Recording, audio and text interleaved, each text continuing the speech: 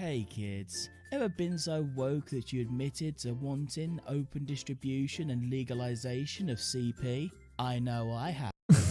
Dude, everyone who fucking hates me is a pedo. That's right, folks. That's the fucking story, all right? Everyone who doesn't like me literally fucks kids. Well, Craig didn't, but you know, doesn't matter. Who gives a fuck? Are you still driving? Yeah. Oh, tweet that link out. It's after hours time, baby.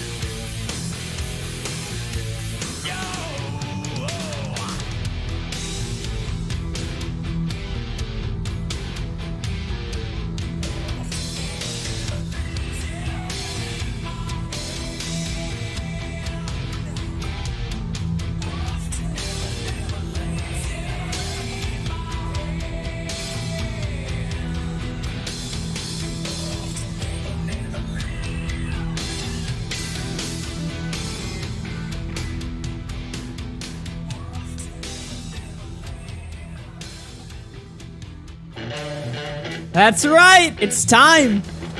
Haven't done this show in a minute. Tweet that link out. Let everybody know we're here. We got a lot to cover tonight, boys. Lots of stuff been happening.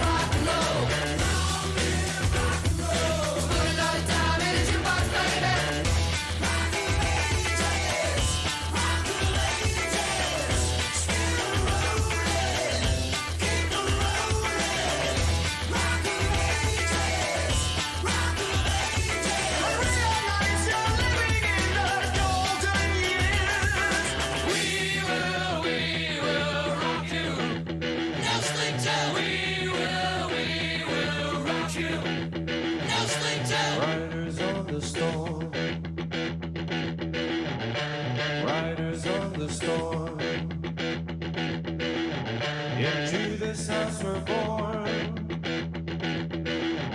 into this world we're thrown, like a dog without a bone, an actor out on loan, riders on the storm. And the music was good and the music was loud.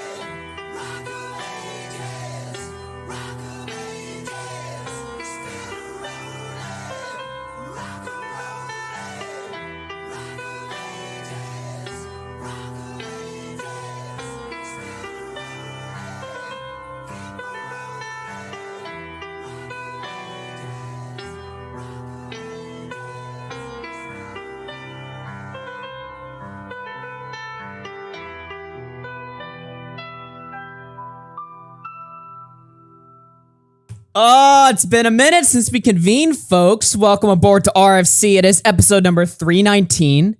It is Wednesday. Well, that's right. We're doing a show. It's Wigger Wednesday, folks. Everybody, happy Wigger Wednesday. That's right. It's also the last day of August, my month. It is August 31st. And, well, we're back here, boys. And we've got a lot of stuff to go over tonight. A lot of things happened that we need to discuss. A lot of stuff happening. Oh, that's right. People in chat are pointing out the wonderful Meta PC. Now, in all fairness, I don't have it plugged in right now because I'm missing a cable that's coming in soon. And then we're going to go all in depth with the Meta PC. But that doesn't mean you can't use my code RFC to get your Meta PC. Doesn't it look nice? Here, let me turn it on so you can see the lights. Look at that right there. That's right. Code Augie or just code RFC. That gets you a wonderful discount on the website. But we're not here just to talk about computers today, folks. We got a lot of stuff to get into. A lot of freaky, degenerate shit happened. As a matter of fact, I'm looking at my docket and holy fuck. We got a fat docket tonight, boys. And the best part is, this isn't the only show we're doing this week. That's right, on Friday, just 2 days from now, we'll be reconvening to go over quite a slew of things, actually. I think you guys can just take a fat guess on what the main topic will be Friday. Actually, there's kind of going to be two main topics, really. And again, honestly, both of those topics, you guys can probably take a fat guess, but we'll get into that a little bit later. But of course, tonight, we've got quite a lot of stuff to go over. We've got a couple small things, but a lot of really large topics. You know, some shows, it's like we got like one or two huge things happening and then like a bunch of small shit. This show's the opposite. We got a ton of fat fucking topics to go over. And then a couple small things here or there. Actually, I'll start off with a small thing right now and avoid the sort of pre-show ramble here. Because I just want to show you guys this shit. This is fucking hilarious. And this just happened while I was actually putting together the show. So you guys understand that Flamenco has taken a hiatus from the internet, right? I just noticed our chat is not showing up. There we go. There you guys go. Flamenco has taken a hiatus from the internet, chat. So sad to see our fellow streamer go. I guess he won't be getting the raid tonight. Except he hasn't actually taken a hiatus at all. It's bullshit, all right? He's in fucking Medicare's chat, talking some shit, throwing some shit at Nick's way, of all people. Usually it doesn't go well when Flamenco takes a shot at Nick, but whatever. I guess he's, swing and a miss, eighth time's the charm, maybe now we'll get it. So he's now resorted to paying money to Medicare to roast Nick, to embarrass Nick in front of one of his heroes, Mr. Medicare, all right? And you can see right here, he said, Nick is just salty that for all his white knighting against me, Keffals still won't pose as his fake girlfriend's hand. Also, Jim, check Steam after the stream. Oh, no. By the way, I didn't actually pull that shit up yet, but apparently there was a gay op that got exposed or something. I believe it was on Kinocopter's Twitter. Let me pull that shit up here. So you guys remember how Nick said Flamenco faked his girlfriend or whatever on stream? So now, basically, Flamenco's pulling a no you by saying, oh, actually, you have the fake girlfriend, and it's Keffals. Oh, gotcha. Right, which is, fair enough. Hilarious, I suppose. Except for one problem. There's just one problem with this entire act here, all right? And this is the problem. Flamenco actually had to send this donation 2 times. That's right. He sent it twice because Medicare didn't read it the first time. So Flamenco writes in the chat before he sends another one, missed mine, LOL. Like, what the fuck? By the way, that is not Keemstar in the chat. That is Nick on Keemstar's account. I'm smart enough to know what's going on there. That bullshit, that's fucking Keem. Yeah, all right. Oh my god. But let me pull this shit up right here, and I'm gonna be pulling this up on the spot. I forgot to grab this because this literally just happened, but let me see here if we can find it. This is some funny shit, if true. Where was it? Oh, I found it. Oh no. All right, take a look at this shit right here. Congratulations to the newest cozy TV streamer, Mr. Medicare. Your new key comes with a few conditions. You must play another fighting game on stream of Flamenco and pretend you're having fun. You must agree that Boy Supremo isn't that weird. And you must take the pledge, the kill, rape, and die pledge. That's right. Flamenco, in his infinite wisdom, exposed his own gay op. He said he gave Jim his own Cozy TV stream key so that Mr. Medicare can go live on Cozy TV. Well, that's not gonna fucking work because you just told your whole Discord server that, so obviously Nick's gonna fucking ban you. That actually could have been, like, what the fuck? Like, you could have, like, fucking trolled the shit out of everybody as your fucking final, hurrah on the internet until everybody started fucking posting about it on Twitter. If you're gonna do the fucking gay up, you should shut the fuck up about it. But that's the fucking meme right there, right? So he gave fucking Jim his Cozy TV stream key, which is just, I'll admit, it would have been funny, but there's no fucking chance that's gonna happen now. So, good job, Flamenco. Nice one there, buddy. But, yeah, anyway. Now he's gonna cry about how I'm not being, nice or whatever to him or some shit like that. I don't fucking know. But, yeah, that's just what we have at the top of the show here. Now, I'm gonna pound through a few donations real quick, and then we got some deep shit to get into, folks. We've got a lot of shit to go over. And, a few of the topics are revealed in the title. Obviously, we're gonna be going balls deep into the Keffals situation. But before we do that, we're going into Craig Beckett. How many of you guys in chat remember Craig Beckett? The guy that, took a shot at me and Nick saying that we didn't care. We didn't care about Mama Max, and we didn't pat him on the ass and tell him he did a good job with the story, right? Even though he covered it like months before, like the story actually got interesting, right? But no, so he makes this video, and I'll give y'all the fucking short of it here. He makes this fucking video jerking off Mama Max. He's like, oh my God, Mama Max is innocent, all these lying bitches. And he could be right. Who knows? He could be right. That story is still developing, all right? But he makes a video a few months ago, and he starts tweeting at me and Nick, and he's just like, you guys are faggots. Like, he's like, fuck Augie, fuck Nick, you guys suck. And we're sitting there, we're wondering, like, why? Especially for me, it's just like, what did I do? I didn't even talk about this shit. Well, apparently we suck because we didn't talk about the Mama Max story and vindicate Max, right? So he got mad at us because he made a video on the topic. He was the only guy that covered it, and we didn't also cover it. And I guess, again, pat him on the ass and tell me he did a good job, which is like, why do you need that? Why do you need that shit, right? So he gets really mad and he tries to fucking go hard on us and, expose us for not caring about fucking fake allegations and dumb shit like that.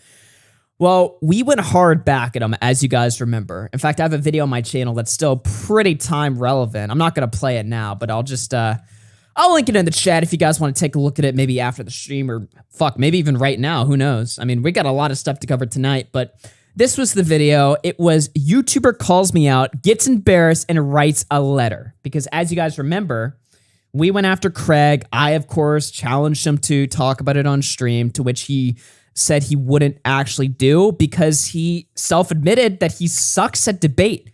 Well, so do I. So what do you have to fucking worry about, buddy? And he's the one that came after me. Like, this is how you piss me off. You guys want to know how to piss me off? Say a bunch of dumb shit. Fucking talk a bunch of shit about me. Like actual shit. Not just like fucking call me gay, but make an argument against me that I'm mishandling some sort of situation or I'm fucking up a story, but then refuse to actually like be challenged on it and have a conversation about it. Like that shit will piss me the fuck off, all right? And it did then. So instead, we just made fun of his gay music video, which of course we're gonna play again tonight because why the fuck wouldn't we? Actually, some of the lyrics in the video are a little bit more time relevant now because he's a pedo. That's right, folks. No, I'm just kidding. I don't think he's a fucking pedo, but he's a creepy fuck. He is insane. He is like nuts, all right? And we've got crazy shit. Apparently, he got sent images of 17-year-old girls, and he was doing cum tributes on them. Like, what the fuck? And apparently, he was like cheating on his wife with a 17-year-old girl while he's 27. If he was like fucking like, okay, if he was like Call Me Carson, 19, 20, this wouldn't be a story. Nobody would fucking care. He's 27. That's a 10-year age gap. All right? And while it might be legal in Britbong land over there, I don't know, man. That's fucking weird. And especially, I mean, we're going to get into some of the DMs here. They're pretty fucking spicy. They're pretty wild. But it's also funny, too, and we're going to get into all the hypocrisies there. He had this whole big beef with Tipster that we never ended up covering. And, yeah, safe to say, he looks like the biggest fucking hypocritical loser. I mean, he already knew he was a loser. I remember he got into an argument with Stardust once, right? And Stardust was just, doing Stardust shit. She was like fucking screaming at him, calling him a fucking fat bitch or whatever. And he was like, well, as somebody that gets laid regularly, like unironically tweeting, I just had sex. You know what I mean? So obviously this guy's a fucking loser. Obviously this guy's nuts. Not a normal person. Weirdo. All right. Having sex, fucking weird. Yeah, but no, it actually gets actually weird. Like, no meme. Like, he's actually kind of fucking nuts. So we're gonna get into that, and we're gonna enjoy every fucking second of that. I always have like a fucking like love-hate relationship with like creepy YouTuber stories, because on one hand it's like, I have to cover like degenerate fucking sex shit. And it's like, you've seen one story, you've seen them all. But in this specific case, again, I don't actually think he's a fucking pedo. I think that's a little bit too far, all right? Obviously, I'm going to make jokes about it, but I don't actually think this constitutes as, like, he wants to, like, fucking rape kids or some shit. But it's fucking creepy, it's fucking weird, it's hypocritical, and it's just fucking making fun of the guy, So we have that to take a look at. Obviously, the Keffals Kiwi Farm stuff, and I know everyone's covered that story to death, but everyone's missing all the good points on that story. So we're going to take a look at some of the best moments there. That's going to be a wild one. Sam Hyde fucking bending over Hassan and fucking him in the ass. He made Hassan quit streaming for a day. Do you guys understand how fucking crazy it is? Now, for me, okay, if I don't stream for a day, nobody's surprised. Nobody's like, okay, yeah, Augie I haven't streamed like 2 weeks, all right? Nobody's surprised when I don't do it. But Hassan is a guy, and I'm not even joking, counting sleeping hours, Hassan was a guy that streamed 50% of 2020. Half of the year, including time spent sleeping, he spent on the camera, streaming. This guy never gets off Twitch. Like, literally never happens. He stopped streaming as soon as Sam Hyde bent him over at the KSI fight. So we have that to go over. We got some clips from that. It's pretty interesting shit there, but that's just kind of like a smaller story. And then we got Def Noodles' violent explosion. He's now tweeting, threatening to fucking kill people and shit, which is just insane. Also, we're going to be doing a little bit of hype on a Friday night, hyping up for Friday night, because as you guys know, this isn't the only show we're doing this week. We'll be back on the air 2 days from now. And it's gonna be an interesting night. I genuinely have no fucking idea what we're about to see on Friday. Like, I'm as excited as the viewer. I'm actually looking forward to Friday because I get to be one of you guys for a change. Normally I do the show and you guys watch. On Friday, I genuinely have no idea what's gonna happen on the fucking screen. Now, that won't be the only thing we cover on Friday. There's gonna be other shit and stuff, but that's gonna be a fun one to get into and stuff.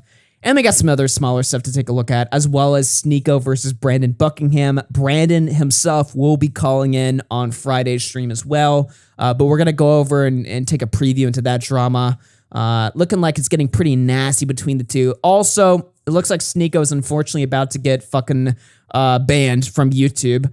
As well as some breaking news. Apparently, Andrew Tate sends a cease and desist to Ethan Klein, which is interesting. And now Ethan Klein's doing this gay shit that all libtards do, where he's like, see, conservatives, Andrew Tate sent me a cease and desist. How do you explain this one? Ooh, thinking that he's like fucking got an own or something. So, we got that shit to take a look at.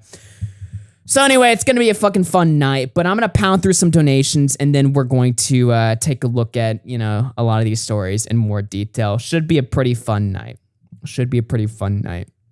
We got quite a few donations to take a look at here. We got Lee Pomp at the 3. You're going to be covering the Sneeko Brandon beef. Let's go, Brandon. Of course I will. Jared tipped 3 says, what Craig Beckett did was truly more sus than a character from Among Us. Also streamed Golden Chapter 2 by Autumn. Send me a YouTube playlist. I'll check that out. Anonymous tipped 3 says, if Keffals is allowed to dead name, it is morally neutral to dead... Enough of that shit. You're not going to fucking get me in your little trap, all right? I'm a good person, okay? I'm not going to do that. I'm a good person, all right? We're good boys here, right? Right, chat? You guys are good, right?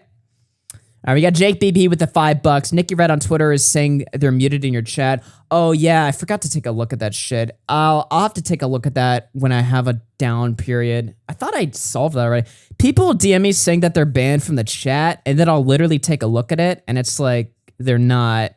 But I'm not saying they're lying, but YouTube does a lot of weird shit with the chat. All right, I'll have to take a look at it. Obviously, I'm in the middle of a show right now. I thought I covered that already. Let me see here. Okay, well, my computer's giving me issues. I'll take a look at that when I can. Don't worry. YouTube's fucking weird with the chat. They do all kinds of crazy shit. Leia something with the $50. Oh, huge shout out to Leia. Some of the big $50 donation. Craig is such a pick-me girl. Also, welcome back. It's been a day. It has been a day.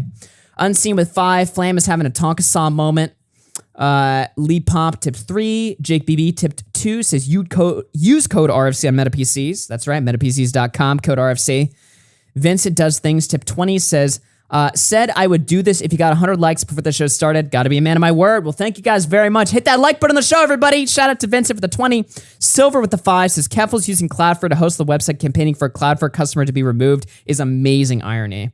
Jake BB through 7 says Beckett went crazy. Def Noodles went 5 brain cells to negative 200. And Keffals did whatever Keffals did. What am I missing? Oh, RFC's back, baby. Long live RFC.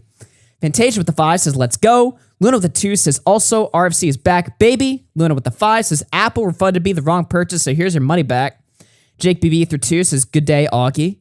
We got Beaver Man with the gifted sub. Thank you very much. And Beaver Man renewed their sub as well. Thank you. And then a bunch of people renewed their subs. Appreciate it, everybody. Okay, I think we're caught up on that. Appreciate everybody sending donations. Yep. Looks like we're all caught up on that. Good. Okay. Let's get into Craig Beckett. Oh, man. This is going to be a fucking spicy meatball here. Jesus Christ, dude. This guy's weird as fuck. All right. Let me switch scenes here and let me pull this shit up because I've got a whole giant document of shit. Now, Craig Beckett, he's a man. Hey kids, ever been so woke that you admitted to wanting open distribution and legalization of CP? I know I have.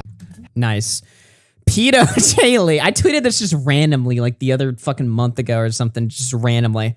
And then all of a sudden the allegations comes out. Guy who made the song where one of the lyrics is like to fuck the kids guy. Oh boy, do we have a lot of shit here to talk with Craig motherfucking Beckett here. All right. 17 years old. What's the big deal? You know what I mean? All right.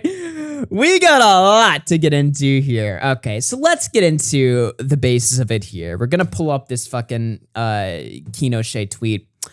UK YouTuber Craig Beckett has deleted his Twitter and YouTube channel after his wife corroborated that he received nudes from a minor. This crime carries a maximum I love how autistic we go with the detail here.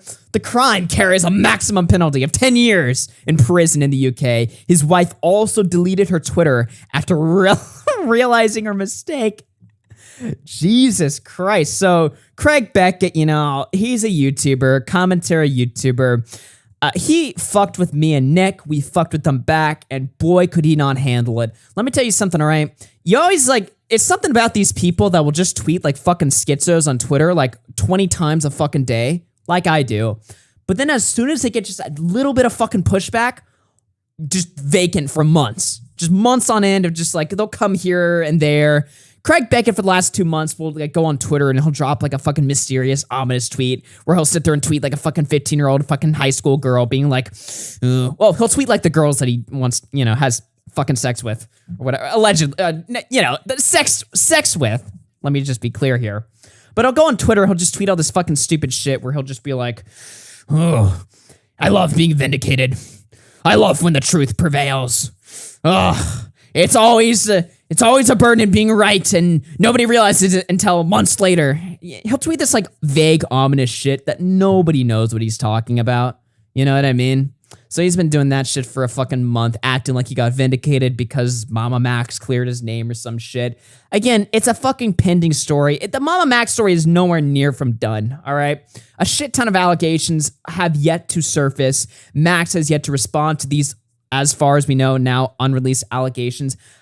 It's just a whole big shit show, but Craig stuck himself into the middle of the story thinking he could get a bunch of subs off of it, and he demanded respect from it. See, that's the one thing he did, that he really overstepped his boundaries as soon as he was demanding that people respect him for his work that nobody realistically gave a shit about other than probably Max, right? Because he directly benefited off of it. So his wife went on Twitter and was spurging out because basically a 17-year-old girl came out and dropped 400 screenshots of just her DMs to Craig Beckett. And the reason why she only dropped her DMs and not, you couldn't see Craig's version of the correspondence, was because Craig deleted his Twitter days ago. Was he tipped off? Did he sense that this was going to happen? Why did he delete his Twitter days before he got exposed? It doesn't make any sense. And also, why would he not reactivate his Twitter to show his side of things? Well, it's probably because the few DMs that have been archived and pulled up thanks to Tipster, who, by the way, holy shit, I've learned a new lesson today, all right? Don't fuck with Tipster. Tipster has been ass fucking this guy all day for the last 2 days on Twitter. He's been pulling. Tipster found a way to find hidden DMs from somebody that's deleted their account. He found a way to pull up an archive of someone's leaked of someone's DMs after they deleted them. I have no fucking idea how he did that, but he's in Tipster stock is fucking skyrocketing right now. He is just going in raw because he hates this guy. And you guys are going to see why he hates him in a second. It's in my opinion, it's justified. I don't think Tipster's just bullying this guy for no reason. No, it's justified for sure. Again, Craig is the type of guy, he'll fuck with everybody. He'll try to mess with everybody, and then they'll mess with him back, and he'll just completely fold and doesn't know how to respond. He's retarded. Anyway, so we got the fucking child pornography laws, United Kingdom or whatever, blah, blah, blah. Here's his wife, okay? This is who people are claiming is his wife. I don't know if she's actually his wife or not, but I don't really care. It's his fucking wife for all I give a shit. She says, yes, that is what I'm saying. She is not considered a child, so stop saying she is. She is 17 years old, not a child. Yes, he received them that she willingly gave without pressuring her. So she's admitting that Craig received the pictures, which was a claim that was up in dispute up until she opened her mouth. So she's fucking over Craig, and I don't even think she realizes what she's doing here, because her whole claim is, oh, it's a 17-year-old girl and it's legal in England. Who cares or whatever. Again, I'm not in the business of calling Craig a fucking pedo over this shit. I don't think this necessarily means he wants to rape children or some fucking ridiculous shit like that.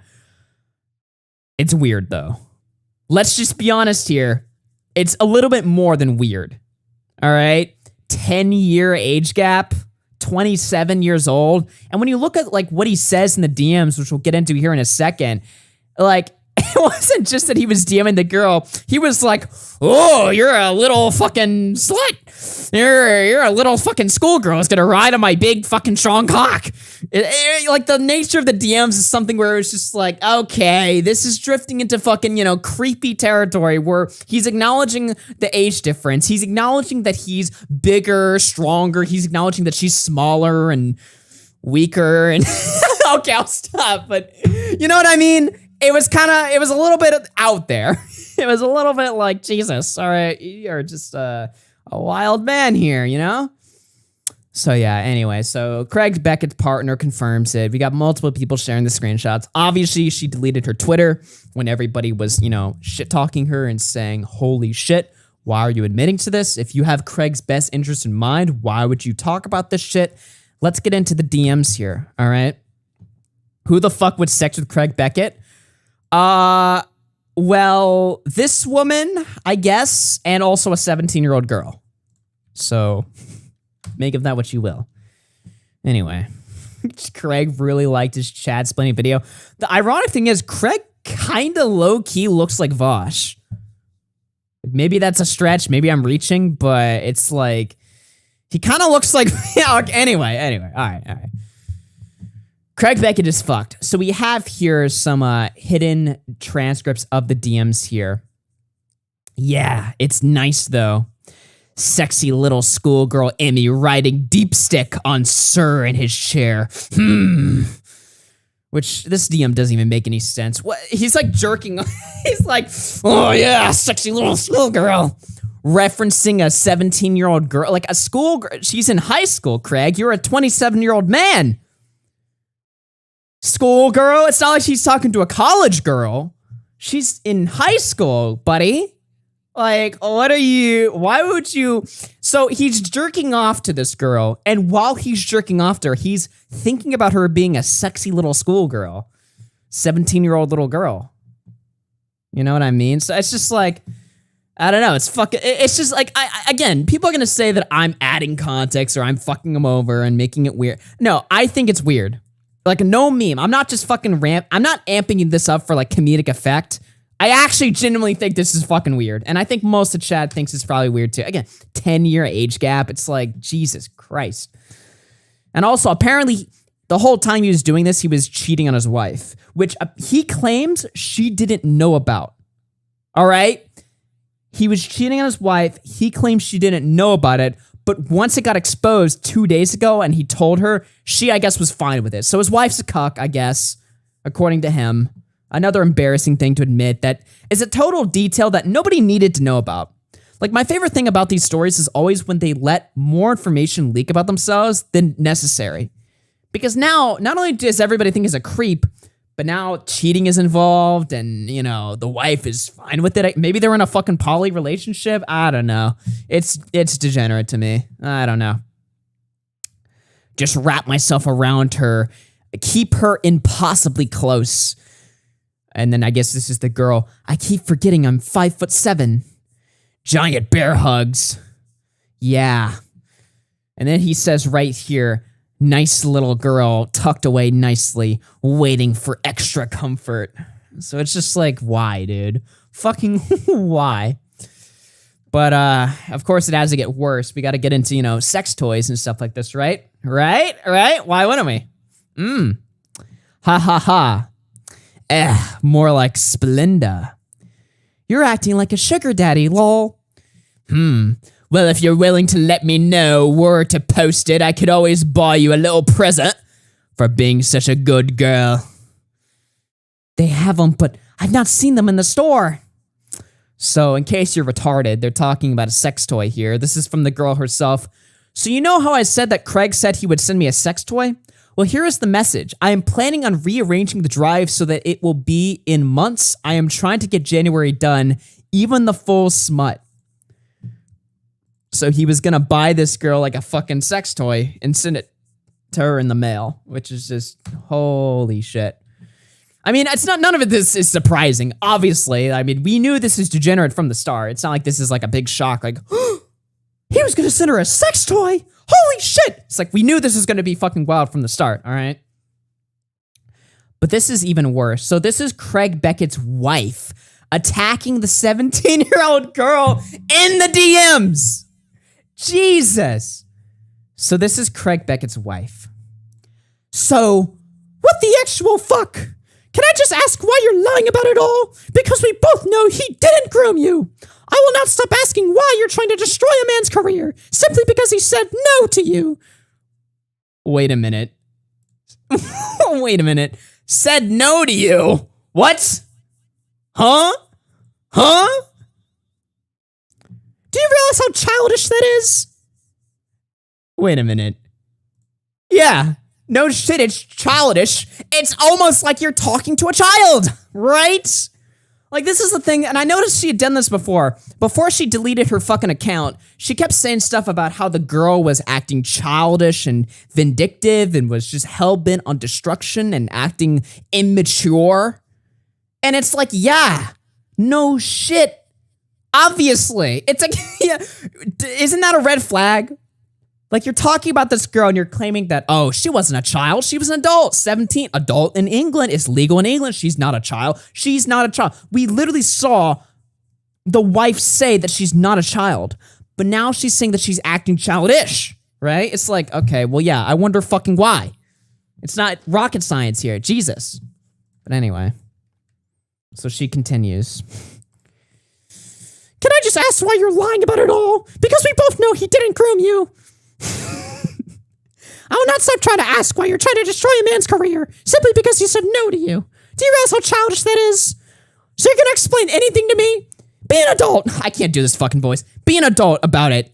Even if you want the world to think you're a child, are you going to be childish about it all? Now, keep in mind, this is DM, 6 now? So it's just spamming the not child's DMs, just fucking going off. Obviously didn't get a response, and the woman would later delete her account later, which is just fucking insane. Now here's Craig Beckett admitting the minor was a willing participant. Here's Matt Pitt. Matt Pitt says, I'm not joking. Hold on, I gotta take a drink. This is fucking cancer. Matt Pitt says, I'm not joking. Sorry, why am I doing a fucking serious voice for Matt? I'm not joking. I have no idea who this girl is. She's got DMs from you that are one-sided because you deleted your Twitter. I haven't seen anything sexual yet in these DMs. So this is like when the story is first breaking. I'm confused at the moment. Do you have any idea who this person is? Craig says, this is quite shocking, to be honest, given that she was quite the willing participant. If you're looking for an official response, you're going to need to give me some time to collect my thoughts and consider my response. So that's Craig there. This is Craig from his fucking Discord server. You always know shit's degenerate when they're responding. This is like some flamenco shit right here, right? You know, where they go into Discord to address it. Why aren't you on Twitter? Or why are you here in cringe? That's a locked room, by the way. Craig Beckett. Got to love waking up to a shit tsunami. I'm still considering how I'm wanting to respond to this, but yes, I got saucy with someone over the age of consent in our shared country, someone who in the messages you can clearly see hinted and flirted with the idea out there initially, and only became an issue when I decided to pack up my Twitter for personal reasons. It's probably because your tweets got like 2 likes. Like, it's not a big deal to delete your Twitter when nobody was fucking reading it, but now it is because you have to respond to this fucking shit. People want to know what the deal is here. If you have an issue with the age gap, I can't say much, and I'll understand if you want to walk. So somebody says, just to be clear, you were with your girlfriend when this happened, or were you single?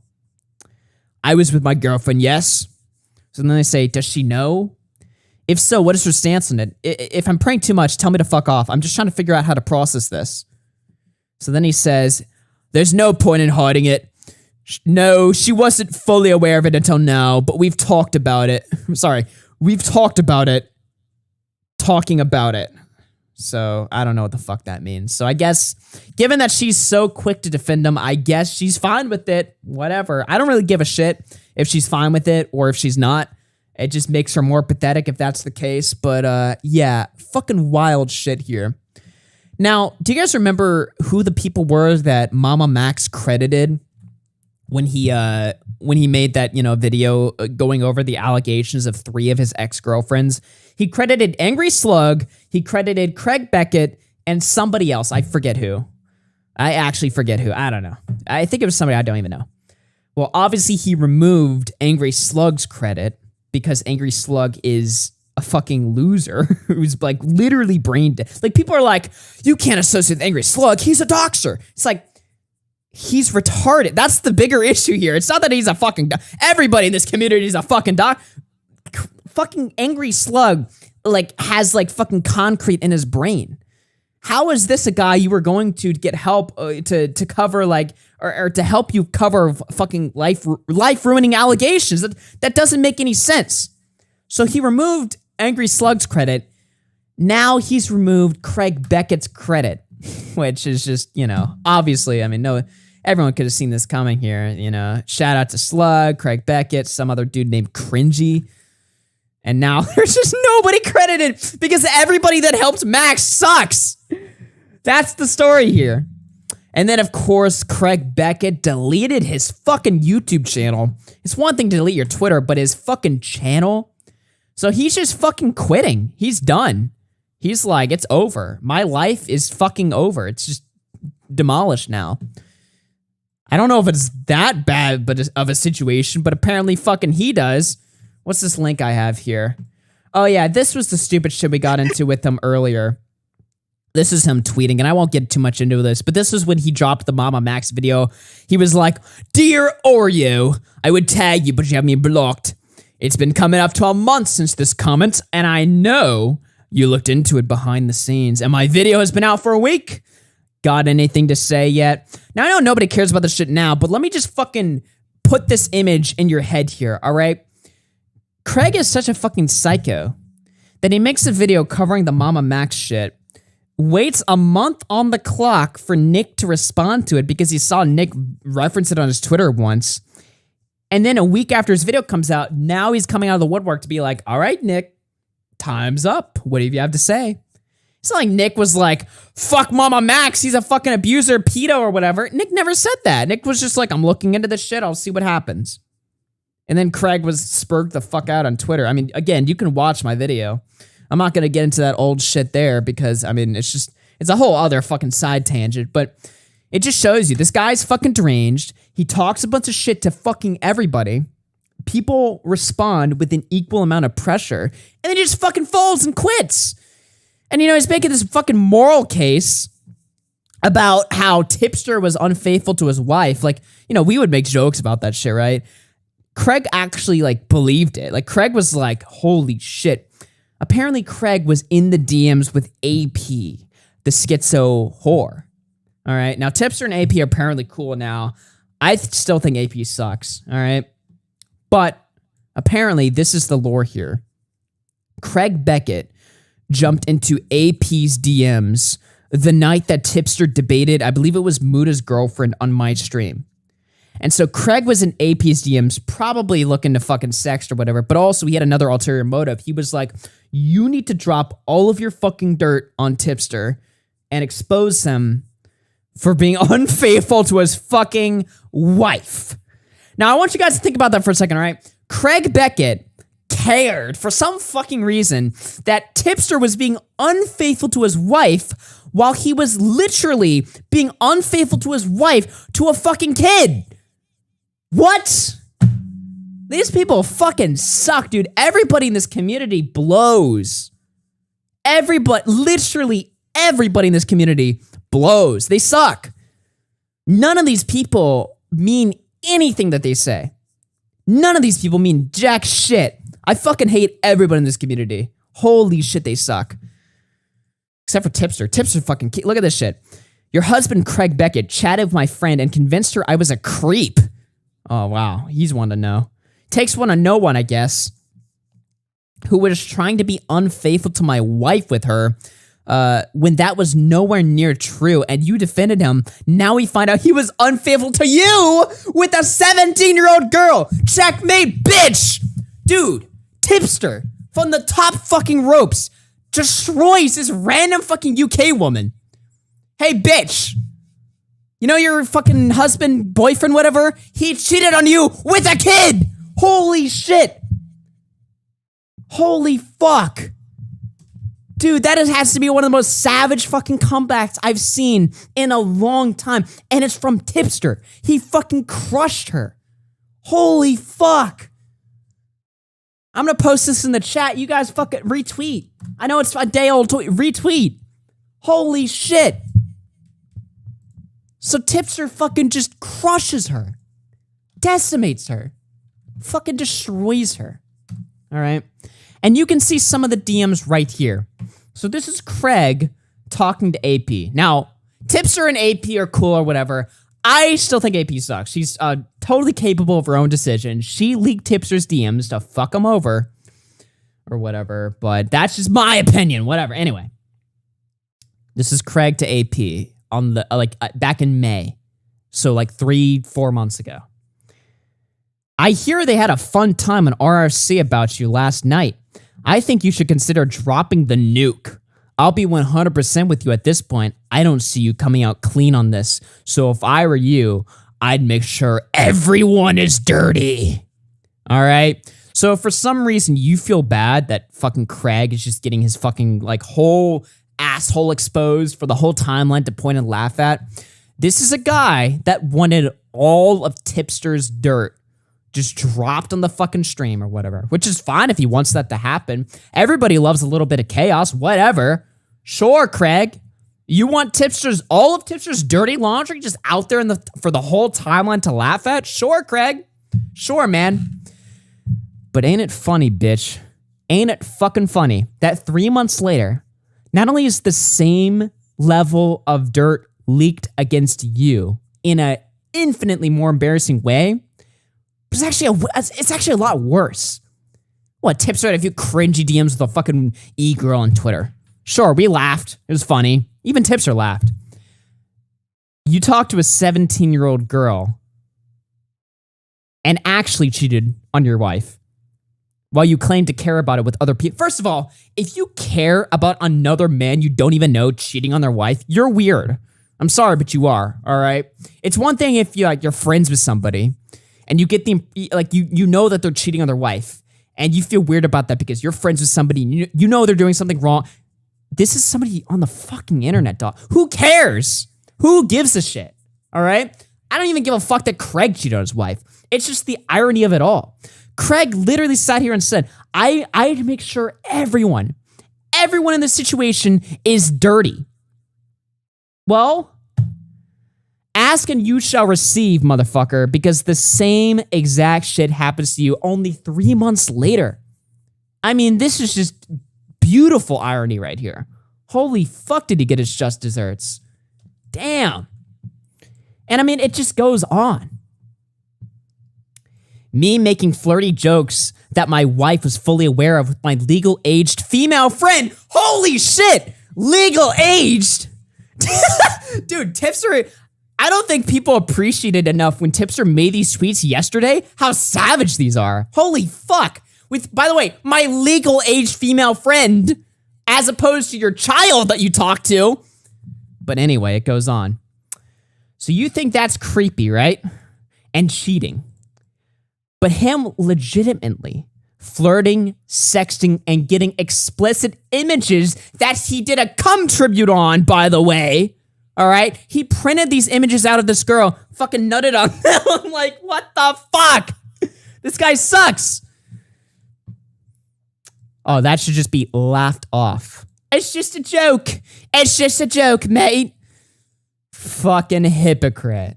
Tipster. Dude, Tipster must have been fucking throbbing last night, all right?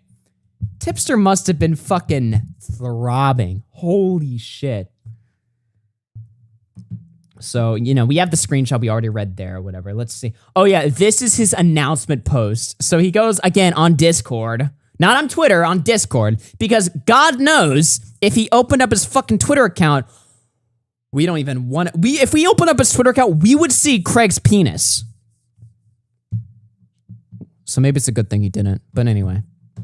So Craig's sitting here on his fucking Discord server, ready to make the State of the Union address right here, all right? The State of the Craig Beckett Union address. What does the Craig Beckett Nation have to say for himself? How is he going to talk about this shit? Well, he pulls a very familiar card here, a very cowardly card, but we'll get into it. But first, I need to take another drink. Because, holy fuck, this guy is nuclear. Craig Beckett. A real talk for anyone who actually cares to look in here. The truth is that I really wanted to get away. Not just from the commentary scene, but overall. There was a lot of personal shit going on, and this really just cemented that for me, and I want no more of this absolute bullshit. Patreon members have been suspended.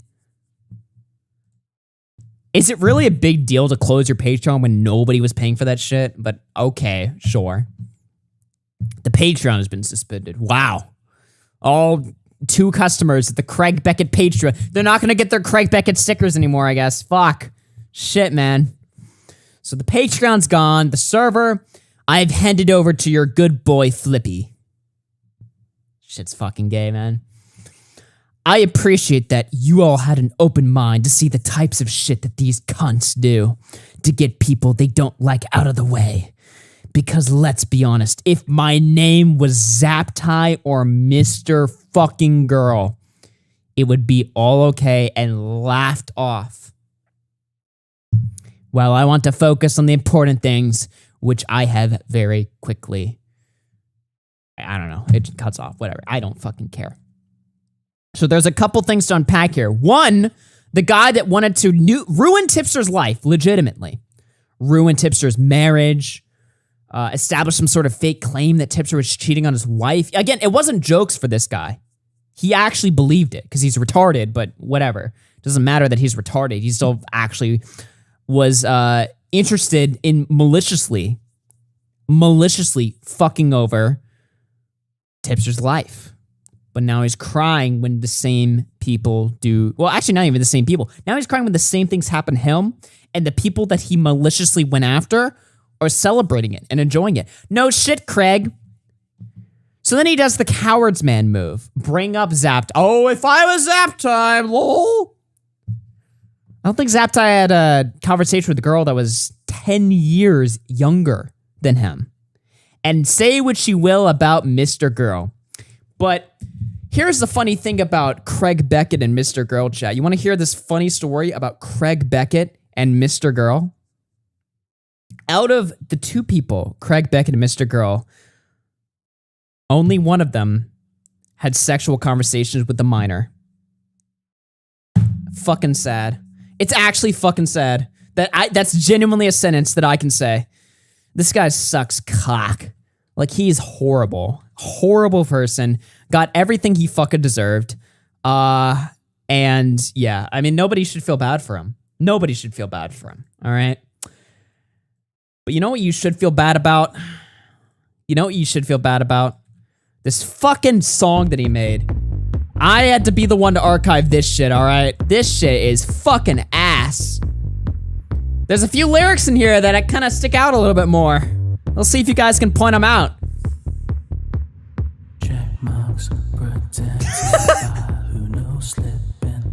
I'd archive it.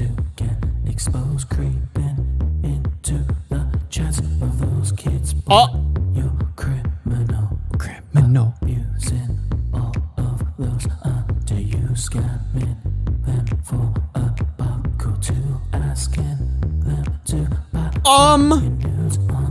Like the news that you jerked off to? I mean, he did want to have sex with her, right? What are in those DMs, Craig? Open up your fucking account. Yeah, leak your DMs. You are the bad guy. You're a fucking horrible person. Ugh. This is disgusting. The fact that he made this shit, this is why he should have deleted his channel.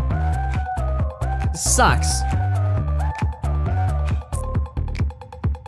I hate it when you get so free, when you cry in a Google Doc. I will give you the third degree. I'll be your sad downfall. There's no you in prison. They don't care. You're a musician. Stop milking situations. This sucks, man. I don't even have commentary for this shit. It's just ass. It's just straight up ass. Aww. I'm a rage type, might dissolve your facts type, make your fan base mad type, might click your DMs type, but I'm the bad guy. Okay. You think he played this for the girl? Like, do you think he showed her like an early version of this shit? I do hate the chat. Oh. All of these supporters should be ashamed of themselves right here. This is just horrible. That was just straight up ass. But you know what? I had to play the song there because he deleted his channel. Who's gonna have the archive? Who's gonna have the archive there, right, chat? I don't know, man. I don't know. So that's Craig Beckett for you guys. What do you think of him? All right. You like the segment? Hit the fucking like button on the stream. Let's hit these super chats. All right. And then we got more fucking cancer to take a look at. More shit. You guys know it. You guys know it. Mr. Mike the Bike with the 5. Better version. Too bad this was before the P word stuff. What is this? Oh no.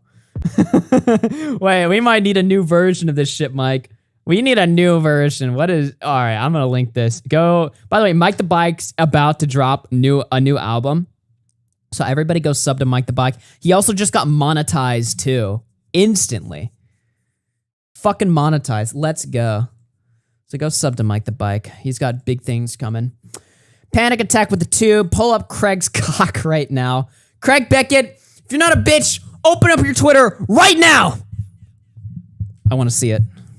That's right. I do. I want to see it. Pull it up. Mike the Bike with the 10. Just passing by to say I'm finally monetized. Thank you everybody who supported me to getting there. Fuck Craig, by the way. What a loser. Have a great stream. 07. 07 Mike the Bike. Jake PB through 2 says, never knew you were a voice actor. Yeah. Holy shit. If I'm a voice actor, Craig's a fucking musician, all right? Filthy Robbie through 2 says, Tipster had Slug do that, didn't he? I don't know. Slug's too... So you think Slug was the mastermind that leaked all of Craig's DMs? I don't believe that. Panic Attack at 5 says Flamenco about to come back with his VTuber avatar looking like Mini Lad. Crazier through 2 says Subrace 2.0 incoming LMAO. Mira Lay with the premium membership. Thank you very much. And I'm on Step 3 says Connor took the Troon shine. That's right. You guys can't say I'm transphobic, all right? I'm roommates with Connor. Jake BB through $3.50 says Nikki Red on Twitter is saying they're muted in your chat. Yeah. YouTube chats fucking sucks. They always ban people in my chat that I have nothing to deal with. Hold on. If it's not too much of a distraction, because obviously I want everybody to be able to participate in the live chat. Why wouldn't you guys? Well, live chat's fucking fun. That's where all the shit goes down. Fuck, I can't see her name. I think she DM'd me her channel link, so let me just pull that shit up. You banned her, Sandwich Man? Damn.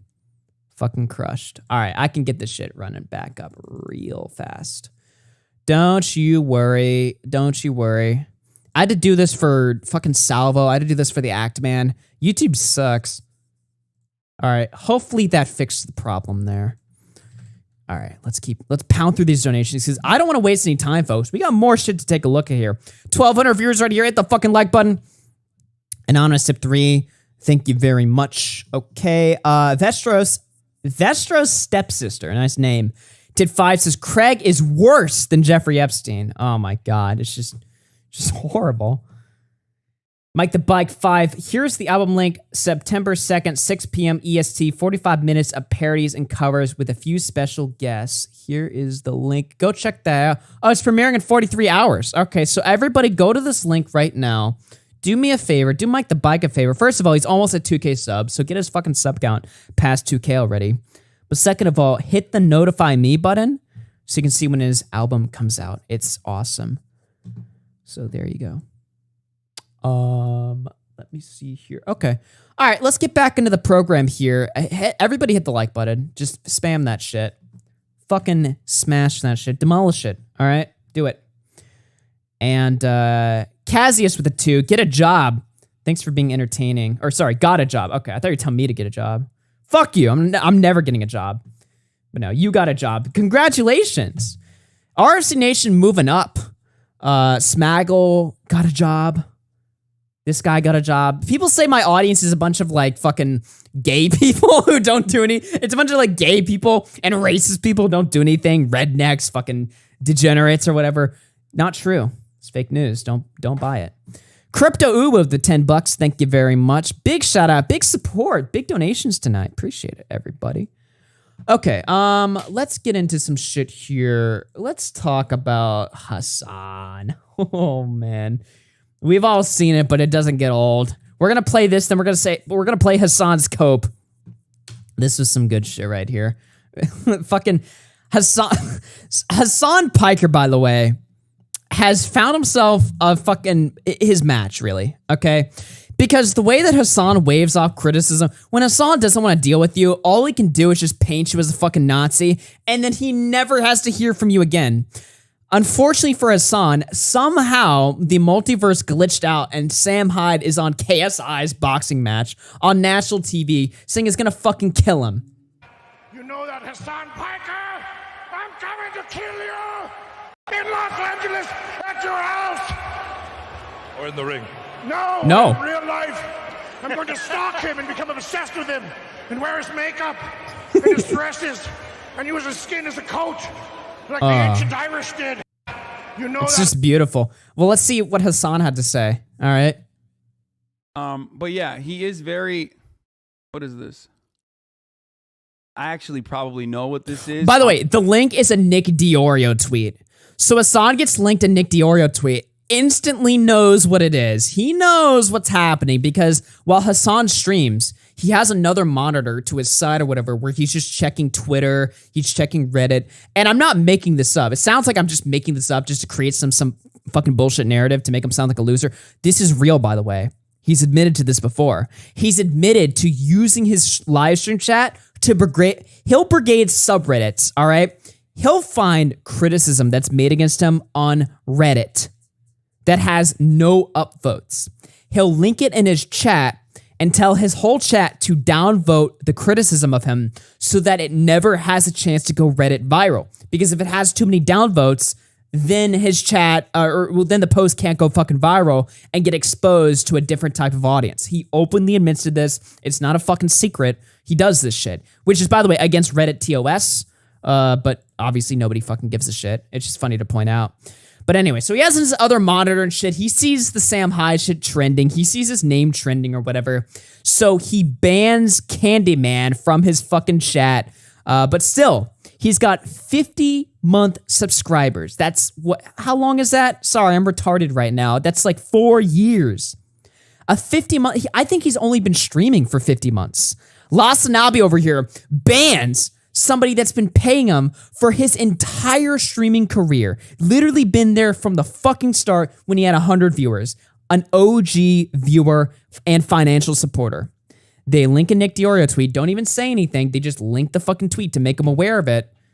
The guy that just sits there and his whole content, by the way, is fucking responding to Twitter. Gets mad. Well, hear it for yourself. I'm gonna fucking 50-month subscriber. If I think this is what I think it is, you're getting permanently banned from the community. I'm just letting you know. And he doesn't hide from the fact that it's a 50-month sub. He says that openly. So he's proudly saying, you've donated to me for my entire fucking streaming career. You're banned.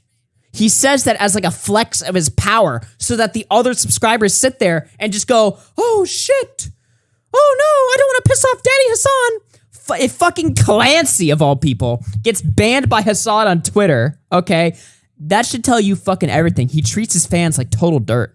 Yeah, it is. Okay, 50-month subscriber, perma-clap him. Permanently clap him. No, don't fucking hide.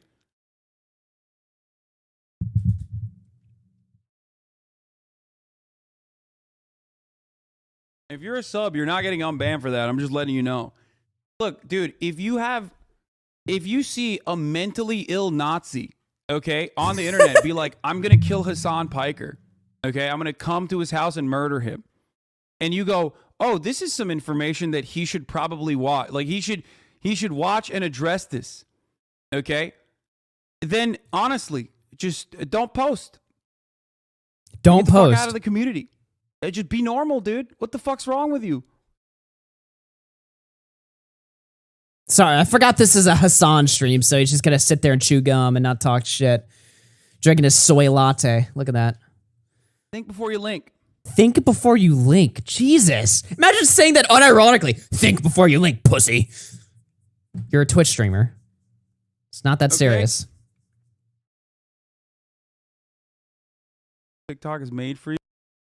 TikTok is made for you. Yeah, because the fucking content there is 30 seconds long. And you don't speak when you fucking stream. You just fucking sit there. Oh my God. So he's fuming. He's absolutely losing it. And just like I mentioned this, all right, he stopped streaming for a day. Do we have that right here? Oh yeah, look at this shit right here, all right? And the replies are just full of people just mentioning Sam Hyde, even though he's tried his best to suppress it. decided not to stream today. Here's a photo of me failing to dunk. Again, this is a guy, by the way, that he claimed that he streamed 50% of the time, including time spent sleeping in 2020. Half of 2020, half of the year of the pandemic, he spent behind a camera streaming, okay? But you're telling me that the one day that Sam Hyde goes viral on Twitter, trending because he fucking said he'd kill Hassan on TV or whatever, that's the day Hassan conveniently decides to take a break? What is he doing? Who does he think he's fooling here? Himself? No, not himself, because he was fucking molding about it on his private Twitter account. In a now deleted tweet, by the way. Big day for 36-year-old mentally ill Nazis still trying to relive the relive 4chan. Gamergate. All right, Gamergate. So I don't know why he would tweet this, by the way. This is just fucking prime material for him to make fun of people. But on top of that, I mentioned that he was banning people for writing Candyman or anything referencing Sam Hyde. I even did it on my verified Twitch account. I was banned from the chat. Now, initially, the ban, by the way, was only for like an hour long. It was a timeout. It wasn't a ban. I'm still banned. And it's been well over an hour since I typed that. I'm still banned.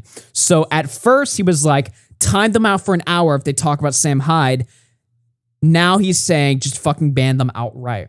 So he was shook at first, but then he got more shook, okay? Which is fucking insane. And on top of that, he's got his other buddies on Twitch like XQC gun guarding for him. I'm coming to kill you in Los Angeles at your house. Or in the ring. No, in real life. I'm going to stalk him and become obsessed with him and wear his makeup. 28 months, Pac-Man. And use his skin as a coat, like the ancient Irish. Look at dude, look at his fucking face, dude. Look at XQC's face. What? You said what? That's your winner. What? You said what? What? Oh, okay, yeah. Yeah, man. Yeah. Yeah. You guys, I really defend Hassan for shit, okay, but I think saying shit like that is kind of fucking weird, man. Especially in our current fucking day and age, man, with people showing up to Hassan's house or whatever, that's just fucking weird, man. Give me a fucking break. Give me a fucking break. That's Twitch, guys. Don't you love Twitch? We've got some more Twitch stuff, by the way. Truly, yeah, really. You know, he's like, what is he saying here? Hold on, I gotta break character here for a second. What the fuck is he saying? Is he saying that Sam Hyde's gonna show up to his house and fucking skin Hassan alive and fucking wear his skin? Oh my god, it's fucking delusion. Speaking of delusion, everyone right now is mad about kiwi farms. We need to talk about the objectively bigger problem here on the internet. Not kiwi farms, the H3 subreddit. So they've exposed Keem now for referencing the Holocaust. Keem talking about no Nazi Sam Hyde threatening Hassan's life and referring to Hassan as Anne, who I can only assume he means Anne Frank. Disgusting stuff, but not surprised at all. Oh my god. No, they're actually referencing Deji, who was in the card. The same card at the same event that, you know, you guys were fucking talking about there. It's just ridiculous shit right there. But yeah, so that's the that's just a little glimpse at the Hassan stuff. Confusing opinion tip 2, Salvo Gang. Panic attack tip 2 says Hassan community literally 1984. Thinking Cat tipped $6. Did you see the Andy Warski boxing match as it was 14 seconds long? I'm like, Andy, play. Wait, what? I don't know what your fucking message means. I want Sam Hyde versus Vosh or Hassan is a wimp. All right, your message is schizo as fuck. You're all over the place, but thank you for the donation. Yeah, obviously, Sam Hyde versus any of these fucking bread tubers would be great. Never gonna happen, of course. Why is Og ignoring my birthday? Is it actually your birthday? I don't know what's real or not. Is it your birthday? What are you turning? Are you turning 20 now? Ethan Klein tipped 3. At least my subreddit is still alive. LMAO. Wait, is fucking Clipped live? Oh my god, I don't even want to think about that shit. Clipped live. Rest in peace. Is it still posting? Is Ollie keeping the subreddit alive? Holy shit, he actually is. Wait. Oh my god. I'm about to post my own L's here. Our fucking subreddit, by the way, clip.live. Our Ollie post, Ollie, Square Nerd, Ollie, Square Nerd. It's literally just 3 people keeping it fucking alive. Holy shit. That's just amazing. How many views are these posts even getting? Oh, 300? Wait, people actually read this shit. Well, post more than assholes. Anyway, all right, whatever. Sam Hyde versus Salvo. I mean, how long will it be before we get a Salvo influencer boxing fight? I mean, let's just be honest here. When's it gonna happen? You still want to say happy birthday? 07, happy birthday, big guy. Happy birthday, Salvo. You didn't tell me how much you're turning, though. There we go. All right. Well, we got to wish Salvo a happy birthday here before he gets brutally murdered by Def Noodles' black co-host. That's not me saying that, by the way. All right.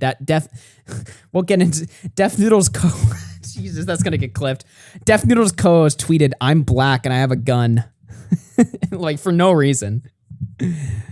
Apparently, they're going to fucking waffle stomp Salvo's brains into the fucking shower drain or some shit. I don't know. They're tweeting dumb shit. We're going to get into all that later, but yeah.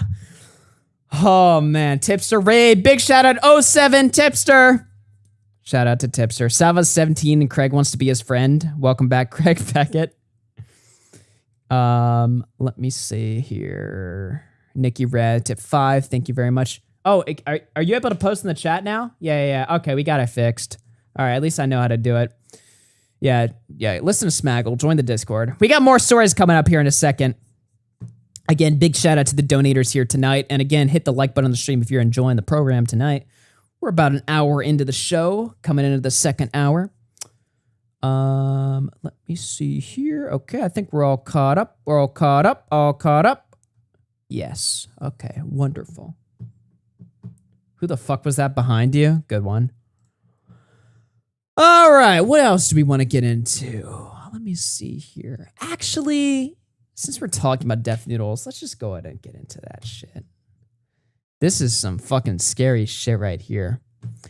Do you guys... Def Noodles is like... I mean, we've all said he's insane and going on drugs, blah, blah, blah, or whatever. But now it's just getting to a level that's just frightening almost. Look at this shit right here. All right. First of all, let's talk about his social blade. He is, every time I check this shit, he's bleeding more subs than before. All right. And it's not just transpired to his main channel. If you look at his second channel too, his Def Noodles podcast, negative 2,000 subs. Even his own podcast members don't give a fuck anymore. But let's take a look at his channels now, all right? Because I don't think you guys have noticed this. So not only is Def Noodles bleeding an assload of subs, but look at his videos now. First of all, he's obsessed with talking about himself and nobody gives a fuck. But his views have just gone to ass. 7K views in 14 hours, even on my channel. All right, 7K views, that's low performing on my channel, okay? And I'm a streamer. This guy was a big fucking YouTuber like 2 months ago. 2 fucking months ago, all right? But then look at this right now. So he's decided in his infinite wisdom to kill the production on all of his videos. Now his videos are just him sitting on his fucking chair ranting at the fucking camera.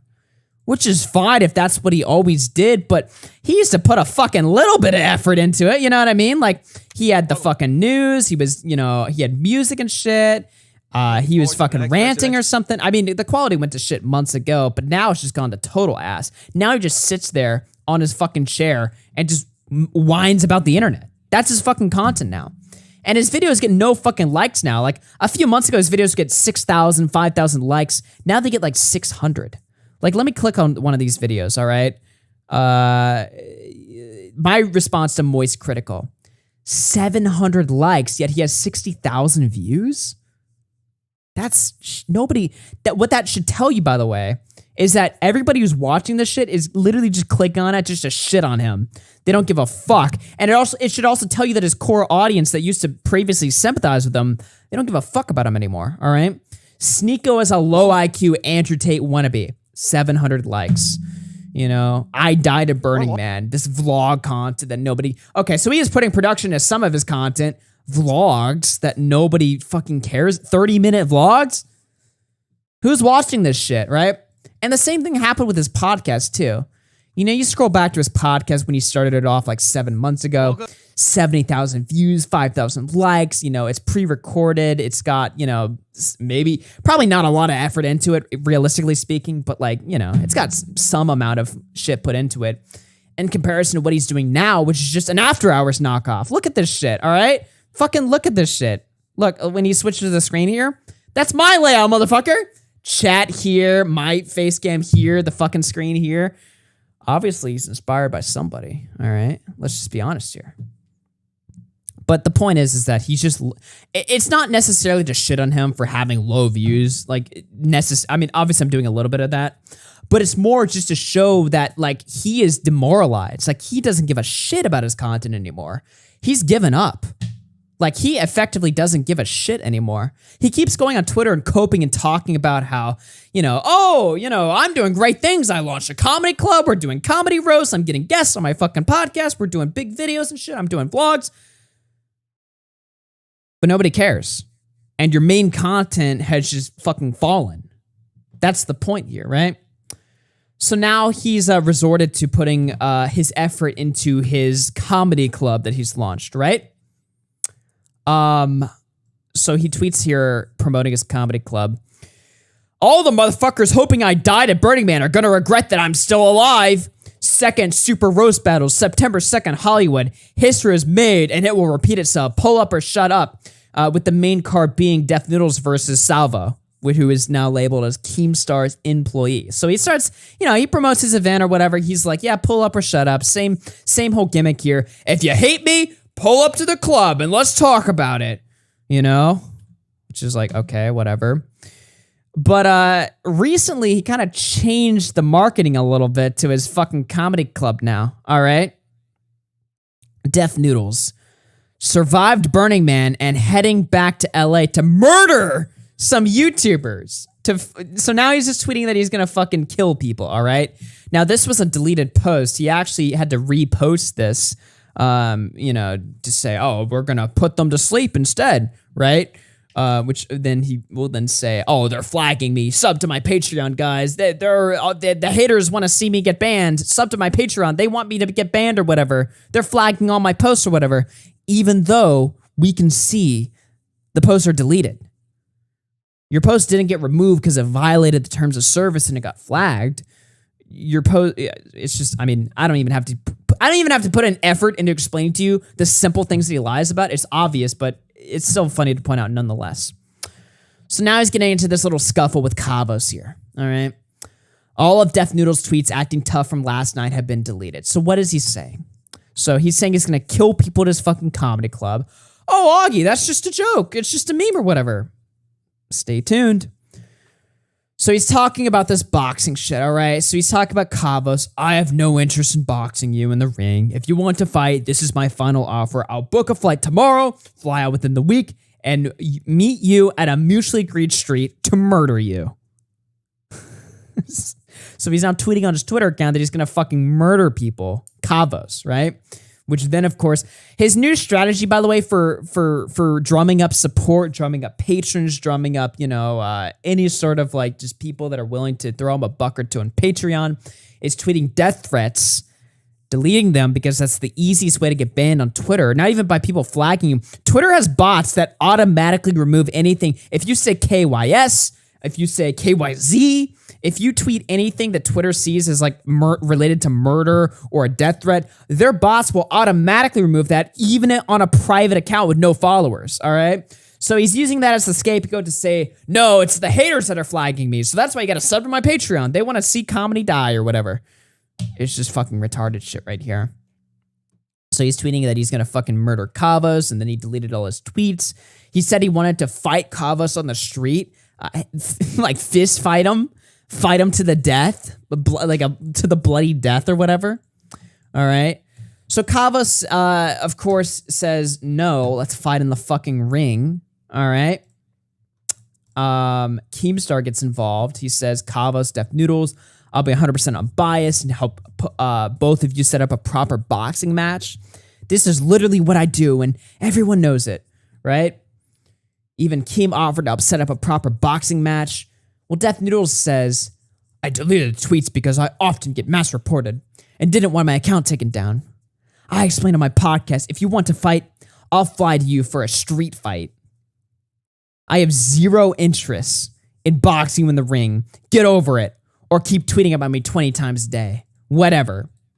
So this is the strategy right here, boys. All right? He's not going to say, oh, I won't fight you.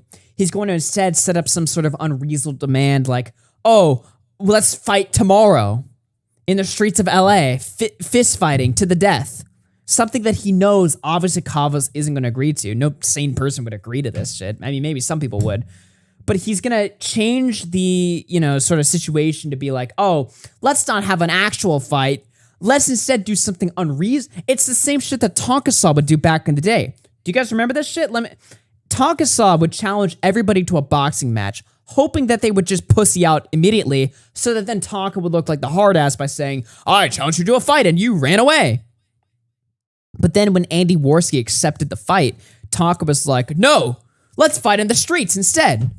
So Def Noodles is pulling a fucking Tonkasaw 4 years later by changing the fucking, changing the, the rules of engagement here into something that is way more unreasonable, something that he's banking on the fact that Keffals would disagree to so that then it doesn't look like he's backing out, right? It's just a fucking pussy strategy.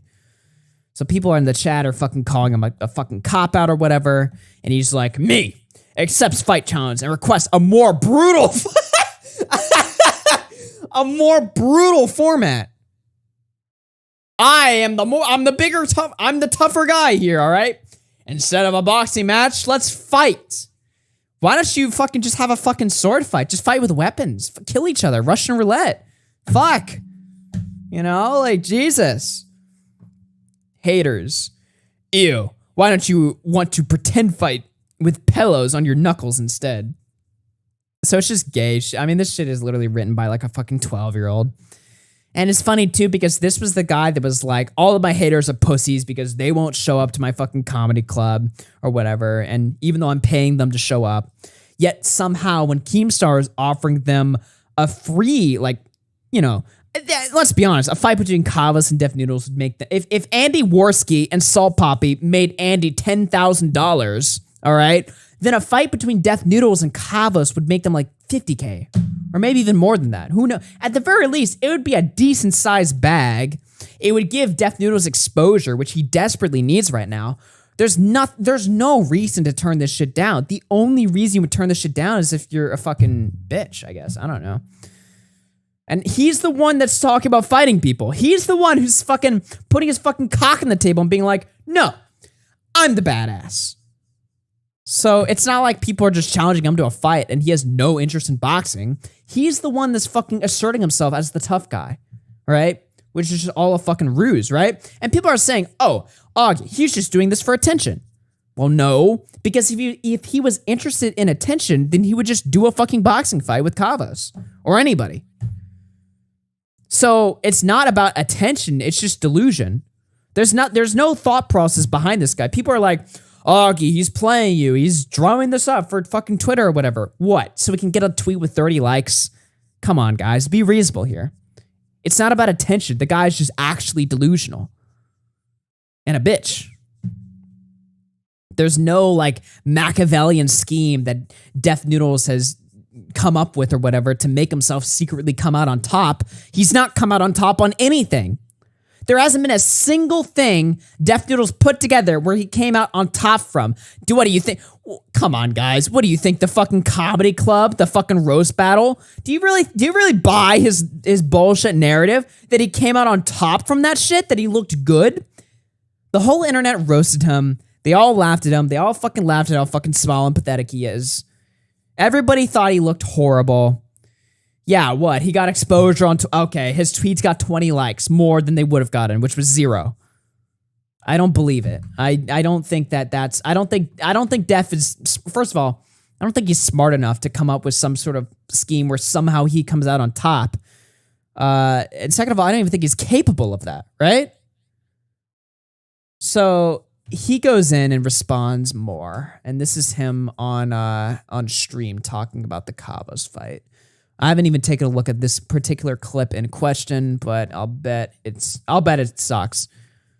So let's just take a listen here. The guy's been tagging me. This motherfucker's been tagging me in tweets for like literally fucking weeks. Okay, where's the punchline? I mean, in your face, I guess. Just look it up. Anyway, this guy's been like tagging me. I want to fight him. And here's the deal. I'm not gonna go through the process of like putting up a fight and doing all this shit. And like, I honestly, I don't want to go into business with him. That's ultimately what putting a fight is. You have to go into business with a guy and you both have to promote it. You both have to go and train and do all this shit. I already train. So he's just pulling the Ethan Ralph here. He's literally doing the same excuse that Ethan Ralph gave when he didn't want to fight Andy Warski. I'm not working with these people who are ruining my life. Okay. I mean, again, we've all seen this shit before. Exercise and do all this shit daily. Like, it's not going to change much of my routine. I just don't want to go into business with him, which is ultimately what a fight is. If he wants to fight, let's get it solved. Let's fight. But I'm not going into business with somebody for 6-7 months. Somebody that has clearly dislikes me, talks a lot of shit about me. So, like, what benefit Who cares? is that to me? I'm going to make one. You're a fucking comedian. A comedian's job is literally just to talk shit about other people or other things or concepts, but mostly just people. That's what comedians do. They just rip each other apart. Some of them are shit at it. Some of them are good at it, What? Let's say I make 10 grand. But he's not a fucking comedian. Get the fuck out of here. I mean, he cosplays as one and pretends that he's one, which is all an act of delusion. It's not worth the money. I'm going to make 10 grand in 7 months. Are you fucking kidding me? I can make more money than that in a fucking week if I do the job, and it's just going to pull me away. It's just cope. Oh, I make 10 grand for the fight. I make that in a week. What? Doing what? Sucking cock? No. You're not doing anything that's making you 10 grand in a week. Your podcast gets 100 viewers. Your videos get 10K views, and half of them are hate views.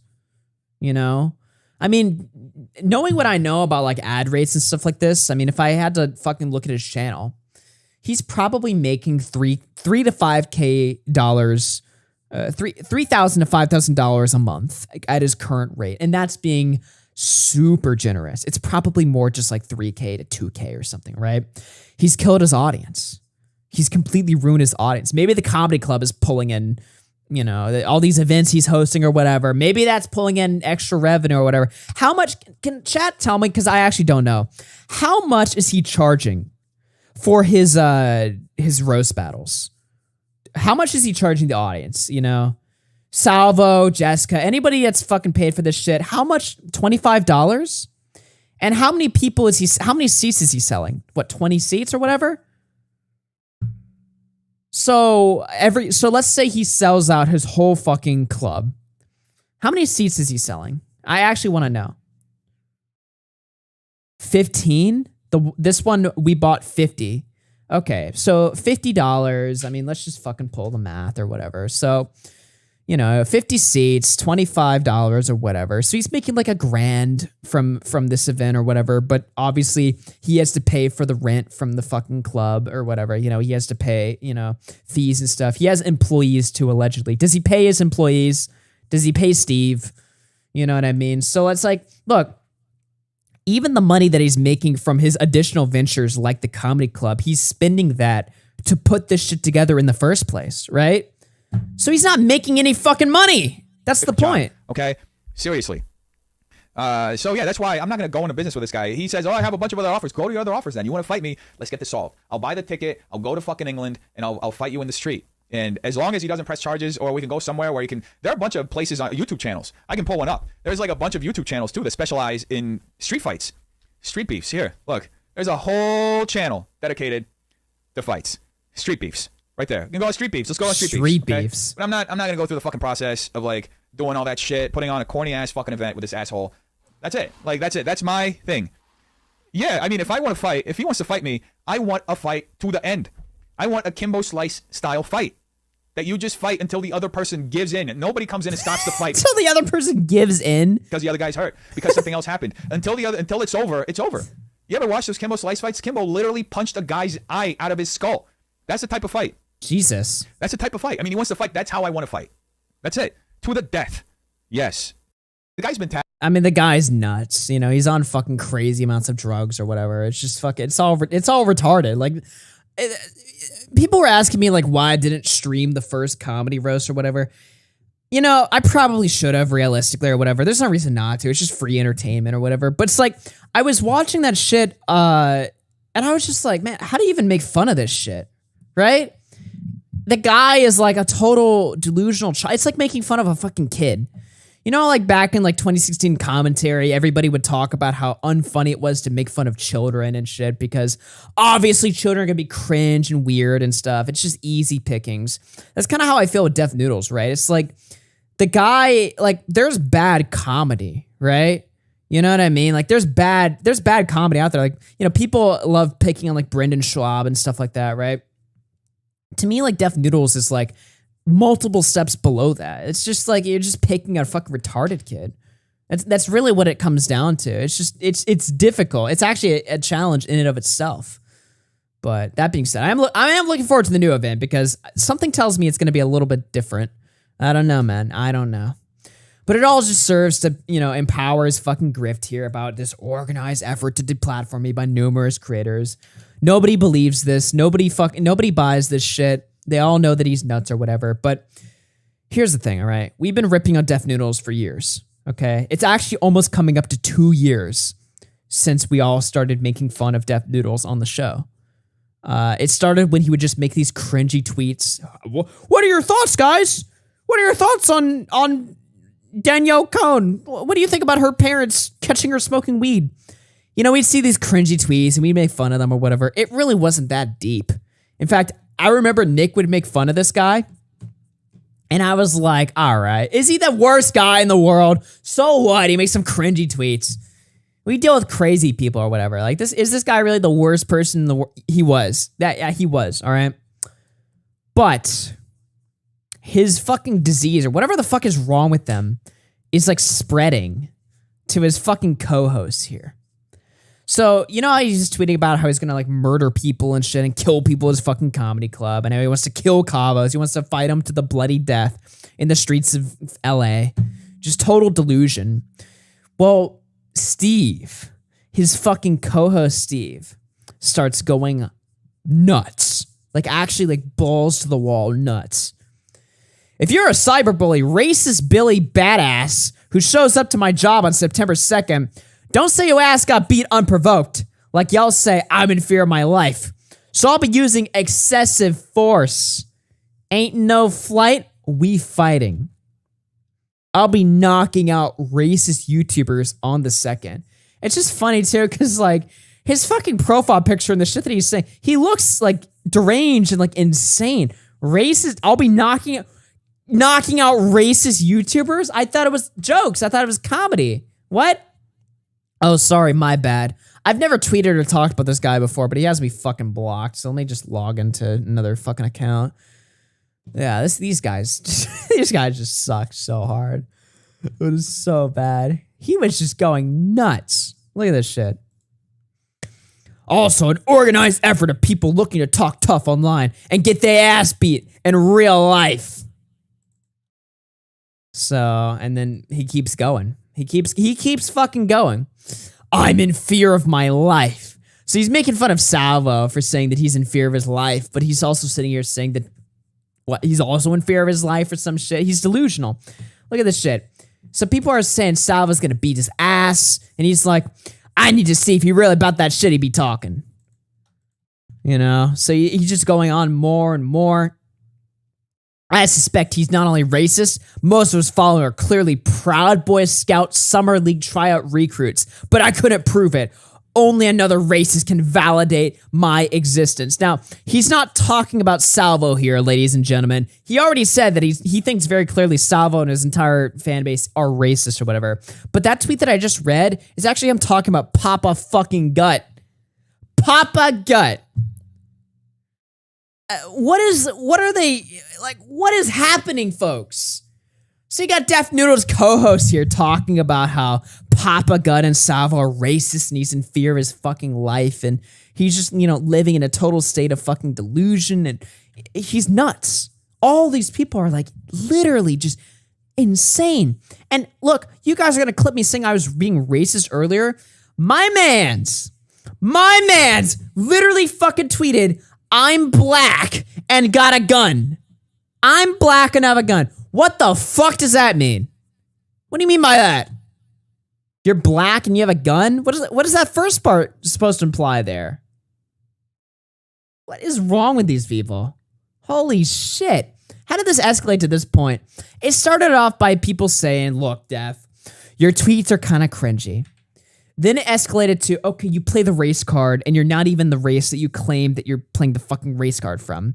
Then it was, okay, Def, you're accusing random people of being fucking pedophiles.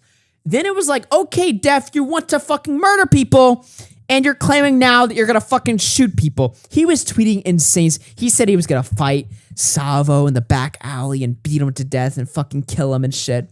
And these are the guys who are the comedians, right? These are the guys who are like, oh, it's jokes. It's just fucking memes and shit, right? Cosplaying as being the hard ass or whatever. This is what I mean when I say it's difficult a little bit to shit on these people, right? Because it's preaching to the choir. It's just pointing out the obvious. It's like, these people are fucking crazy. Anybody with eyeballs and a fucking brain can realize and look at these people's tweets that they're nuts, they're delusional, they fucking live in Copeland, they're not real. They're not even real people, right? But they are. They actually are real people. They fucking are. Oh my God. Look at this shit right here. So Nick jumps in here as the voice of reason, saying, I get that you don't know the lay of the land here and you're just defending your friend, but you sound insane. You're like an actual comedian who knows nothing about YouTube or influencers in general, which is totally fine. Just so you know, you're going about it wrong. I'm just saying this type of shit is going to attract a stupid amount of attention for no reason. You're not actually going to do some fight me IRL type shit. Let's be real. It's corny as fuck. And then Def jumps in here. Pull up and find out, cornball. Cornball? It would have been better if... Pull up and find out, meatball. That would have been a better insult. Anyway. So, Def Noodles is just... Not only is he tanking his own life and his own reputation, you know what I mean? He's bringing his other friends that apparently... He's not even fucking employing them. Not even paying these people. He's just bringing them into his life and just setting them up for fucking failure, just ruining them, bringing them down with him. Like, these people, this is just, why? Fucking why?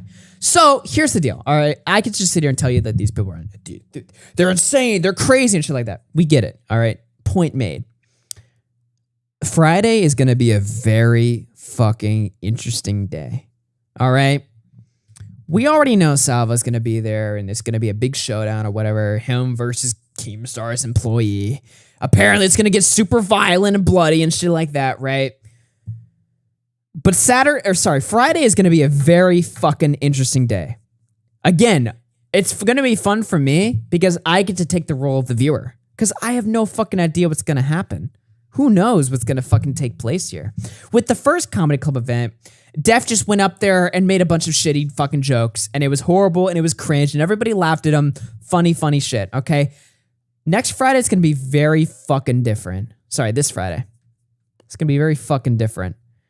And I'm genuinely curious. Will all you be restreaming the event? Yes. Me, Bo Blacks, Nick, confirmed for Friday. The trio is getting back together. The band is back, and we're gonna be going over it all live, and we're gonna be there for as long as we need to be, all right? So look forward to that shit right there because I think it's going to be very cool. What time? Well, here's the deal. It's not going to be the only thing I cover on Friday. We got to cover the Brandon Buckingham shit. We got to cover the Sneeko shit. There's some story with Angelica Oles and Gross Score and shit like that I might cover too just to kill time while we wait for the Def Noodles event. So I've got other shit to cover for Friday's docket, but... Let's be honest here. The main event, the boys are back in town. The main event is going to be clear here, and I have no fucking idea what's going to happen. No Tom, he can come if he wants. But it's going to be a very it's going to be very fun. Now, I'm genuinely looking forward to it. Like, I get to be a fucking viewer again. You know what I mean? Like, I get to be excited. It's going to be great. And I get to hang out with my friends and watch all of it happen. And who knows what's going to take place, but I don't think it's going to disappoint. And I think it's going to be a good night. It's going to be a good night for everybody. Let's watch Def Noodles Gunt Guard for Skid Row Steve. Let's take a look at this shit right here. This is him crying about people making fun of his co-host. Yeah, people. Yo, big shout out 07 Jaden Gang. Jaden Gang for life. Jaden Gang for life, who just rated us. Jaden Gang for life. We love Jaden. This is Def Noodles crying about people making fun of his co-host. Let's take a look right here. Yeah, people are disrespecting him a little too much. I mean, oh, really? He is not homeless, man. Like, leave Steven alone, honestly. Jesus Christ. Leave him alone, man. Like, I understand that you guys, like, that there are like certain of these drama llamas who like to attack me. Drama llama? Honestly, please leave the people that surround me, like, alone. Like, Steven's no. a good guy. Fuck you. Actually, straight up, fuck you, Def Noodles. You don't get to fucking pull that card. Steve is somebody that actively participates on your show. He's a fucking second mic. He's a co-host. He is involved in your fucking comedy business, and he's fucking spouting his mouth on Twitter. You don't get to sit there and cry fucking sour grapes. They're bullying my co-host. No. Your co-host is an active participant. Just like a fucking Ethan Klein complained about people making fun of Gila. She's there in the podcast. She talks shit too. All right? You're in the game. You don't get to fucking be the private figure anymore. All right? Fuck you.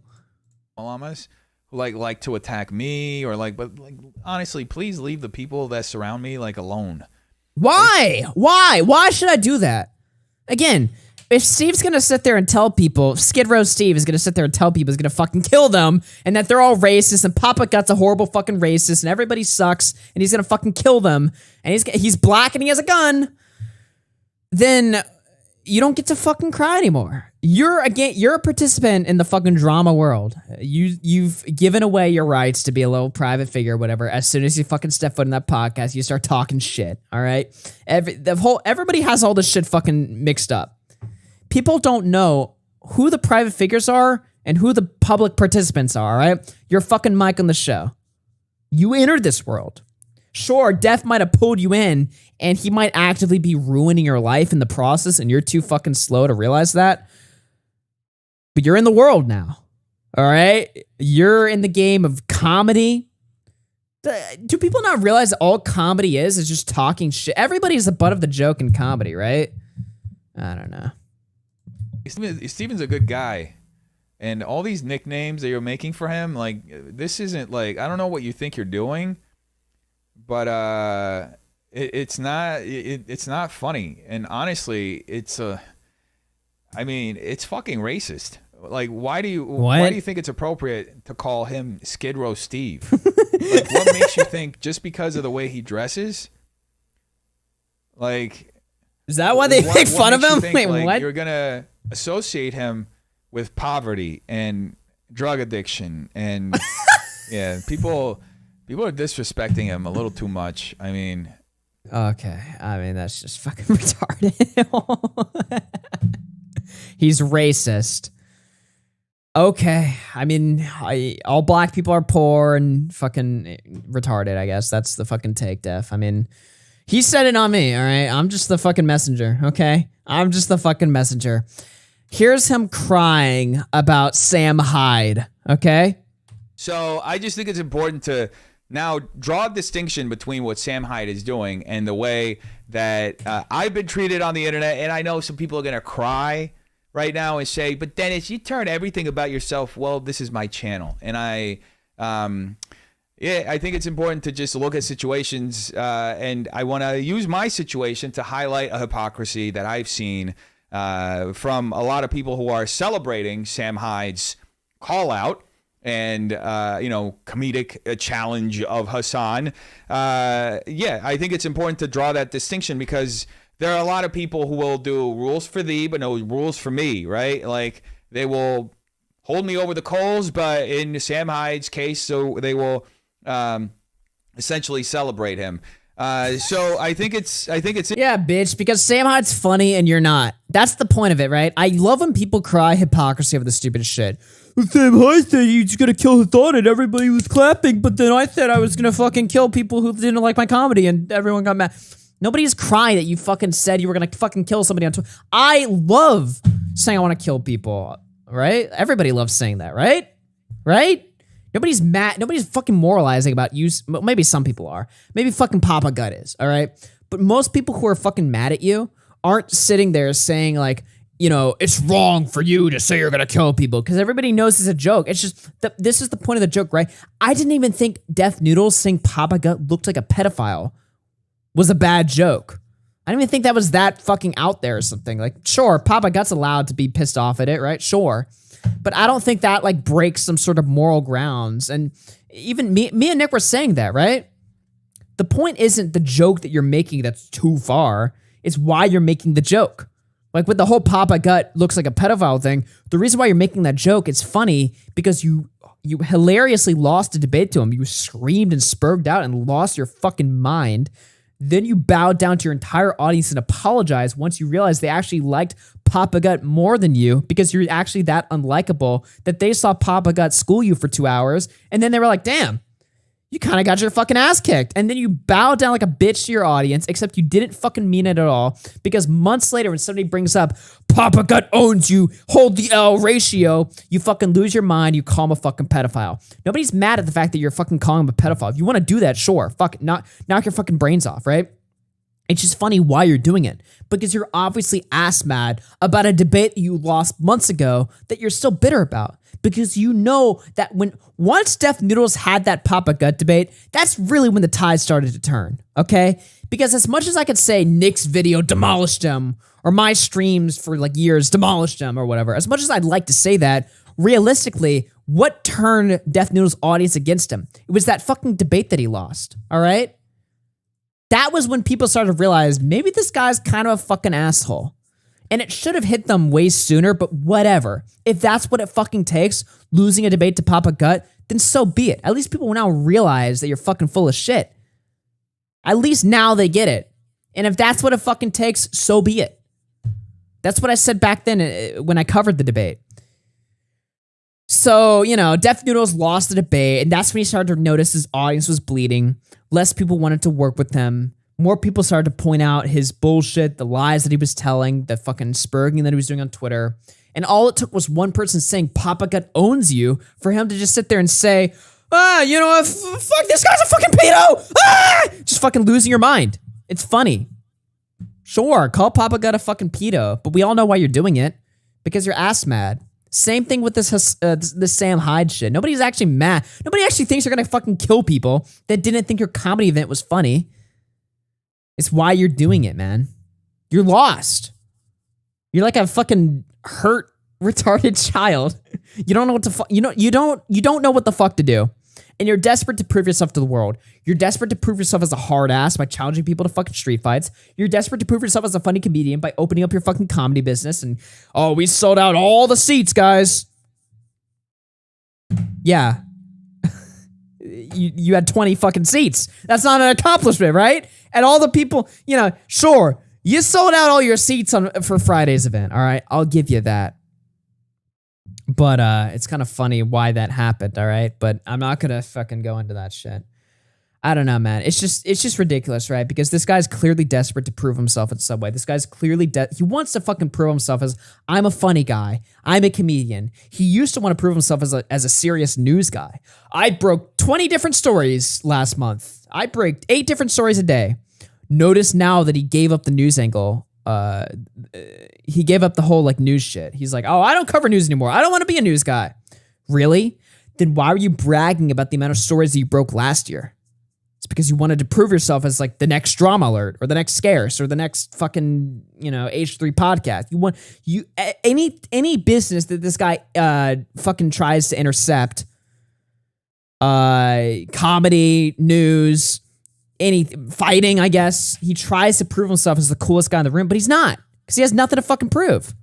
Because in my situation, for those of you who don't know, a few weeks ago, I tweeted out Alice Hamilton's comedy special. She did a half-hour special where she essentially, you know, excoriated and ripped up Chris D'Elia new asshole because Chris D'Elia is a sexual predator and he's used his position of power to prey on many women, some of them even underage, allegedly. And she did a comedy special about it, and the reason why I shared it was because it was around the time that a lot. I'm bored. I don't give a fuck. All right. Anyway, moving on.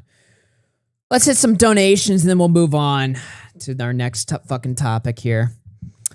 I'm looking forward to Friday, though. It's going to be a fucking good one. It's going to be a fucking good one, man.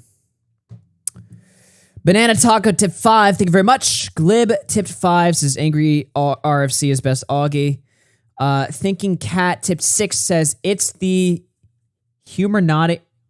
What the fuck are you even saying? They do jokes for the. All right, I'm not reading your donations. You're fucking schizo. Got him through 10 says. Yeah, thank you for the money, I guess, but your donations are nuts. Got him tipped $10 says screenshotting and archiving Def Noodles tweets for the past 2 years has been a fever dream. LMAO. Confusing opinion tip 2 says Pescatore versus Nick Diorio to win 2 years too late. Yeah, we need the fucking Pescatore versus Nick boxing fight, not the fucking gay sex shit. Pescatore grease some fucking cheeks. Thinking Cat tip 6. Def Noodles is the Zodiac killer as they've never caught him and he killed California. Who is this person here?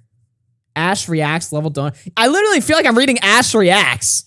Ash Reacts is nuts, by the way. You guys who aren't on Twitter have no idea who I'm talking about. Every time I tweet something, like I give some sort of hot take, or sometimes when I just tweet schizo shit, Ash Reacts will sit there and tell me, like, you burned Flamenco alive because Nick manipulated you. Fuck you, or something. Except it sounds even more delusional than I just paraphrase it as. Like, she'll write fucking crazy fanfics or whatever and stuff. It's nuts. Somebody needs to get Ash Reacts on a fucking podcast. Can Ash call in? I'll take that. Def Noodles is funny. He read a book on it. Def Noodles has no life. Thank you for the $5. Let me see here. Thinking Cat tip 2 says Def Noodles is 2022 Noah Antweiler. TV Orange Man tip 5 says Def Noodles name searches himself. By the way, guys, don't forget. Confusing Opinion tip 5 says Def Noodles more like Dead Channel Noodles. Haha, knee slapper. Leia something through 2 says Salvo is 17 and Craig wants to be his friend now. It's horrible. Super Salty through 5 says the only thing dying here is Def Noodles channel. LMAO. All right, well, let's take a look here. Hit the like button on the stream if you guys are enjoying it. We got 1,300 viewers here. Shout out to Jaden Gang. Doc on the radio 17. What's the big deal? Let's fucking go. All right, folks. All right. Let's talk about kiwi farms. So there's a whole war on the internet. This war on the internet's been fought for like a decade now. Ever since kiwi farms existed, everybody's been trying to talk about whether or not it deserves to go. The whole narrative is that on one side, people say kiwi farms is destructive to people's lives, it coordinate illegal activity, and it needs to go. On the other side, people say that the reason why influencers and e-celebs are threatened by kiwi farms is because kiwi farms breaks the e-celebrities' delusion that they're like the coolest guy in the fucking room, because they have a whole thread of people talk about how much of a loser they are every single fucking day. And that's really the reason why e-celebs want kiwi farms to go, not because of the fucking doxing, like they give a fuck about any of that shit. It's more because kiwi farms is a forum that fucks with their delusions of grandeur, really. So anyway, Keffals has decided to lead the charge against kiwi farms. We covered this a little bit last week, and things started as a semi-reasonable feud. It was basically just Keffals was like, I want to go after doxing, okay? I want to go after this doxing forum. Sure, she was saying shit like, kiwi farms kills people, which I don't know if that's true. That sounds like when people say fucking Keemstar killed Etika. That's bullshit. So I don't know if kiwi farms killed people, but whatever. I guess there's an argument to be made. And if it's against doxing, you know, that's something everybody can back and support, right? So she starts tweeting at kiwi farms and, Cloudflare, going after them. Her whole plan to take over kiwi farms was to remove kiwi farms' DDoS protection, going after Cloudflare and the CEO of the company, which caused them to disable the replies on their fucking tweets. Well, kiwi farms retaliated by doxing the fuck out of her everywhere she fucking goes. She had to flee from Canada to Europe, all right? Now, this is the first thing that kind of tipped me off that maybe this whole operation was bullshit. Take a look at this shit right here. So Keffals tweets, do I have any followers in Europe? Let me know if you want to meet up. So someone's like, isn't that not a good idea since you've been doxxed multiple times recently? Keffals responds by saying, can't dox me if I'm always on the move. Okay, but if your whole thing is you're worried about people fucking killing you and stuff like that, why would you host a fucking fan meetup? Oh, sure, you're always on the move, but like, you're saying that Kiwi Farms has fucking snipers and crazy people that are out there to kill you, but you're hosting fan meetups? That doesn't make any fucking sense. So that kind of tipped me off that maybe this thing is all bullshit. I know, crazy take, guys. Crazy fucking take. But it gets worse, and there's a lot of horrible shit here. I'm going to speed through a lot of these tweets that I have because half of the tweets that I have are kind of just basic shit. But then things get fucking wild pretty fucking quickly. I have a lot of shit here. Like, my fucking Keffals folder is insane. So, you know, Trust and Safety starts fucking banning Keffals on Twitter, whatever. Kiwi Farms retaliates by hacking her Uber Eats and fucking ordering a bunch of food or whatever. Basic shit, you know, sending the pizzas to her fucking house or anything like that. Things start to get weird when Keffals starts tweeting, if anything ever happens to me, don't let it sadden you. Let it motivate you to fight for a better world. And this wasn't the only time she tweeted shit like this. She went on. There was more shit here. If anything ever happens to me, don't let it sadden you. Let it motivate you to fight for a better world.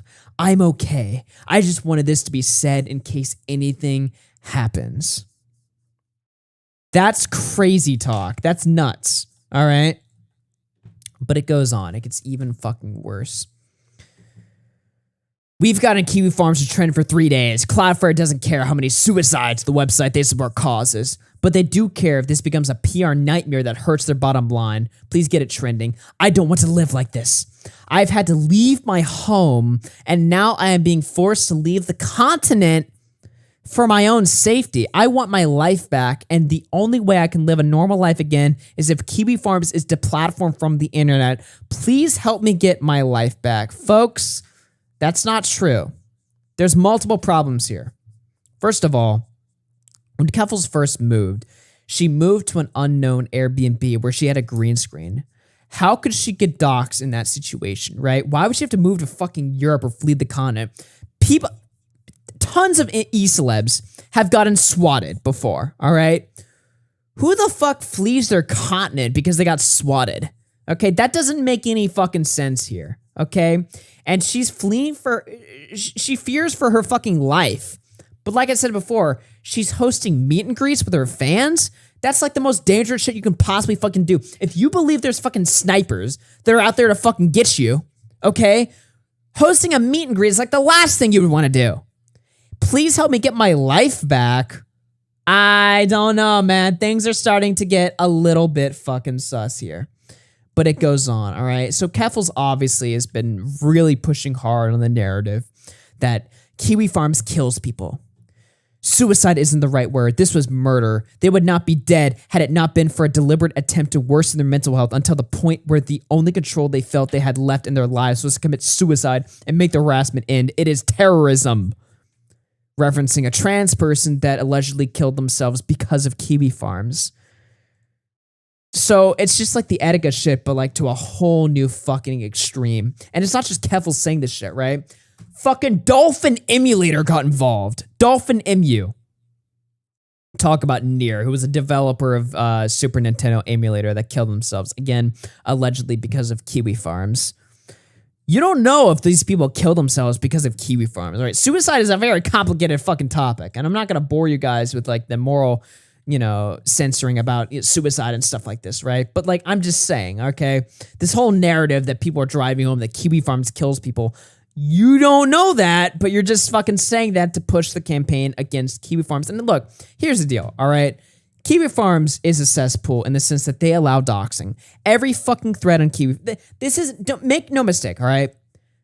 I'm not hard on defending Kiwi Farms, okay? Every thread on Kiwi Farms has people's real names, addresses, phone numbers, family members. They go fucking hard.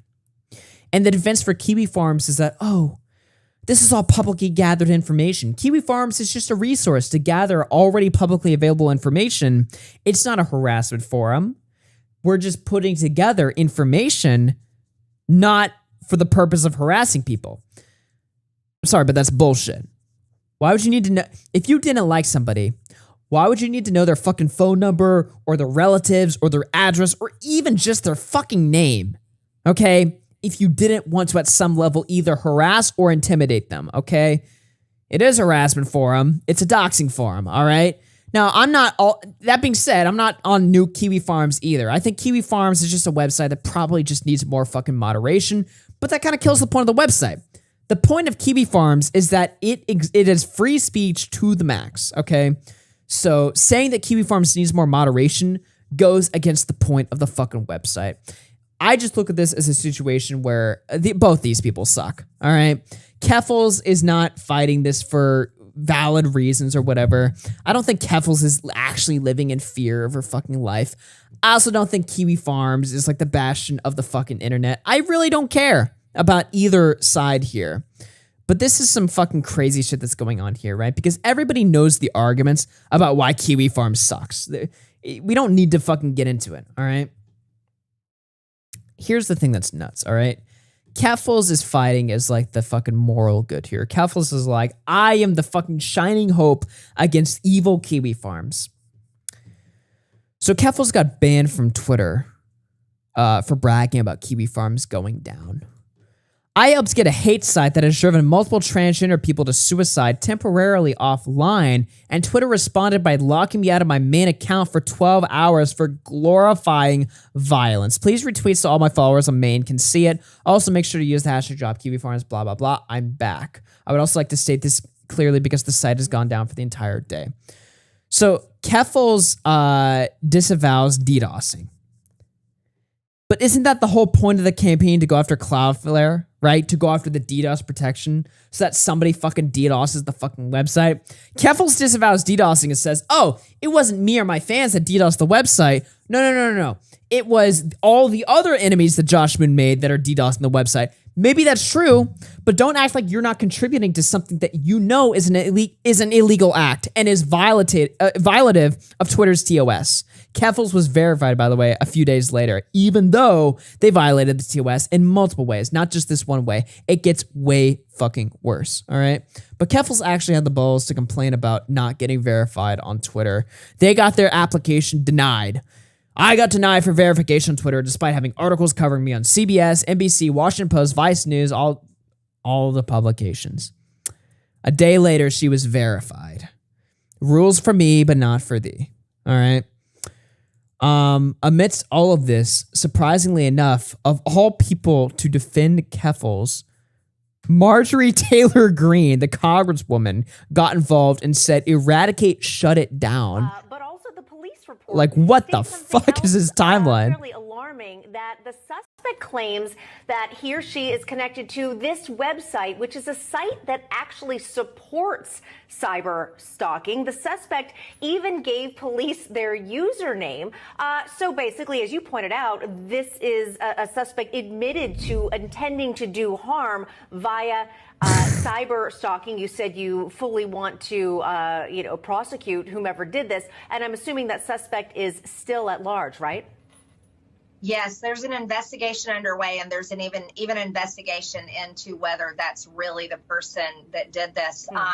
But isn't it concerning that such a website exists? Like, why does that even exist? Mm-hmm. That website needs to be taken down. There should be no business or any kind of service where you can target your enemy. Marjorie Taylor Greene, by the way, if you're not politically connected, is the QAnon Republican congresswoman accidentally siding with trans activists to get the fucking site taken out. Not the craziest dimensional merge, by the way. Absolutely absurd. And this is the type of lawlessness that Democrats want all over the country. You know, the Democrats are the party of defund the police, which has created crime that is going out of control all over the country. But it's also failure of our government and failure of our law enforcement to not take down a website like that. Like, all of these types of groups need to... By the way, in defense of Kiwi Farms, just to be clear here, when Marjorie Taylor Greene got swatted, apparently the website was down. Completely eradicated. They should not be allowed to exist. They should not be able to abuse police resources like that. And police officers, we need more police officers. We don't have enough right now. They need to be able to respond to traffic accidents as real emergencies, and to calls where they've got to save someone's life, not be part of a prank or a potential, yeah, pop in here, Nick, if you want to join. So this is the Marjorie Taylor Greene Republican trans activist merge. Not the craziest fucking thing that happened, by the way. You know what else happened? Here's some crazy shit, all right? This is from Ethan and Ralph. Keffals. When they go low, I go lower. So we've really reached the dimensional merge. Groypers, Republicans, trans activists. Keffals literally quoting Ethan and Ralph word for fucking word. They're all in on it together. What the fuck is happening? All right, I'm gonna fucking call Nick. We need Nick here. Nick, what the fuck is going on here? Here, I'm gonna share my screen. The Dragon Ball movie. I'm sorry. Oh, I yeah? missed your did you find the cum tribute stuff? No, I didn't. I just basically said that. I thought Tipster tweeted the cum tribute stuff. I couldn't find it. Did he delete it? I thought I sent it to the group chat. Maybe you did. I don't know. I couldn't find it. I was looking on Twitter. Maybe I'm like retarded? Well, I said it anyway, so did fuck. My brain just say that fucking Craig Beckett You made said cum he tributes? printed the pictures out and fucking came on them. That's what somebody wrote. Oh my god. Well, you know what? It happened now because I said it. All right. So if you don't believe me. So here. No, this is the sex toy one. Oh god. Oh Jesus. Somebody fucking wrote that, like, with a screenshot or something that I read, that Craig Beckett fucking wait. Like, what did he do? Like, jack off on a Polaroid of fucking child? Yeah. Okay. Oh, Nick, it's legal in the UK. You can't say that, right? No, it's not. Wait, do you think that just because the age of consent is 17, that just makes fucking like, Nick? nudes That's what they illegal? said. I don't know, man. Who said that? I don't know the man. fucking Probably like, Craig. European laws, Probably his but- fucking wife, because she had a Well, lot not to even say. European, she's Australian, right? Dude, if my fucking, you know what, honestly, I can't even put myself into the situation. That sounds insane. But imagine that you're like fucking doing this, and then your wife comes out and just says, yeah, it's real, so what? And then Yeah. she just deletes her account. Like, imagine just fucking destroying your friend that badly. Oh, it was so bad. Her boyfriend or husband that he was cucking her with a kid. Like, isn't that nuts? I don't know. Anyway, we're on fucking. What was the kid's fucking Twitter thing? The kid. What was the 17-year-old's fucking Twitter account? I don't know. It's all over Tipster and Repsion's page or whatever. Oh, maybe it was Repzilla. That was Repzilla who tweeted. Hold on. Yeah. Wait, hold on. I'm derailing your show because I know we're totally derailing, but you know this what, cum fuck it. tribute thing is gonna fucking like annoy me all night if I don't figure it out. Did we just basically accuse him of that? I don't think so. I hope not. Well, we certainly didn't do anything. I wasn't even here. True. Well, you know what? Craig deleted his YouTube and Twitter, so he's basically not a person anymore. So anything can be said about him. All right. Yeah, he's ontologically evil, and anything we do is just. He doesn't exist anymore. He deleted his digital existence. You guys are projecting? Yeah, you're right. We're the ones who did it. You're right. Dude, you've never jerked off on a Polaroid and sent it to a. Like, I can't even say that. That's insane, dude. That's weird. You've never as fuck. jerked off to a kid's nudes and sent it to them? You've never done that, Nick? What is this? Holy shit. Oh my god. Craig, since this is the sex toy thing, You know what, Craig? Reactivate your Twitter so we can know for sure. This. Oh god. By the way, you know as soon as Craig reactivates his Twitter, we're gonna see his fucking cock, right? I'm not gonna see anything. And if Yeah, she you will. if she releases his penis, I think that's. Would that would be morally wrong? Yeah, true. Except I don't think anybody would fucking give a shit. Unless I Craig. would. I don't know. want to see his cock. What do you mean? You're like, oh, dude, I don't think anyone's gonna care, dude. They just wanna Okay, see but Craig's Craig's the fucking guy big that was meaty like, leak orphans, everything, ruin bro. Tipster's life. So is it Okay, really? but- It's morally neutral, Nick. This is like, yeah, this is as morally neutral as Repsion retweeting Trisha's asshole on my feed. True. All right, it's not. You're You're fucking, right. like, you're a sack of shit. You're right. Do All right, not how long post are we this gonna cock on fucking Twitter. All right. get on this fucking topic? Are we gonna do All right. Keffals or are we gonna do fucking Craig? All right, Keffals. True. All right, chat. I fucking given y'all like the fucking like warm up. All right. Now we're gonna get into crazy shit. Okay. Because I have a lot of shit saved here. This shit gets downright into a fucking cult. So the entire time. One more thing. Yeah. So Keffals just tweeted, "When they go low, I go lower." Yeah. Was that Craig Beckett when he started reporting on like the allegations? Yeah, that was Craig to Tipster. When he goes low, I go lower in age. Yeah. all right, keep going. Sorry. So the entire time Keffals is doing this campaign against Kiwi Farms, she's retweeting a shit ton of journalists. One of them she retweeted said, "Sure would be a shame if somebody unmasked their real names." These are just people posting, not even people posting Keffals as docs. These are just people talking about how sad they would be if fucking Kiwi Farm. The losers, okay, yeah, sure. But doxing them a little bit too fucking far, I would say. Just random users of the site. This is Are we in Gamergate right now? Yeah. Is this Kiwigate. Is this what Gamergate is? We're in Kiwigate. Look at this shit right here. If someone unmasked their real names, not their home address, not their family's info, not anything that could be used to threaten them. Oh, yeah, sure, but their real names, which could be used to find all that other shit, asshole. So that their friends. Everything they're saying is threatening. So when Keffals said that she was going to find, I believe Medicare pulled it up to find your information and send it to your job and shit like that. I mean, I do have the tweet keyed up or whatever of the person like chastising me about the website. Is that down the tube? Let me see here. Yes, I do have the tweet. It is down the tube. I'll you know what? I will let you go. Yeah. So this person is pretending not to tweet dox threats, but they're literally saying, if somebody unmasked their real name so that their friends and coworkers might know what they do in their spare time. Because as much as he blusters, Noel is a coward. And it is the difference between going to jail for a long time or turning informant and turning over all the access logs to the FBI. I bet I know which ones he's gonna pick.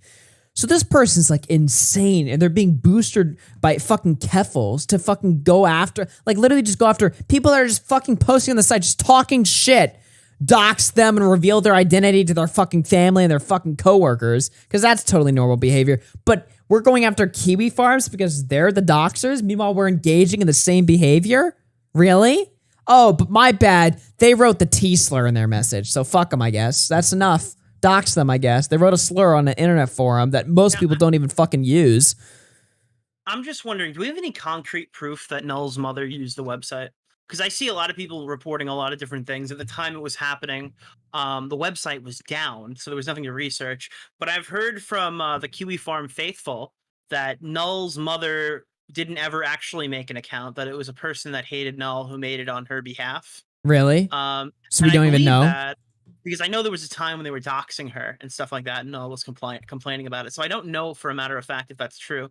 A lot of people claim that she lost her job over it. That doesn't tell me she actually used it. I wouldn't be surprised if I found out that she was an active user in like the actual website, but I've seen it honestly, I wish Cecil McFly didn't like secretly hate me in several group chats, because apparently she's very knowledgeable on the subject. Oh man. we can call Spooky. Actually, no, we can't call her either. Let's hit up Cecil. See if she's online. Thoughts and opinions? Maybe? Yeah. Why do all these people fucking hate you, Nick? I think it's because I'm fat. I was reading the Is it because you're fat or you're trans? Well, speaking of trans, that's exactly where I was going with this, but not about me, but about Cecil. I was reading the fucking Keffals thread when they first popped back up because I was super interested to see what they were saying. And they said that Keffals got popular trans YouTuber Cecil McFly banned from Twitter. Oh my god. So she's just been going on a deplatforming spree. It started with fucking Medicare. So Medicare was just saying, oh, they're tweeting that they're saying the quiet part out loud or whatever. Just again, not even really talking shit. Just making a fucking point. No. Are they? I don't know. Probably not. not. The answer was no, but I second guessed myself. Is Why? Cecil trans? There's no way. They say that to fuck with her. Maybe. I don't know. It seemed like they were serious, and I was like, wait. That's obviously a fucking. I had no idea. People say everybody's trans, Nick. That's like fucking Kiwi Farms did you know lore. Rose Malay was trans? No, I don't believe it though. Wait, what do you mean you don't believe it? I don't believe it. Rose Malay is a fucking troll. I don't believe for a second they're trans. They weren't trans last year. Tommy fucking swears by that. Rose Malay was trans last year. I don't believe that. Rose Malay also said that they broke into the fucking White House. They used to be a part of the KKK. They used to fucking work with Nick Fuentes. They stormed the Capitol. Rosemary says all kinds of crazy ass shit. You really think that they're? I mean, maybe they are. I don't know. Well, here I am just denying their fucking trans identity. Then. So you're literally denying reality right now, and I can't come to the conclusion that potentially I might have been like wrong about Cecil as well. This is why we need to talk to Cecil. We need to ask Cecil if add Cecil to the fucking call. It's time. I don't know Cecil's Discord name. I don't either. Actually, maybe I do. Let me check.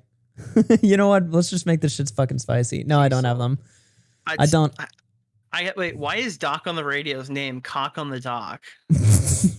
Wait, what? What is Cecil's new name? Well, you have an interesting name on Discord as well. What is my name on Discord? Oh, you changed it. Fuck. It used to be some Nazi shit. It was like Nicholas Diorsteen or something. Oh, that's because fucking Bunk server changes my fucking name because they have admin rights or whatever in his server, so it like fucking fucks me. Somebody tell Cecil to join the stream. We need to hear from Cecil. We need to know the Kiwi Farms lore. We need to fucking break bread with Cecil, or at least Nick needs to break bread with Cecil. Talk to us. He thinks we both suck. Yeah, we do. He's right. Josh fucking hates us. He's fucking right. So we got Medicare here saying, they're saying the quiet part out loud. And now Keffals instantly, I don't know who Mr. Medicare is, but this is a ban evasion account. Most of his posts seems to be commenting on Kiwi Farms related drama. It's really funny how restrained he is by having to act normal. His replies are filled with Kiwi cucks misgendering a dead enemy, but he cannot do that, or else his ban evasion account will go the way of We Was Medicare did. Can I be honest? Ban Medicare This then. is like the biggest bullshit thing ever. I've seen it used against myself, Tipster, anyone Keffals gets into drama with. The first thing she does after collecting whatever $ she can scrape up with her teeth, she'll go into your replies and she'll be like, look how many people are dead naming me. Look how many people are transphobic. Now, I know you've done this before too. You must have. Where you go and look over the names that are doing these things and they don't even follow you half the time. Like more than half the time. 3/4 of the time, these aren't accounts. It's because Keffals is such a widely fucking loathed public figure who's made her like ideology and her gender her entire personality. Like her being trans is exclusively like her defining characteristic. And when she goes and like she's attracted a large fucking hate following that follows her around every single place she goes. So like when you talk about Destiny, you get a bunch of DGGers in replies. Like that's a normal thing that happens online because he has a very like dedicated following. Right. Keffals has created that, but the opposite. So every time you say anything bad about Keffals or good about Keffals, you'll get mauled by just as many people who have like fucking like well, I almost believe that it's like roses as people who hate maybe her. This is conspiratorial. I actually think a lot of these people are just undercover fucking Keffals fans. So then they can, because here's the reason why I say it. I'm not just saying that just to be fucking crazy. When I talked to Keffals on her stream, her entire chat was like angry at me because I wasn't calling her slurs. So they literally were like, we want you to say slurs so that then we can have a valid reason to fucking hate you, basically, right? That was her own chat saying that. They were like, pussy, call her slur. I'm just like, okay. So you guys don't actually give a fuck about anything you talk about. You just want the narrative to be there. So I feel like a lot of people are just Keffals fans are transphobic to her just so that they can craft the narrative there. I actually think it's all astroturfed. We could talk all day long about conspiracies. I've heard a lot of Keffals conspiracies. I don't know. I don't think it's unless there's like concrete proof or something like that. I think it's kind of useless speculation. I heard somebody go on stream today and say like, I think that she had a friend swat her intentionally because she knew that. Like, I don't know, dude. Listen, I wouldn't put that shit past fucking these people at this point, but I mean, they're all like equally, like this is just a colossal shit show. It's like every drama Keffals gets involved with, like the Keffals versus Quartering drama. Quartering's like, you're a pedo. Keffals is like, you're a fucking transphobic racist or what. It's just constant cancer. And also Keffals saying you're a pedo too. Any drama Keffals gets involved in, it's just both sides going nuclear, trying to ruin each other's fucking lives. In the beginning, and you just watch it, you're like, holy shit. Yeah, in the beginning, she tried to fall back on that, like she was new, inexperienced, doesn't know what she's doing. I didn't know the lay of the land was one I heard, and she kind of fed this to you because she got you on stream and she told you what you wanted to hear, and everyone was like, okay, because she didn't want you to fight with her anymore. Whatever. And 2 weeks later, she just goes to war with somebody else and does the same shit. It's entirely like a facade built to create trust, literally, and stuff like that. Now, if you break bread or whatever, you leave her alone. Did you see it? So speaking of both sides going nuclear, did you see Nick Rekieta's take? This is a lot different than the last time I've heard him. Hear this. Deserve to be affected. Jesus. Keffals. You're giving life-changing treatments to minors? Is this at 25% speed, or is he that drunk? You go on the fucking wall. Holy. Right next to every other groomer, every other child molester, and every other fucking pedophile on the planet. You are disgusting. Let them turn 18 and make their decisions when they're legally capable. And if you can't do that, you should consider finding a steamroller to let run over you. You fucking disgusting pile of shit. All right. Well, is he like ossified in that clip? Okay. He's like a lawyer, right? Well, like that yeah. guy practices law. He is a lawyer, and obviously this was met with not just the deplatforming shit right here, but also Keffals saying that she was going to fill out a form to get his license removed, actually, because of this shit. So it's just constant fucking shit there. I have no idea. I will say this, the hormones to minors shit is weird. I actually just made a public call because I typically agree. I don't Look, he's saying line them up against the wall. She's a child molester, shit like that, or whatever. But the hormones to minor, is he not allowed to be angry at that shit? No, As somebody that has kids himself. I mean, he's saying like let them turn 18. That part sounds like that makes sense to me. I don't know. It's just I like put a public call out asking for a lefty streamer to come try to talk to me about it because I legitimately don't understand this topic at all. Well, lefty streamer talked to Rekieta about it. They had a debate about it last night, and even he conceded. He was like, "Oh, puberty blockers are fine, but hormones is too far or something." I've only heard like 2 people have this position. It was like Keffals and Demon Mama. I want to talk to somebody rational about it because, like, here's the thing. I think most people. Like the majority of people in America are typically like do whatever you want at 18, and that's for the most part right. Well, apparently Keffals transitioned like 6 years old, so that's why she's on the side of like. Keffals was a very wealthy person who could go to like a different country and get a very expensive. Yeah, but that's nuts. The majority of trans people don't have access to. How do you know what you are at 6 years old? How does that happen? Right. I don't believe you do. But I want to ask because I think 6 years old is like I can't possibly even come to that conclusion, so I have no idea. I want to ask you about like teenagers because a lot of these people are justifying like they're kind of hand waving the whole thing. I'm not sold on children transitioning at all. Like under the age of 18, I'm not sold on that at all. But I'm especially like concerned at DIY stuff in general. And non-prescribed hormones. Oh, really? Do you have any reason for that, Nick? Are there any YouTubers out there that have maybe given you this idea that self-medicating is a bad idea? Story, but I can't tell you who it is. I'll tell you, all right, this is my first interaction with somebody who does like I assume it's not DIY just because I don't want to think that. But there's a YouTuber that I know, and I'm not going to tell you how I know them. Because I give it away.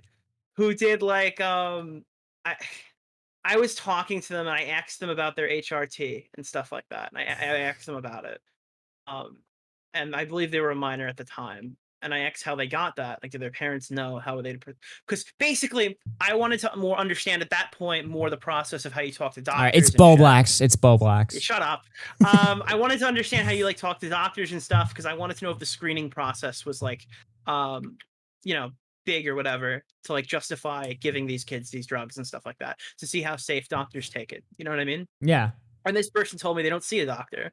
And I said, okay, well, how do you get your HRT? And they get it from like a third party or whatever. So it's not over the counter, although I think it should be. In their case, they're like microdosing it. So I'm like, well, wait, why not just go see a doctor and get prescribed the correct shit? Right. And the response to me was, they don't believe the doctor would give them the dose that they believe they need. So amazing. I was very, needless to say, I was very concerned hearing that information. Now, again, all of this is speculatory. I don't know for a matter of fact that the following things I'm saying are true. But I've noticed that since this has happened, this person has been like erratic. Yeah. Like absolutely off the fucking wall. And at first I was like sympathetic to it, but like I don't know if I can make an excuse. These people operate. Look, Keffals operates under the mentality that if you're an adult, all right, and your kid wants to transition, and you're like, no, you're gonna wait till you're 18 or whatever. That's child abuse. Right? And that's how it's justified. It's like these adults, these parents are abusing their children by forcing them to go through a process like puberty that they don't want to go through or something because they've decided before puberty they want to fucking stop that shit. And then people bring up, oh, puberty blockers are reversible or whatever. Are they? No. Or is that just what people say? There's no way that there's no way that stopping a process that's naturally supposed to happen to you and then doing that process later on in your life, I just don't believe that that's the same shit. So right now you could say, all right, well, it wouldn't harm you physically or something. You'll still go through the process through its entirety. And let's say I can see that point. Let's say that the information backs that up proficiently. Okay, what about your social status at that point? What if you're like, all right, I am 13, I'm going on puberty blockers, but I want to play football or something, and all the other boys hit puberty, they're much bigger, stronger, and now you decide at 17, hey, I made the wrong choice, but your body structure, like you're just not built to engage in those activities. So now you hit it much later, and like I think, wouldn't that have like a, first of all, socially, you'd be fucked. And then second of all, like, I don't believe that like you'd have the same opportunities as somebody who didn't go through that process. Yeah. I don't know, man. It's just fucking wild because the thing is with the argument with Keffals is that everything is nuclear. Kiwi Farms kills people. Adults that don't want their children to transition are like child abusers and shit like that. You know, you're an asshole because you came on my show that used to platform neo-Nazi flamenco. Neo-Nazi flamenco. That's a real thing that happened, by the way, but we'll get into all of that shit. No, I do, because flamenco isn't a... Come on, dude. Flamenco's not a neo-Nazi, but I agree with everybody who says the word Nazi means fucking nothing these days. If she's gonna call Ralph a neo-Nazi, then I don't, like, I'm not... Okay. Well, she's not. They're on the same side now. They're cool. If they go low, she goes lower. You know what I mean? When yeah, people call I do know Ralph what you mean. The fucking neo-Nazi kill stream, I'm not surprised that Keffals called Flamenco a neo-Nazi. Do I think he's a neo-Nazi? No. Yeah. But, like, that's not what I'm gonna harp on, because none of these people use words that have actual definitions anymore in the first place. I don't know, Sorry, man. But it's that. But the definition. If you're wondering, Keffals. But the definition is it still has harm, though, even if it doesn't mean anything on the fucking internet. Or are you saying that it just doesn't? That fucking anybody's... No, I don't dude, when I hear the word Nazi, I laugh now. I guess. Maybe you know, it has. What about your sponsors? And like, I don't know, dude. Okay, hold on. We're talking about flamenco here. All right? Okay, well. Yeah, dude. Yeah. If it was Augie and then, like, let's say Meta PCs wasn't as cool, don't give them any ideas. Code RFC was in my replies, like cheering me on the other day when I was talking shit with Keffals. They're fucking based. Cool. They're fucking based. They're not cool enough to sponsor me, but they're cool enough to jump in my beef. So thanks. Actually, it wasn't even Meta PCs. It was their CEO. Oh yeah. Zach is cool as fuck. Yeah, Zach seems pretty dope, but he should give me money. Yeah. Speaking of Destiny, by the way, Destiny contemplating bankrolling Kiwi Farms. Look at this shit. An ideal situation, they'll restore access eventually on their own. I'm working on securing the network from DDoS attacks in the meantime. Other service providers are working on a solution which may restore access in the next few days. Regardless of what happens, I will decentralize our setup across multiple data centers. In the near future, there will be no single point of failure. Since I acquired my own network, I've been stubborn and complacent in thinking that such a solution would be permanent. I've been aware of the single point of failure, but decided to ignore it, mostly because decentralization would be expensive. How much do you think the monthly cost for Kiwi Farms are? I thought about actually doing a. I thought about donating, but there's like so much to consider for that. This is Keffals tweet. A YouTuber called Destiny is considering bankrolling Kiwi Farms. Destiny was banned off Twitch earlier this year for discrimination against transgender people. Discrimination against transgender people? What, because he had the take that they shouldn't compete in the same fucking sports? That's, I guess, technically that it, except that's not. What the fuck? See, this is the thing, right? I'm sick and tired of breaking bread with these people because the concessions they want you to make these people? Yes, Twitter. You know, look, all right. I don't give a fuck if I get clipped anymore, all right? I'm saying this right now, okay? Not fucking Nick Recator or some shit where I'm like, they should be lined up against the wall. No, but what I am saying, okay, is this whole, I no conceding to this, all right? It's not fucking child abuse if your fucking parents don't want you to transition, all right? It's not discrimination if you have to take that, you know, people shouldn't compete in sports if they're fucking just, you know, way more physically stronger than like the women or whatever. Is that discrimination? Is that where we're at now? Where this is something, well, it hurts people's feelings, so I guess just let them compete. Well, you can't have a fuck. Destiny is literally the guy that would fucking argue pro-trans shit on Twitch, and he got banned for discrimination because what? He didn't agree with every single point they made? He streams with white nationalist leader Nick Fuentes. I don't know, man. It's just, and this tweet is written like Keffals has no idea who Destiny is, but in reality, obviously, she claims she got Destiny banned from Twitch. She's just wording the tweet so that fucking YouTube picks it up. Better now. No, not YouTube. She's wording it so journalists pick it up. Yeah. Well, so journalists pick it up, so then YouTube is like, really? We have a white nationalist streamer, Destiny? Let's ban him. That's what she's doing here. And then Destiny, it's a whole known fucking white thread. nationalist. Yeah, amazing. Also streams with white nationalist leader Nick Fuentes. Yeah, to argue with him. You know? So it's just fucking dishonest shit right here. Well, he was arguing with him on stream, but what about the chicken they went and got afterwards? Wow, amazing. Were they debating the You're chicken? right, because he didn't fucking stab him in the streets or fight him Def Noodles style, I guess. Dude, I saw so many comments being like, if that was me, I'd fucking kill him. No, you wouldn't. Sit next to Nick Fuentes and not punch him in the You know scalp? who was saying shit like that? You know who was saying shit like that? Our good friend Jeff Holiday. He got into a Jeff Huffman. I'm like, what? Yeah, yeah. Poser Jeff Huffman over here, little bitch, said he would kill Nick Fuentes. What a little bitch. No, Jeff Holiday. Jeff Holiday is like proud Antifa. I don't think he's lying. Really? Because a few years ago he's Gamergate, so fuck that. Not anymore. Now he's like, remember, he's like an Antifa super soldier. Yeah, Jeff Holiday, the guy that fucking cried because I made fun of his tattoos a few years ago. His tattoo that has this weird symbol on it that looks like a fucking pedophile symbol or something like that, right? Oh my god. So he now he's sitting there. So fucking he got into a fight with our friend RFCAH, right? And RFCAH was saying, he was like, this shit is cringe as fuck. And he linked my tweet calling it cringe. I wasn't even talking about Jeff Holiday. I was just talking about it in general. And Jeff was like, I don't give a fuck. I'll beat his ass anyway. And fuck you. And RFCAH's just like, dude, I've watched your videos for like years. I'm not even like a hater. I'm just saying this shit's cringe as fuck. And then Jeff's like, yeah, fuck off, bitch. And then he blocked him like a fucking loser. Yeah, Jeff Holiday. You ain't shit. You ain't shit. And your fucking tattoos suck and they're weird. All right, fuck you. Jeff Holiday is like Def Noodles and he wants to fucking bare knuckle brawl in the streets. Yeah, Jeff Holiday is a fucking loser. Okay, he sucks. Yeah. He sucks. He's been a loser for years. He fucking, his Twitter account, he just exists. He's just one of these YouTubers that exists as seed because nobody wants to watch his fucking Scientology videos or whatever the fuck he makes. This boring ass content. I debunk conspiracy theories. I'm sure that's really entertaining. Nobody watches. Anyway, he was probably the one who made the conspiracy theories 4 years ago. Yeah. He just went back through his backlog and he's like, all right, so this one, we're covering this one today. He pulled a Hunter Avalon. He's like debunking my past self.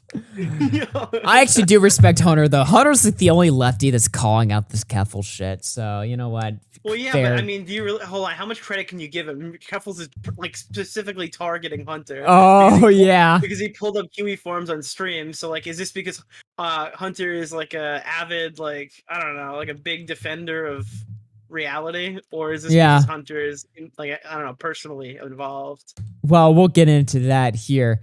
This is Keffals doxing the office of the Ukrainian office, I guess, that Kiwi Farms exists at. I don't even know what the fuck this is. It's telling Twitter, quote, do your thing. People said I was crazy for saying that this could be inciting violence. I don't know No, not at all. And then, of course, they'll say, oh, when I said do your thing, I just meant go there and file a complaint. No. Yeah, go there and file a complaint in a war zone where they fucking have, like, where they handed out AKs a couple of months ago. A terminal online brain. Wait, so you're telling a bunch of soldiers who are at war with Russia that like people who are like friends with Putin live down the block, and you're telling me that they're going to handle this 100% peacefully? But don't worry, Nick. I think Ukraine has more important matters to worry about currently. More important matters than dealing with platforms that have pro-Russian propaganda on them during wartime. Jesus fucking Christ. So then we get into the whole doxing of Josh Moon's mom here, who we don't even know if fucking deserves it or anything like that. Probably not. This is Keffals saying, what a cute family. Surely his mother will not lose her job because of his son's heinous actions and have to leave the internet. Keffals' justification for this is, my thread is full of photos of my entire family, and Joshua encourages forums to harass them. I posted one photo and did not ask people to harass them. I don't care about your cry bully bullshit. So Keffals, was Josh Moon's mom doxing you and going after your family? Or was it people on a site that you claim she used that we don't even know if she fucking used or not, right? So he's saying, oh, Josh, you don't get to cry victim over here. Yeah, sure, maybe he doesn't if he owns the fucking website. We're gonna get there eventually. Can Scrimzox come into the call when we have a chance? Like, why? Why do we want to talk to Scrimzox? I want Scrimzox to come in the call in approximately 30 minutes, so I want to leave that for the chat. Can you guys figure that out for me? Uh-oh. Oh, no. Okay. Yeah. Oh, I want to talk to Scrimzox. All right. Go bother them on Twitter, then. I mean, don't. Fuck, that's brigade shit. I mean, nicely request them to come on the stream and talk. Yeah, of course. Oh, man. So we've got that shit right here. Hunter's take was that it was fucking bad or whatever, basically saying that this is indefensible and stuff like this, right? Well, guess what happened to poor old Hunter Avalone? Again, another tweet that was boosted by Keffals. How Hunter really feels about trans people has been showing his face again ever since Keffals was doxxed by Kiwi Farms, bringing up videos from literally 6 years ago, like that fucking matters and shit. And look, I'm not crazy about fucking Hunter Avalone and shit, but like, really? That everybody who doesn't like me just hates fucking trans people. Don't believe me? Here's Keffals fucking retweeting it right here, right now. And here's more Keffals doxing just random fucking Kiwi Farms users. This is Willie Mack calling it out, basically. Everyone upset that I posted a photo of Joshman's mother being performative as hell. As a result of his forum targeting me, my mother has been doxxed, gotten threatening phone calls, letters sent to her house in my dead name, of course, and emails harassing her for months. Keep crying. If you have an active Kiwi Farms account, I will not only post your name publicly, but I'll find out your employer and forward them your post history. I have no tolerance for hate, and users of the site should feel more scared to get as bold as they do. This is a hate group. A website that maybe, 100,000 people use? It's a hate group. A lot of people just go on fucking Kiwi Farms just to gossip or talk shit or just fucking talk about people. Kiwi Farms was literally made for people to A-log Chris Chan, who raped his mom, So it's not, look, there's Kiwi Farms has schizos on it, but it's not like every fucking single person on the website deserves to get doxxed, but of course, yes, they do. And here it is, Keffals. I haven't doxxed anyone, nor am I calling for violence. You just posted a public address to a business in Ukraine. You don't even understand what doxing is. You posted the guy's mom. Any response? No. Of course not. Here's the interesting part, right? So you post a picture of Josh Moon's mother. Your justification is, I took this from a public article. Okay, but Keffals, you ran for office in Canada, so all of your docs is public, right? Yeah. Like, I can find a shitload of information that is publicly logged about you, and by your own definition, it wouldn't be a dox. So when you're crying about, like, it just doesn't make any sense to me. No, it doesn't make any sense at all. You know what else doesn't make any sense? This shit, Nick. Did you see this tweet right here, Nick? That's on the screen right now? Did you see this? Yes. Keep in mind, I can't see Twitch chat, and I couldn't see Twitch chat the entire stream. This is entirely intentional because if you log into chat on keffals.gg, I get your IP address, and I don't like Kiwi farmers fucking with me. Oh. You can stop it now. I just left in 30 seconds. Oh, okay. All right. just to be an asshole. Just let that sit out there for a second while you hear it clicking. Well, here's the justification, all right? If you go on keffals.gg. If you scroll down, you'll find Scrimzox. That's what I want to talk to him about. Oh, really? Them about. Yeah. I don't fucking see it. In the replies here, you'll see Scrimzox down in that tweet. Oh, no. Why? Somewhere. Are they in support of it? Where's I don't Scrimzox? know where it is.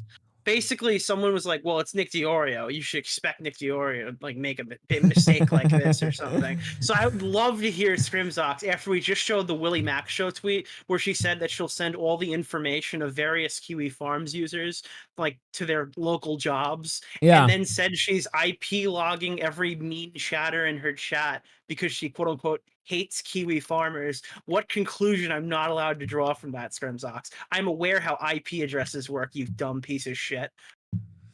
Yeah, if you log into the chat on Keffals.gg, I get your IP address. Wow, it'd be really crazy if we were very transparent with our users about this. Worth noting, by the way, this is basically how the entire internet works.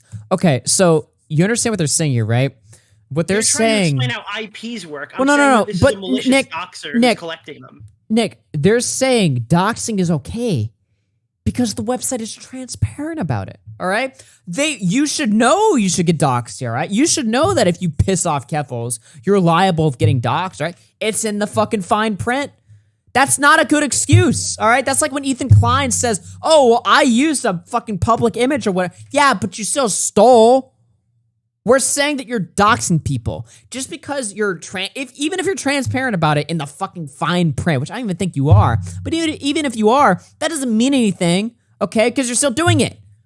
That's the problem. You're attention to is because like in the previous tweet, it's like I'll dox every user of Kiwi Farms. Now we know that's impossible.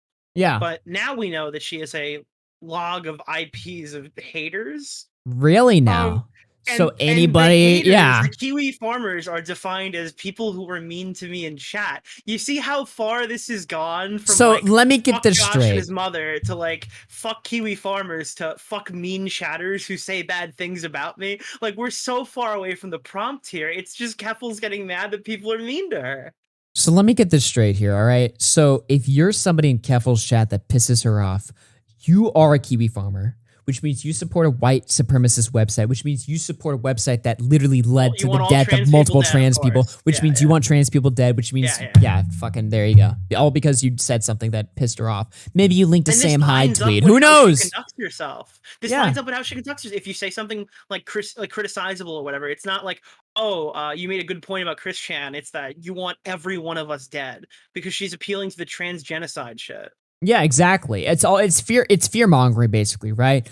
There's a group of people that want all trans people like shot dead in the streets or whatever, and you support it if you say a mean thing to me in the chat. By the way, this person's saying this is how the entire internet works. Yeah, but the difference is that if all the people in my fucking YouTube chat right now, I can't get your fucking IP address because I don't run YouTube. But if I ran my own website and I was openly bragging about collecting all of you guys' IP addresses or whatever, even if I gave the excuse, oh, guys, I'm honest about it. On the fine print of my website, look, see it? Fucking look, I'm honest about it. None of you guys would give me a fucking break over that shit. You guys would be like, holy shit, you're admitting to collecting people's IP addresses if it pisses you off. I can't use this website. That's insane. That's nuts. And here's the thing, like, I understand IP banning is a thing, and that's probably an awesome feature for the website and stuff like that. But again, like, I've heard Vosh and Xanderhall say this. It really does. I think I've even heard Destiny say this. It really hits super different, like, when you have a person who's actually, like, currently doxing people. Right. And then calling you the people that she's doxing. Like, yeah, and then justifying it morally by saying you're somebody that wants people dead. Right? Yeah, that's the difference. It's crazy. Yeah. It's nuts. It's nuts. You know what else is By the nuts? way, can you get Natalie Foreskin in this fucking call, please? Like, All I right. don't know. Where the fuck is Scrimzox? Natalie Foreskin. I don't think I'm not friends with them. They've requested me recently. Oh, you have them. Yeah. Okay. Don't worry. All right. We'll hit them up or whatever. Let's see here. Okay. You're gonna ring them until they answer? Yeah. It's fucking right. I'm fucking me, okay? You don't fucking leave me on waiting, bro. All right, that's true. I mean, it's RFC, right? So here's this crazy reply. The only reason, this is from Keffals, the only reason Nicholas DiOrio is mad about me is that he was on a show called After Hours, hosted by Aki RFC. The show used to have a neo-Nazi on it called Flamenco, who is fairly active on Kiwi Farms, especially my thread. Here's some receipts. Nicholas is also constantly rides Destiny's coattails, a streamer with an active Kiwi Farms account who has routinely mocked the suicide attempts of trans people. He posted my thread before in his chat, which means he also posted my dead name in the chat. All right, we're on like 20 different degrees of fucking separation here. What the fuck? Okay, so Nick is a you're not even a okay, Nick is a co-host on my show, Nick is not a which co-host. had a Nazi. Nick is an occasional guest of a show that had a Nazi on it, that knows a guy who has used the website where people have done some things. Right, where people have died or something because of it. I mean, I met Destiny in person. What do you think we were doing? Planning out all the trans people we're gonna murder or something? No! You and Destiny planned the trans genocide. Yeah, Flamenco was there too! So it's like, holy shit! Oh, man. Dude, it's actually hilarious. I guess she missed the Flamenco arc and doesn't know that, like, I said this morning, but it caused drama. She doesn't know that I contributed to him leaving the internet. Which I heard that wasn't true, Nick. I heard there's a different reason. I don't know. If Flamenco wants me to clear it up, I'm happy to. Okay. Yeah. Oh, man. What else do we got here? There's some fucking crazy shit. So doxing Kiwi Farms users, doxing at Keffals.gg or whatever. What else do we have here? Oh, this was phase 2 of the quote-unquote final solution to drop Kiwi Farms. A website with a donate button. So that journalists can just have an easy way to write articles, basically. That was phase 2. That was phase 2. By the way, this website also apparently uses Cloudflare. Look at this shit right here. This is found by fucking Smaggle of all people. Check for Cloudflare. Drop KiwiFarmers.net. Keffals' new website, the phase 2 with the donate button, is protected by Cloudflare. They're using the same service that literally leads to people dying, according to them, which is just fucking actually next level insane. Dude, do you know that? Fuck, I'm sorry. Do you know that Gator is still talking shit? Is he? Like 4 hours later, he's still ass blasted that I replied to him on Twitter. We have have to talk about this after. Yeah, we will. Yeah. Don't worry. So on top of all that shit, by the way, did you see Cloudflare's response to Keffals? Yes, I did. Oh god, it was great. Oh man. Look at this shit right here. Firefighter part? Some argue that we should terminate these services to content we find reprehensible so that others can launch attacks to knock it offline. That is the equivalent argument in the physical world that the fire department shouldn't respond to fires in the homes of people who do not possess sufficient moral character, both in the physical world and online. That is a dangerous precedent and one that is over the long term most likely to disproportionately harm vulnerable and marginalized communities. Not only did they say that shit, but they brought up the Daily Stormer, and they said that they regretted terminating their fucking support for a neo-Nazi website, Daily Stormer, and 8chan. I literally, if we were going to bet on this yesterday, I would have fucking bet like over $1,000 that they wouldn't have done this. I heard a lot of people saying they fucked over Daily Stormer, they fucked over 8chan, they're definitely going to cave to Keffals. Did you at any point expect this to go this way where they turn around and apologize? Yeah. They regretted it. Bro. Listen to what they said here. In a deeply troubling response, after both terminations, we saw a dramatic increase in authoritarian regimes attempting to have us terminate security services for human rights organizations, often citing the language from our own justification back to us. Since those decisions, we have had significant discussion with policymakers worldwide.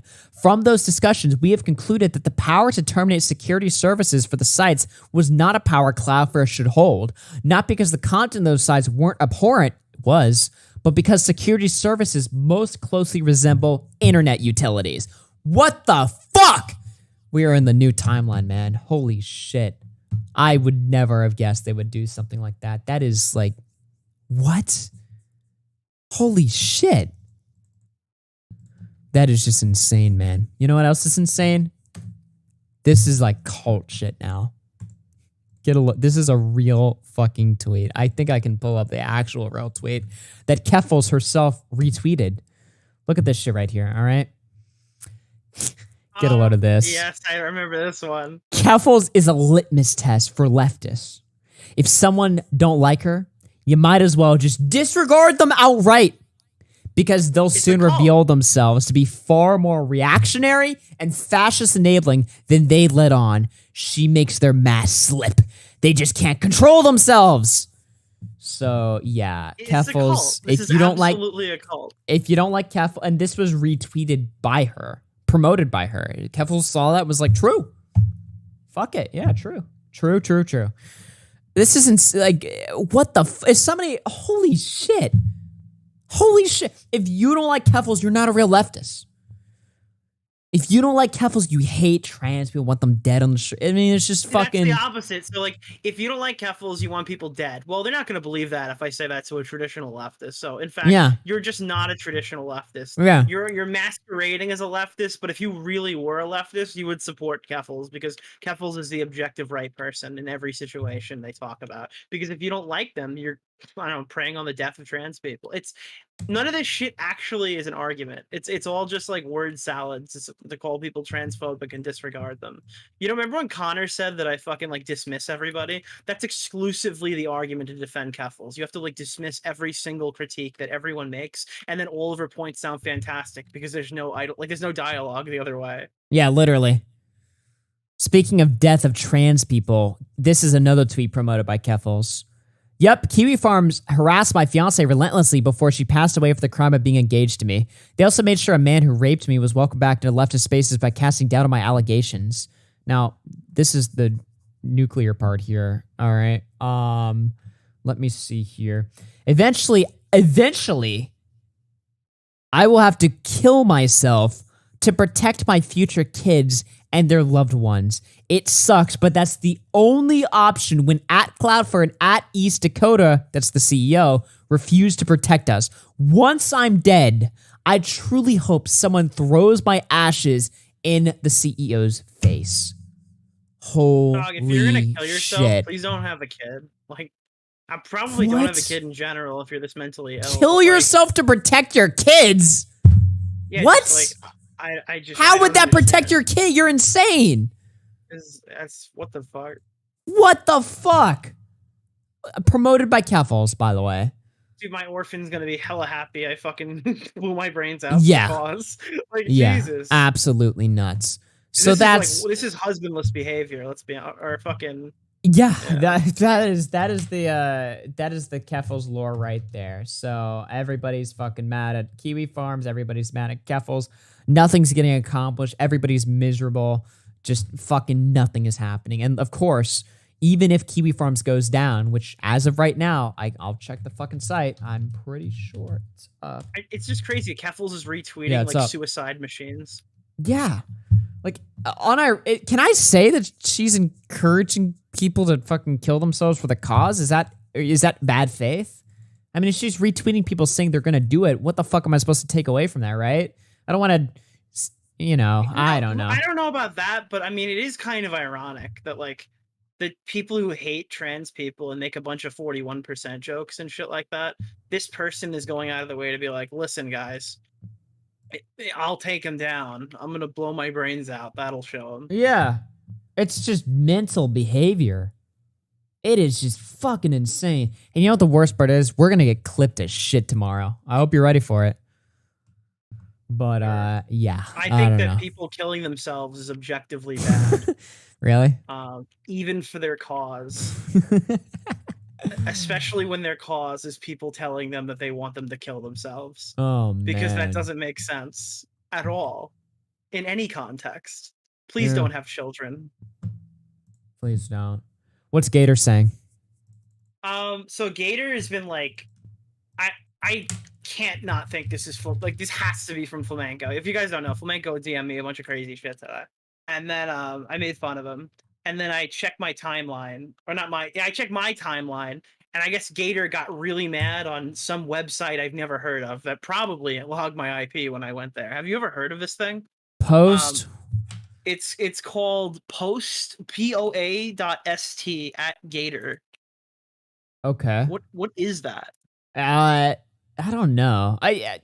I know like it's like a fucking alternative to Twitter, do you have to but get banned from before you end up on Post? I don't know, man. Like, He's dude, verified though. Are you verified? Yeah, I'm sure. Are you verified on Twitter? I bet not. How many fucking sites? How much of your income has to be destroyed before you get on Post? Tipster said Flamenco spammed his DMs today too. What the fuck is going on? I mean, I can. Yeah, I'd guess that makes sense to me. Okay. Well, let me. Can I? Tipster lied about me to Flamenco. Okay, that's all. I'm Really? Yes. Oh shit. We're getting into some real deep shit here. So Flamenco is very surprised to hear. So what is? Oh my god, he's saying a lot of shit. Okay, hold on. Let me. Dude, this is wild, dude. He's just. I've never seen such wild mischaracterization. A lot of this is the stuff that we were laughing at Flamenco for saying in our last combo. Now, forgive me if I'm wrong. Didn't Gator like disavow Flamenco? Well, he said Flamenco. He gave one of these takes where he was like, "Flamenco's a dumbass," but you know, that was it.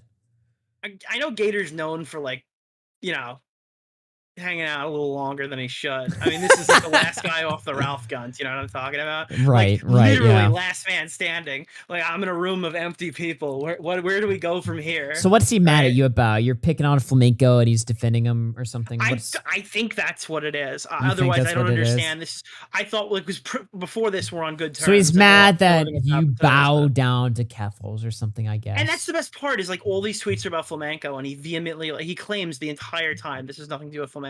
So my response is more or less that like, hey, Keffals has no idea. Whoa, hold on. I gotta read this. From real live girl to chasing after Keffals' surgically created chopped sausage taco. How down bad do you have to be to try to defend Keffals' honor on the internet? With something that has been proven 100% true by literally everybody, giving bathtub estrogen to minors. I thought Tipster was supposed to be the guy with questionable thirst. Damn. Wait, Tipster's getting strays. What the fuck? Tweet. So Gator's the guy that told everybody he fucks like busty hot Latina women or something, right? Like he told and then everyone saw him and they realized that is definitely not the case. And his only shot that he has is like a 2019 Tonka meme where like Tonka openly lied about me. And I guess Drummer reported on it, but that's not even the crazy part.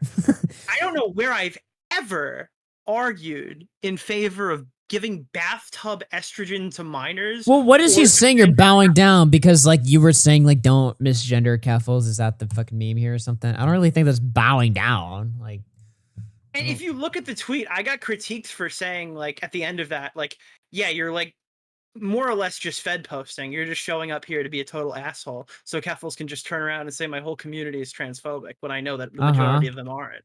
So like, even then, she had a problem with the way I explained it. Like, I'm sorry, I don't hate trans people. Like, if that's a deal breaker for you, like, my bad. I mean, not really. I don't really care if like you're leaving for that reason. Didn't this happen during the Tonka stuff when you sided with Tonka over Worski? Also, didn't you continue to go on the show after this happened? You disingenuous F.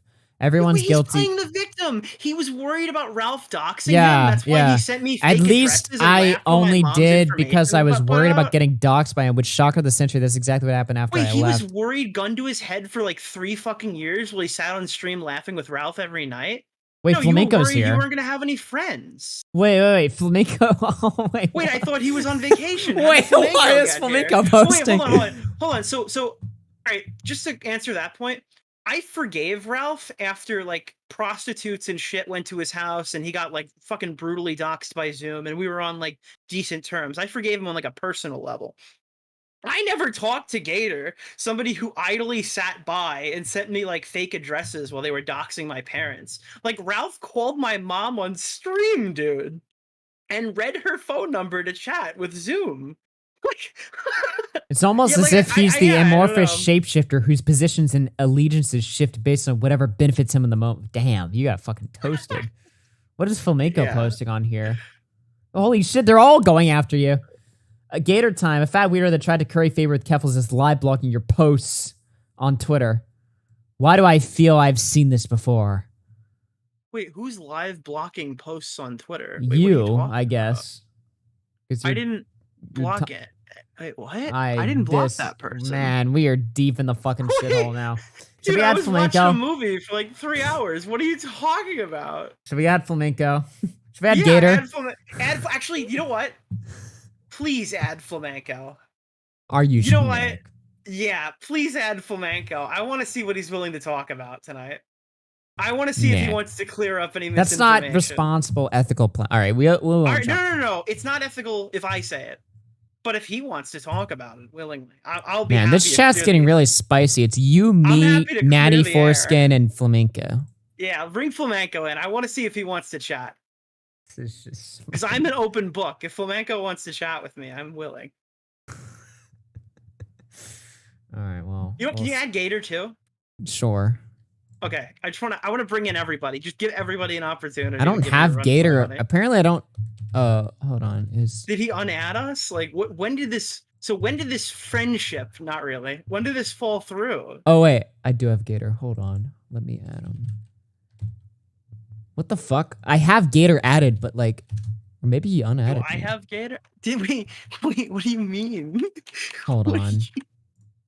I have Gator Wait. added here. Oh, you have I got him? him, bro. Okay. Yeah, I got Throw Gator. him He's in. my buddy, bro. And we talked like once. All Bring right. him in. Okay.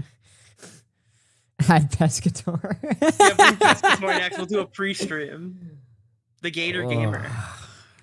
There's some drama going on here. If none of these three people join 8888, Jesus fuck. Holy shit, DC Big 07 to DC with the 8888. All eyes on me, all eyes on me. Thank you so much. Everyone 07 to that. Big donation in the chat.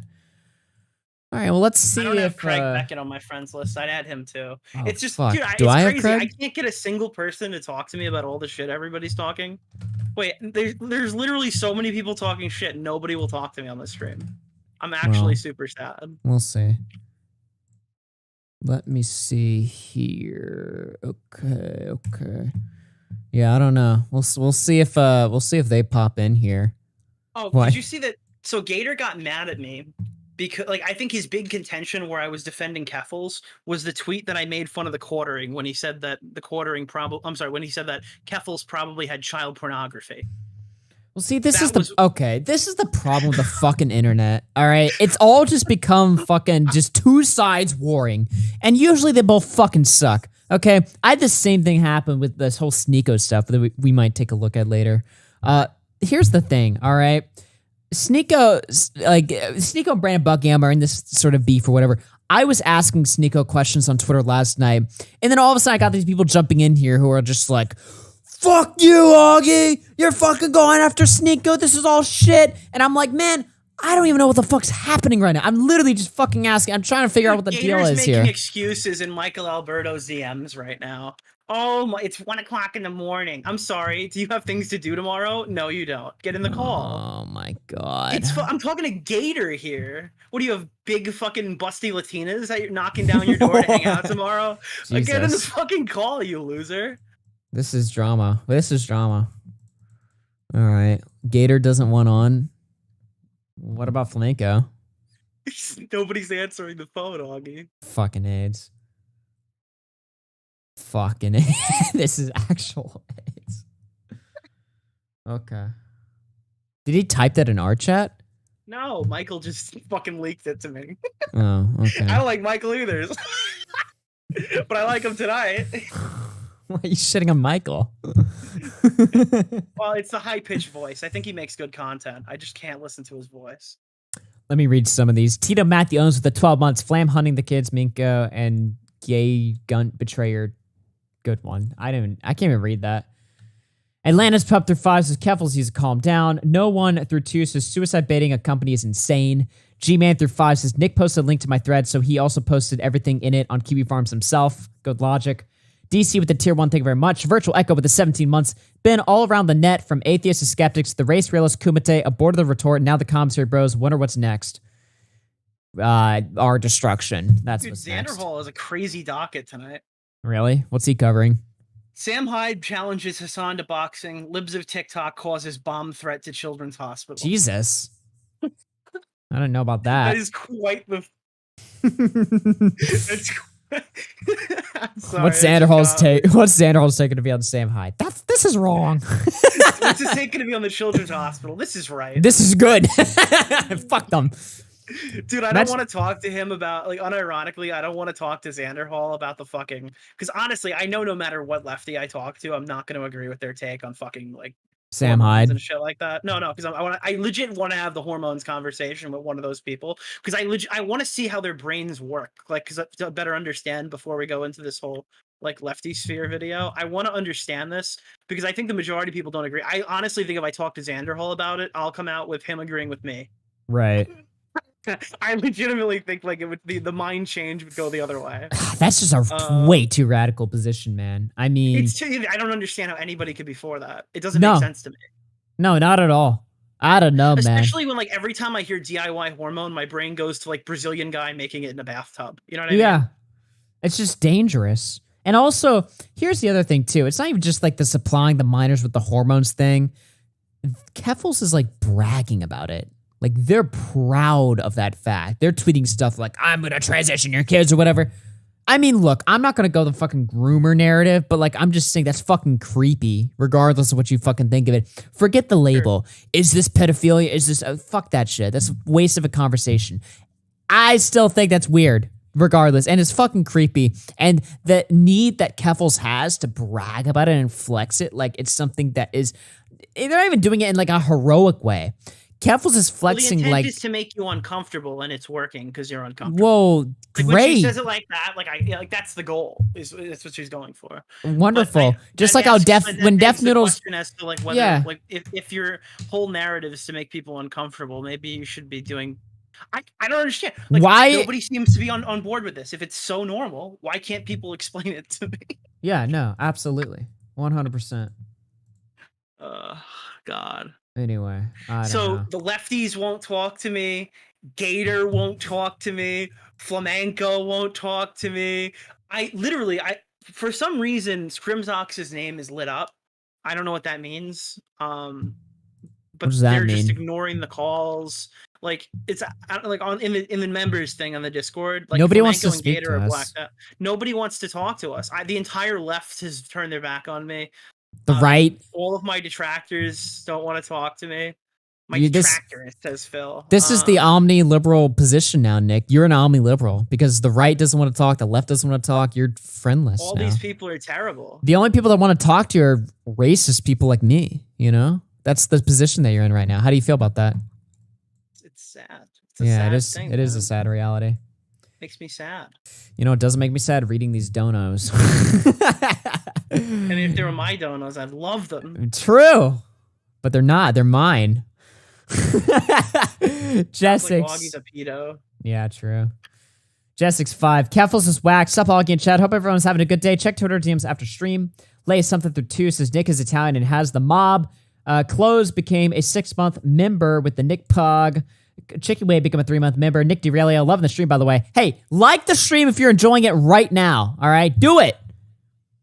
Leia something through 2 says, does Nick have a gum tribute? What is a gum tribute? I don't want to know. Add Nick Fuentes. All right, Nick. It's the battle of the Nicks. Debate about fast food. We need to hear it. I want to see Mr. Girl debate Nick Fuentes. Yeah, what's up with that? Mr. Girl was like...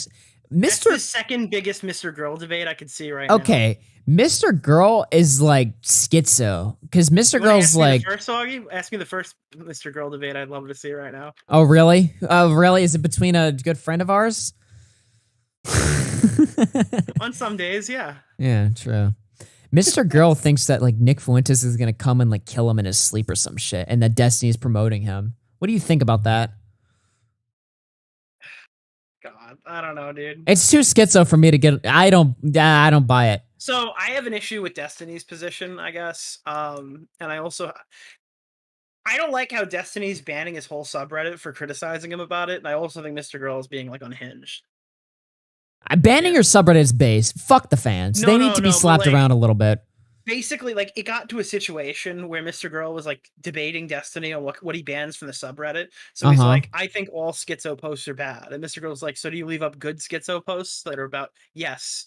And then it's like, well, what constitutes like a schizo post? And it just sounded like regular criticism to me, to be honest.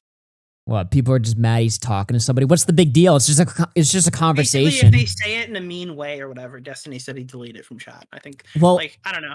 I don't know. People are mad that Nick, any person that Destiny speaks to, he's boosting. He talked to Mr. Girl doesn't have the right to complain about this, by the way, because everybody, when Destiny propped up Mr. Girl, everybody was like, holy shit.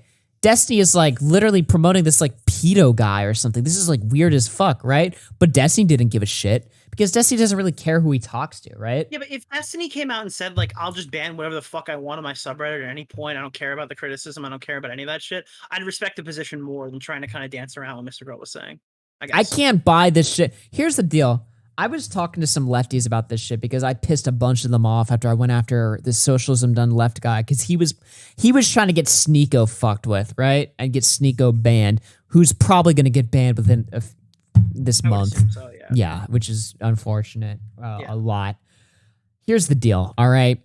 I had all these lefties, you know, it was basic platform arguments. It was like, freedom of speech is bullshit. You gotta fucking attack these ideas or whatever by just getting rid of them, period, or something like that. And I was just sitting there, I'm like, look, all right, you ban Sneeko, here's the deal, all right? Either Sneeko's gonna stagnate or Sneeko's gonna lose his ability to get a new audience because he's not on the mainstream platforms anymore. Here's the deal, though. Here's the deal. Let's say you ban Sneeko and you cuck his ability to fucking get a new audience or whatever. Okay? You know what's gonna happen even if you kill Sneeko. Okay? You're not killing the idea because somebody else is gonna rise up and take his place on YouTube and be bigger than Sneeko, right? Just like how there were people. No, what do you? How? You're all right. You're thinking like, oh, Sneeko's like, there's gonna be a new Sneeko that rises up. That's and takes bigger. his place. Yeah, that's not guaranteed. What is guaranteed is you just created Cozy's biggest streamer. And just brought so both many things more happen. eyes on, Both like, things happen. legitimate people that you hate. Like, so, like, if you think that all these Cozy people are on the, like, they're on their off sector of the internet, and you start bringing in, like, Andrew Tate and Sneeko on there, the amount of people who are going to come filter into that website and meet all these people that you've already declared are way too fucking hostile for the environment you want, you're actually doing Nick's job and advertising his platform. I think that's a much stronger Yeah, but it's both because you're promoting Cozy TV because Sneeko goes on Cozy TV, which all the lefties would be against, obviously, right? I don't give a fuck. But lefties would fucking maul at that shit because they say that deplatforming works. I think deplatforming worked in like 2017. Lately, I don't know if deplatforming is really the most effective means to deal with things anymore. I think a lot of it is just inevitable ideas that people are gonna fucking get interested in and get involved in. And we're getting to a point now where it's like, if you want total censorship, you're gonna have to fucking set up the US firewall or some shit. Which if that happens, people should riot in the streets and fucking burn buildings if that happens, actually. That's me saying that, by the way. Because that would be insane. That'd be just horrible. That would be like the apocalypse scenario, in my opinion. If there was like a US firewall, I would hope that the country burns to the ground in that case. Fuck that shit. I don't know. But yeah, no, I actually think deplatforming probably worked in like 2017 when everybody was way less organized. But nowadays, they told everybody go make your own platform, and now people did. Now people are doing that. And now the platforms are getting better, but also the rhetoric is getting better.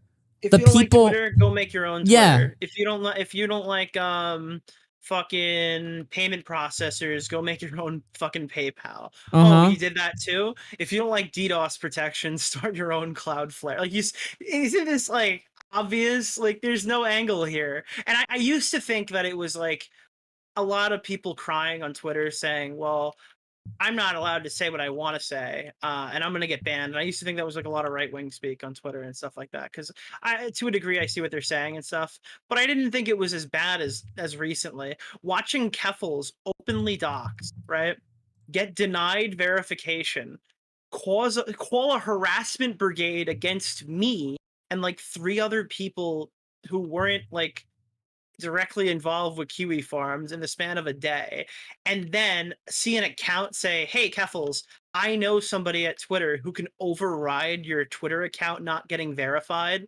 Like, you saw the tweet. I knew she was going to be verified the second she tweeted that big long wall or whatever. To watch Keffals get verified after breaking every single TOS thing that would get me banned in a day is like actually significantly worse than I think a lot of people realized. Mm-hmm. It's like another level of like free real estate. Look, man, things are changing. All right, things are changing radically in the fucking atmosphere and shit, and people are getting real sick and tired of this fucking controlled environment that we're in. All right, and I'm not trying to get too fucking conspiracy. I don't want to, sound crazy or anything, but I'm just saying, man, people are getting sick of shit, and times are fucking changing. All right, and this whole deplatforming narrative. Again, you know why else it worked in 2017? The people that were getting deplatformed were like Richard Spencer and Milo. You know what I mean? These people, nobody fucking cared about these people like as like entertainers or whatever. But now the people that are getting banned are the entertaining people who are going to carry an audience, and they're going to carry a message, and they're going to carry rhetoric. Andrew Tate knows how to stir up the crowd and get people fucking scared. Okay? Sneeko knows what he's doing. All right? All these people know what the fuck they're doing, okay? So Destiny's approach, if you want to de-radicalize these people, if that's what you're interested in, talk to them or something, right? Have dialogue. Don't treat these people like they're fucking aliens. You know? Yeah. That's my message.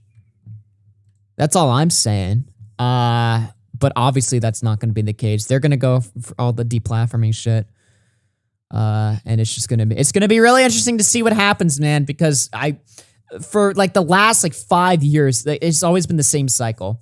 Somebody gets banned. Everybody's like, holy shit, it's the end of the world. And then everybody goes back to fucking reading Twitter again and shit like that. This is my biggest problem. Now I feel like we're moving into phase 2 of the operation, where maybe now the people that are getting banned are going to get a little bit smarter and maybe make a bigger problem. Get off just the platforming itself discussion for a minute. This is still my biggest problem with the left. I forgot who I was talking to the other day about this. And it was the same thing with the Andrew Tate conversation, the way that I feel now. Okay? Because modern day leftist people see the people who watch Andrew Tate and watch Sneeko as in like those people who are probably like teenagers, dude, as like lost causes. Oh, they hate women. Oh, they're racist. Oh, they fucking hate Jews. Meanwhile, these people are like 15, 16, 17 years old, right? And I think a lot of us would argue that some of those positions are way over the top, and that no rational person would be like that hateful. If you don't, I mean, whatever. There's no point. But like, I think that the issue is a lot of like people have a very misconstrued care about making that argument, right? They don't care about those kids. They care like, oh, we have to get rid of this guy in the vein of like we have to save kids. But the people who've already like fallen for the grift and like agree with these people or whatever are gonna follow them to Cozy, and then they're gonna actually watch Nick Fuentes every day because he's the other streamer that goes live when Sneeko goes off. Right? Like there's no attempting to reach these people. Back in the day, there used to be debates and stuff like that. And you're saying reach these people. Yeah. I'm saying if they believe their message is so justified, why are they just trying to ban people and keep them away from hearing it? But here's the deal. You're saying reach these people. I'm saying like I think this idea that these people are far off, like, incel, hater, racist, fucking. I feel like what the left does is they construe ideas that a lot of these people are far off or just on some like different fucking plane of like thought. I don't really think they're that fucking far off from the average person. I just think they're demonized. They don't care about them. I don't think they actually care about them. I just think they want mean people to go away. I don't think they actually like. I don't think they're that mean though. What do you mean? I think that a lot of the people that get called these things or whatever, like, I don't think like, people are like, oh, look, you're a hateful person, but I can reach you and I can change you. I don't even think they're that fucking hateful. I don't really think there's that many people that are just running around there like, oh, I hate black people. That's a fucking archaic way of thinking. I don't think a lot of these people who are watching fucking, Sneeko or even like Groypers and shit, I don't even think they're really that fucking like, they wake up with hatred in their heart. I think that's an archaic mindset that a lot of people have of like what these people are like. I don't think they're as far off as what everybody else says that they are. Like, you're saying you're nuts, like, but I can save you. I don't know if they're that nuts or if they're just You're talking about Sneeko, who's like talking about like Jewish conspiracies and shit. But I think a better example is somebody like Joe Rogan. Banning Joe Rogan from Spotify. Do you know like the type of audience Joe Rogan has? An extremely normie audience who doesn't live in the Twitter landscape and doesn't abide by Twitter's life TOS. You know what I mean?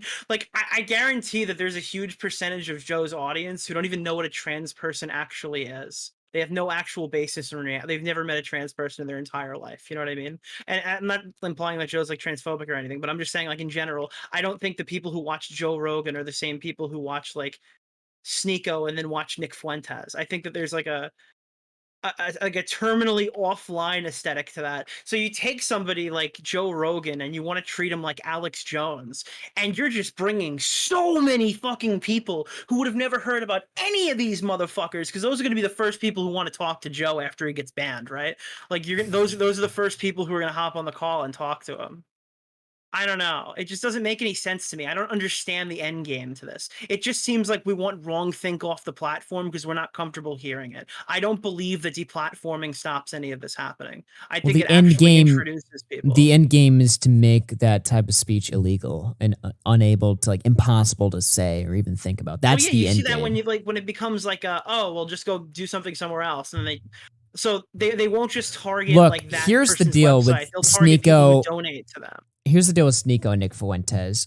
A lot of the core of what their message is really just comes down to distrust of the government and distrust of institutions, right? I don't really think that a lot of these people that, even like, quote unquote conspiracy guys or whatever, like, I think a lot of conspiracies or whatever, I mean, you'd have to name one, but a lot of them just sound far off or whatever. Like, okay, dude, I mean, sure, whatever. I don't think they're that far off, though, because at the end of the day, all they're doing is just saying, I don't fucking trust what I'm being told, because a lot of it doesn't add up. A lot of the narratives that go against the government narrative are shut down. I'm being told one thing and being shown the other, whatever. And fuck this. Fuck everything. I don't believe anything anymore. That's what these people are saying. It just comes down to distrust. And I don't think that's crazy. What's up? Somebody in chat said, I watch Sneeko and Joe Rogan. I don't deny that. I'm saying that Sneeko typically like reaches a younger YouTube base and then off YouTube a bit, where Joe Rogan has like crossover with like the UFC. You know what I mean? Like Joe is like, dude, you could walk into your parents watching Joe Rogan. You can walk into Tommy C Naked watching Joe Rogan on Discord. Yeah, I jumped onto a stream and Tommy was grunting with like half naked watching Joe Rogan with his fucking breathing heavily into the mic. I never walked into like a Discord call to Tommy like half naked watching fucking Sneeko. You know what I mean? Yeah. Like it's so funny. It's just like when you do it to guys like that, it's crazy. Yeah, all these people are gonna meet new people they've never even heard of, and if you're so scared of bad thoughts, I don't get it. With the Keffals thing in particular. Deplatforming Kiwi Farms, I've said this a million times on a million different streams. There's no end game to this. I have a clip on my computer of somebody asking Keffals something along the lines of like, I don't understand. If these people are radical in a group, wouldn't putting them like by themselves make them just as like likely to do damage in the future? Right. And she's like, oh, sounds like you're justifying them organizing all at once. You want to explain why you're pro-Kiwi? It was like something like that. It was like outrageous. It's like, I don't want to answer the question, so I'm going to just say you're part of the problem. But that's the truth, dude. When Keffals says I'm taking down Kiwi Farms and then posts a picture of somebody on 4chan doxing her today, it really puts the question into perspective. Like, what do you actually want? And if it's not money, and if it's not trips to multiple Airbnbs across the fucking planet, and if it's not power, and if it's not a check mark, right? You have to explain to me what your plan is from point A to point B. None of this phase shit. None of this, I made a website with a donation button and we're going to stand outside of a building. Dude, you're going to war with fucking forum posters. And if you say, oh, if we break it down, they're going to have trouble going from website to website, they're not. They dox you from a doorknob and they dox you from a bedsheet. If you think those guys won't be able to access Kiwi Farms 2 when they fucking back up the site's data and launch it under a new name or migrate to Cow or migrate to 4chan, you're setting yourself up for what's going to be a lifelong fight that you will likely die before you see the end of.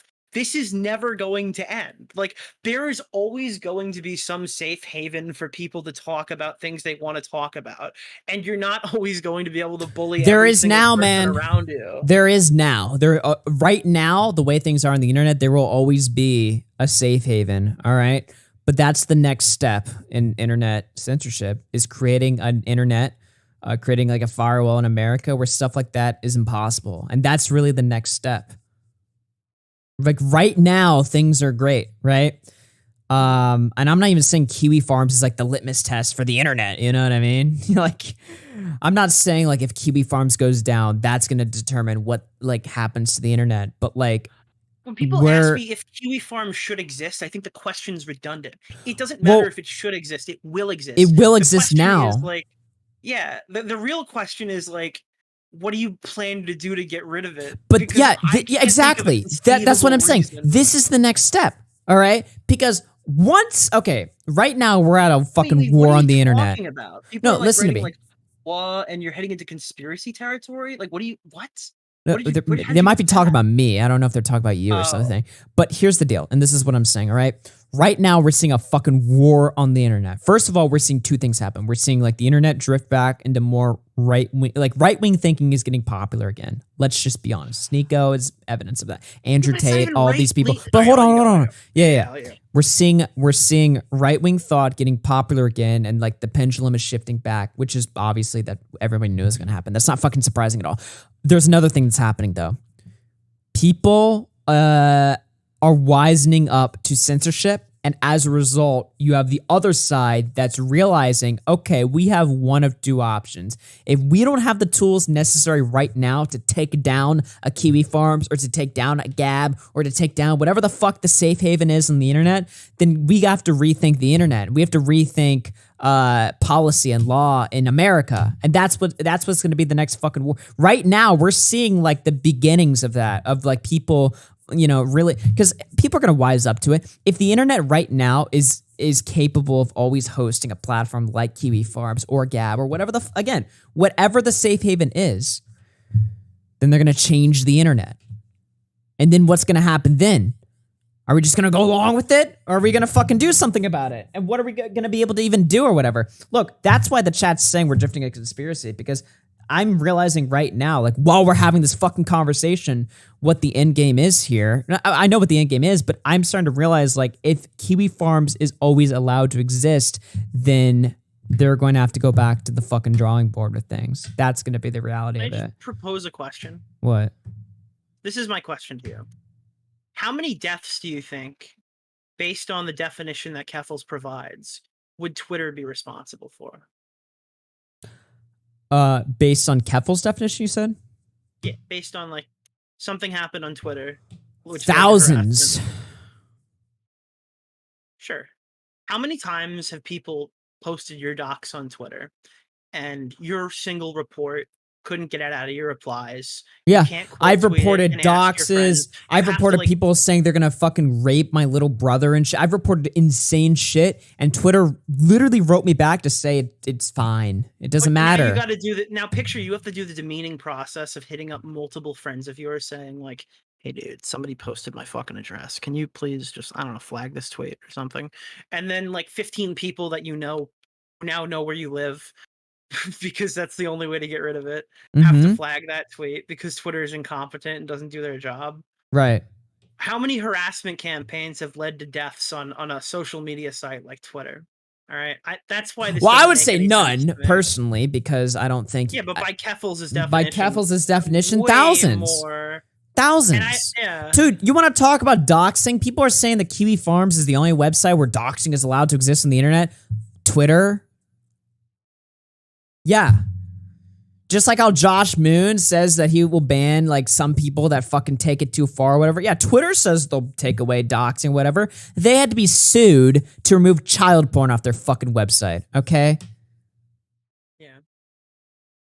That's really the end of it. Like, it's just... That's right. There was a lawsuit last year because someone was raped on camera, and that video was shared on Twitter multiple times. They reported it. They did everything they could. They fucking wrote to Twitter. They did whatever the fuck they had to do until they ended up having to sue Twitter and won the lawsuit. to get the fucking child porn removed off the website.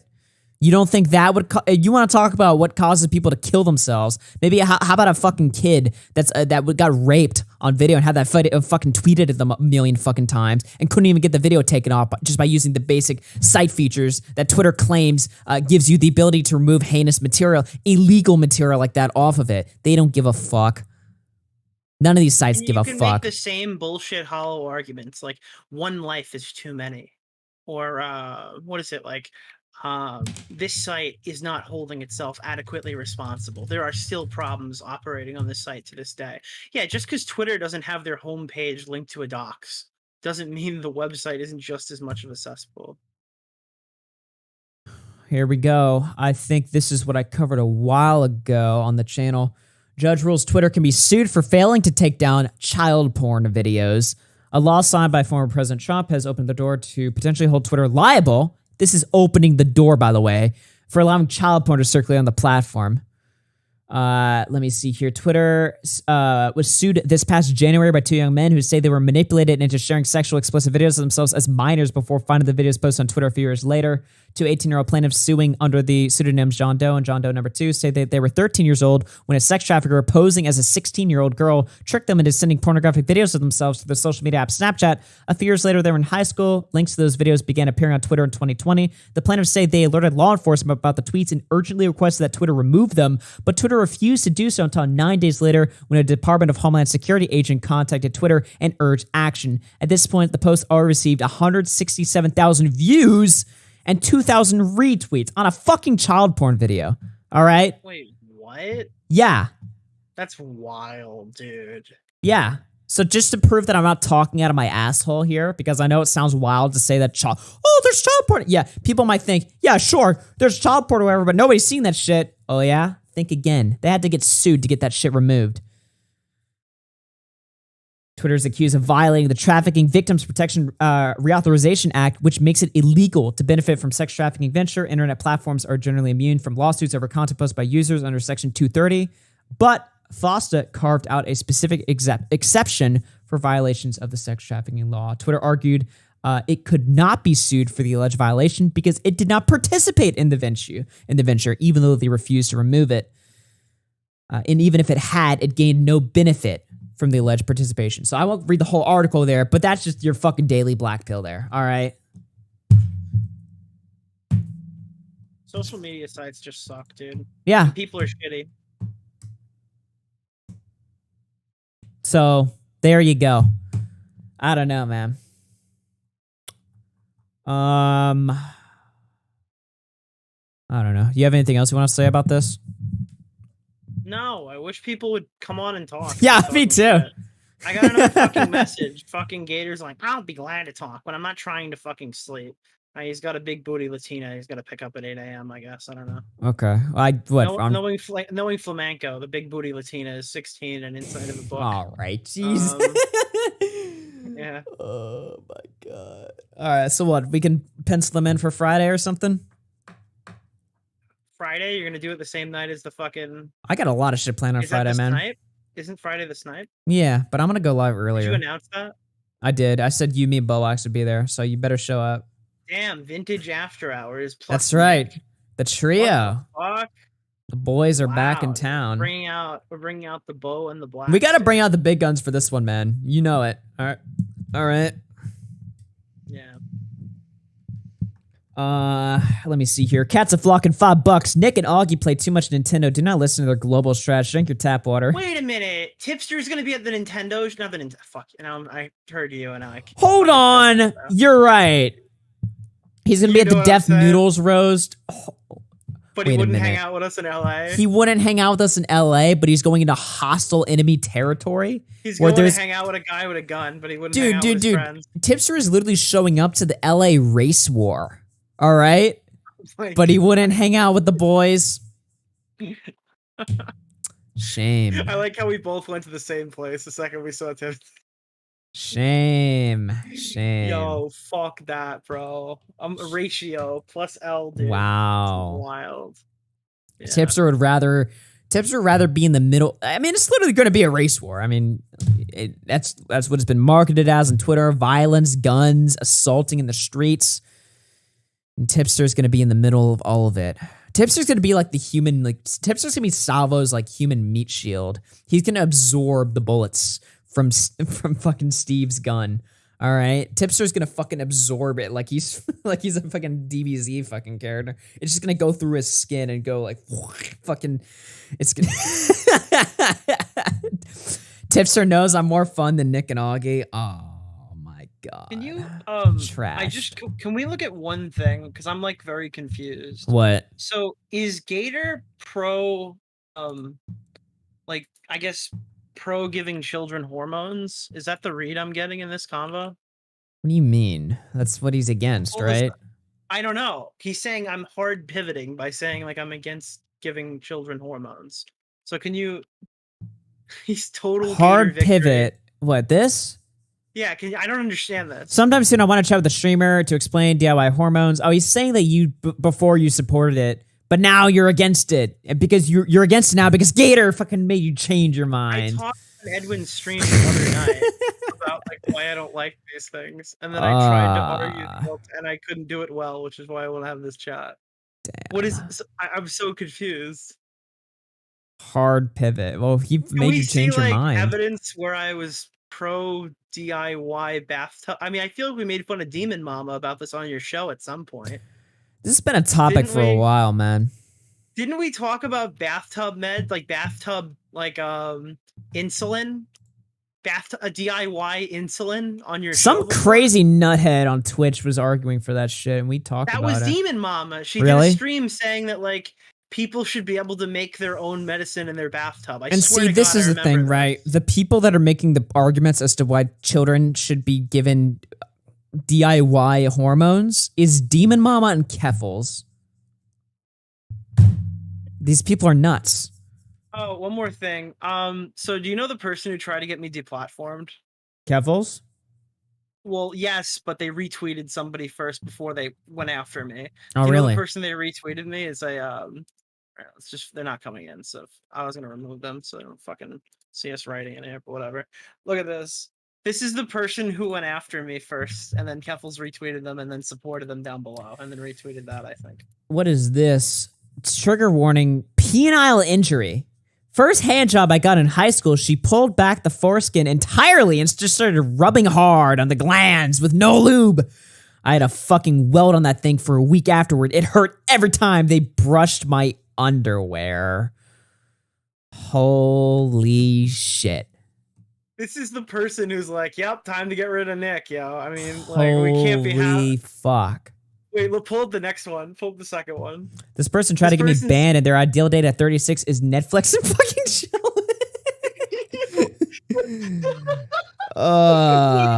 These people are they're so terminally online. They're pathetic, dude. Come on. Yeah, but Nick, at least I have a real date, not your made up shit. Right? Yeah, my made up. Yeah, dude. Then those Netflix and chill big booty Latinas are all coming over. Like, I'm sorry, dude. I've just been, dude. So many weird fucking losers fucking come after me over this Keffals drama. These just, like, people belong in creeps. a cage and should be locked away, and the key should be just fucking thrown away. By the way, we're Holy including shit. Gator and Flamenco in that too, not just trans people. Okay. Hey, I don't. Gator's cool with me, I think.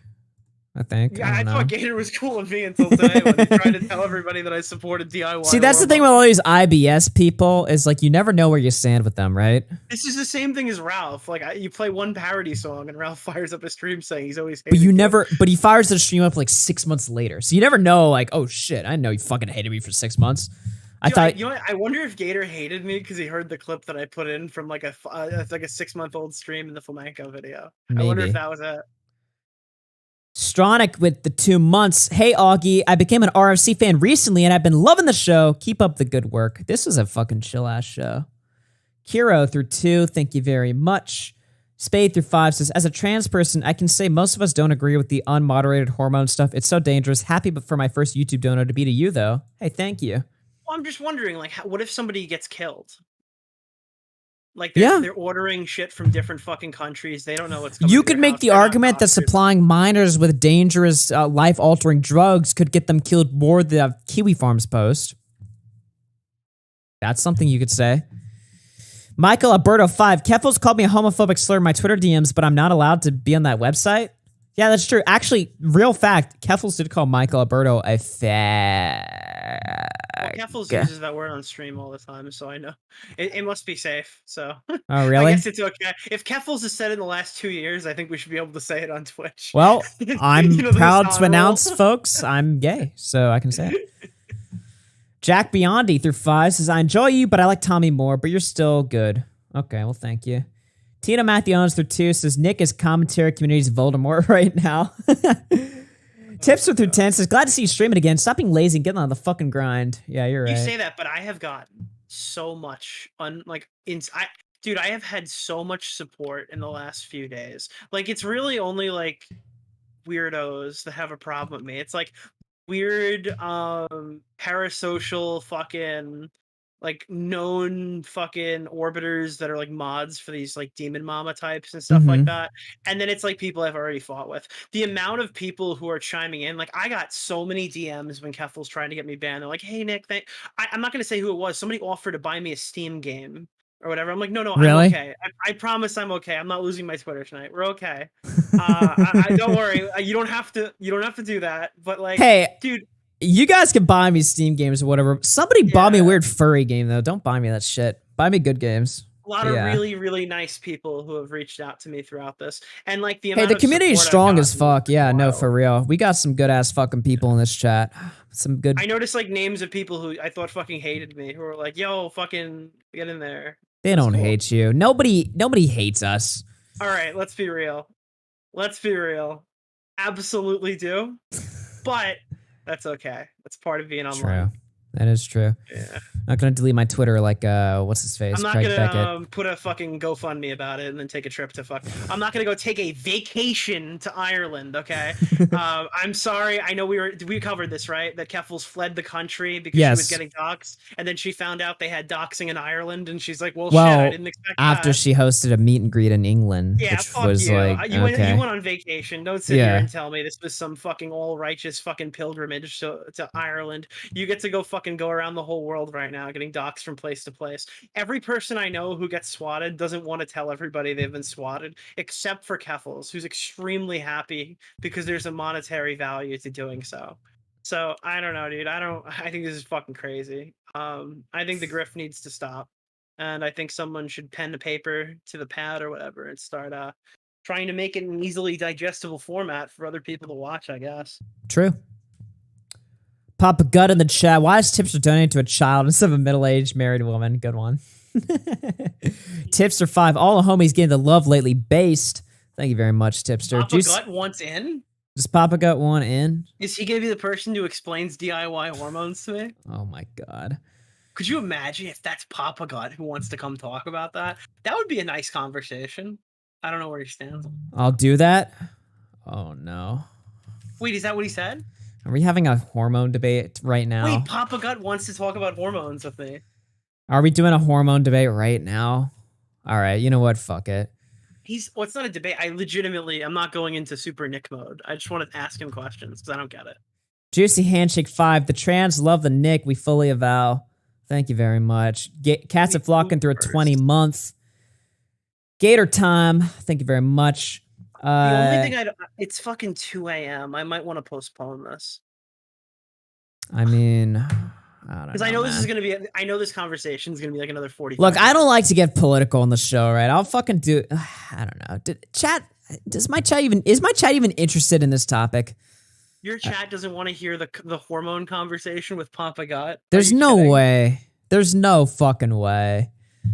Do they? Yeah, they do. They absolutely do. Really? All right. Well, okay. All right. You know what, Nick? Are you in for this? All right.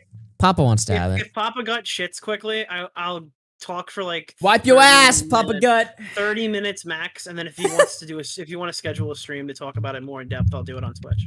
I just want to. Does he like in the next 2 days or so? It's late and I got to do shit in the morning. What do you have to do in the morning? Work. You know, work. Fuck that. You could have been a rich YouTube streamer, Nick. Dude. So many people have been like, "Yeah, Nick, get a job or something," and I don't want to reply, "I have one," because I think they'll try to take it away. Yeah. I'm not getting caught in that web. Yeah. I don't have a job, by the way. Dude, normally I'm like, yeah, well, I'm not full time. Dude, I'm pretending I'm full time. That's the way to go, man. Pretending you're full time. I'll never get a job. Never. Dude, Augie calls me last week, right? No, I'm just kidding. Yeah, I called you from the fucking mine shaft last week. He called me and he's just like, dude, we're gonna make this video soon, dude. And I'm like, yes, let's make it soon. And then I called him to start working on it, and then he didn't answer. Mm. Do you remember that? Did you? You're like, call me tonight. We'll start going over this. And I called you, and I think you just were like, you weren't there, dude. I just dipped. I was just like MIA or whatever. I've kind of been fucking MIA from the internet recently. Yeah. Everyone's been super cringe recently. I can't be long. I can't be away from the internet anymore though. Like I need to fucking. I belong here. All right. I can't fucking leave. Look at these people. Look at all these fucking losers on the internet. All right. They need somebody like me. Okay. You're telling me Craig Beckett and all these fucking crazy people and Keffals and all these fucking losers and Hassan and shit. There needs to be an RFC. You know? Mm-hmm. I'm sorry. I'm just thinking about the hormones. Where's thing. Papa Gut? I'm thinking about hormones too. I'm really I'm interested in what's the angle here? Is it like, well, where do you stand on drugs? Do you think that there should be like drug laws and stuff like that? I don't. But if you don't think there should be drug laws, then why should we regulate hormones? Yeah.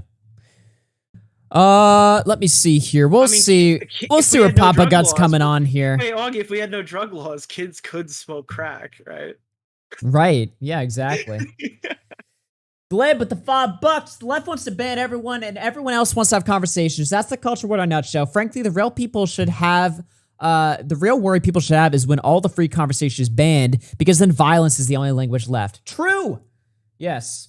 Stefan through 5. Let's hop in the HRT hot tub and talk about serious stuff while beefing with Tipster. Oh wait, this ain't some loser stream from 2 years ago. I'm picturing an HRT hot tub being gooey. That's disgusting. I don't know why, but I feel like if there were to be a hot tub filled with HRT, it would be gooey. Oh my god. Hey, thank you guys for the big support on the fucking stream tonight. We love it. We love to see it. Like, dude, imagine like a fucking hot tub filled with like cold medicine. Like that consistency of cold medicine is what I'm like. You know what I mean? Where it comes out as kind of like it'll splat into the fucking. I'm gonna add Bo Blacks. Like, look. We need people in here. We need people. Yeah, kick everybody else who's not going to join the call out because it's way too late. If there's too many nuclear people here. What's up, Bo Blacks? I am so pro kids having drugs, dude. I think all kids should have unrestricted access to drugs. I think they should pump HRT into each other, and I think they should all like crack cocaine, dude. Let's go.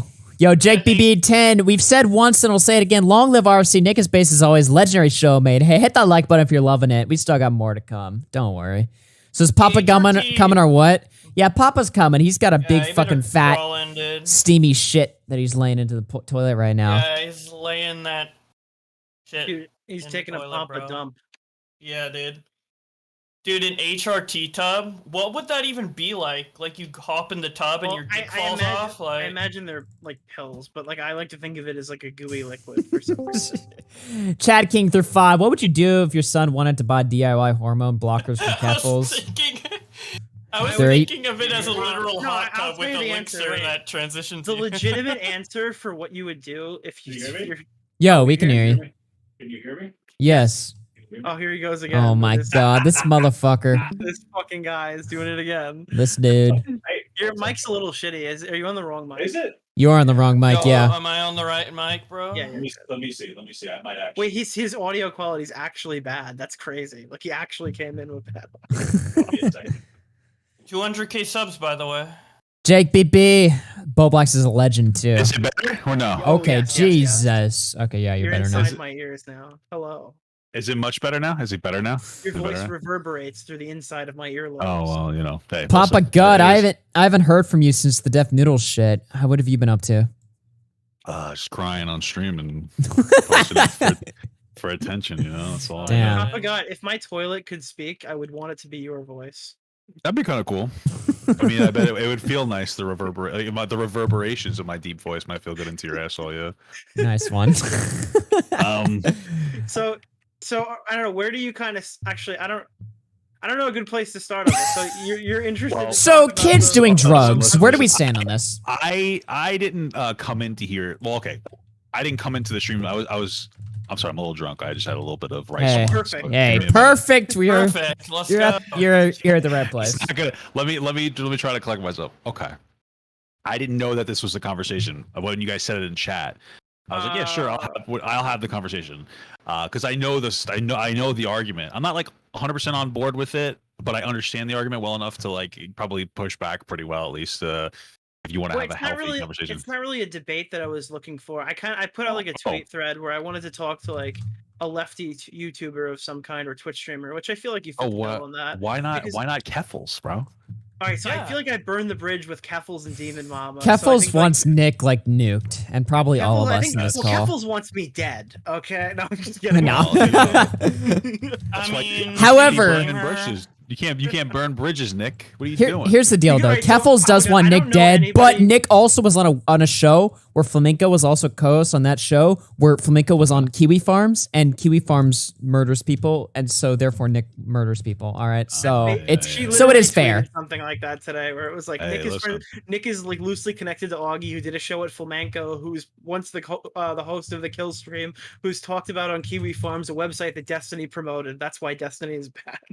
Well, yeah, you can't argue with that logic, bro. And now Destiny's platforming a literal Nazi. Oh, don't give me this Papa God. Don't give me this soy shit. You know you like the content. Listen, first of all, I don't care about the content. Like, I do enjoy watching some of the content. I don't really like Nick Fuentes, but I do personally value the discourse that Destiny has with Nick Fuentes in a way where I feel like it can potentially de-radicalize some of his audience. So I don't think it's like a horrible thing that he's doing it. It's so weird that this is the conversation when this was literally what he was praised for in the beginning.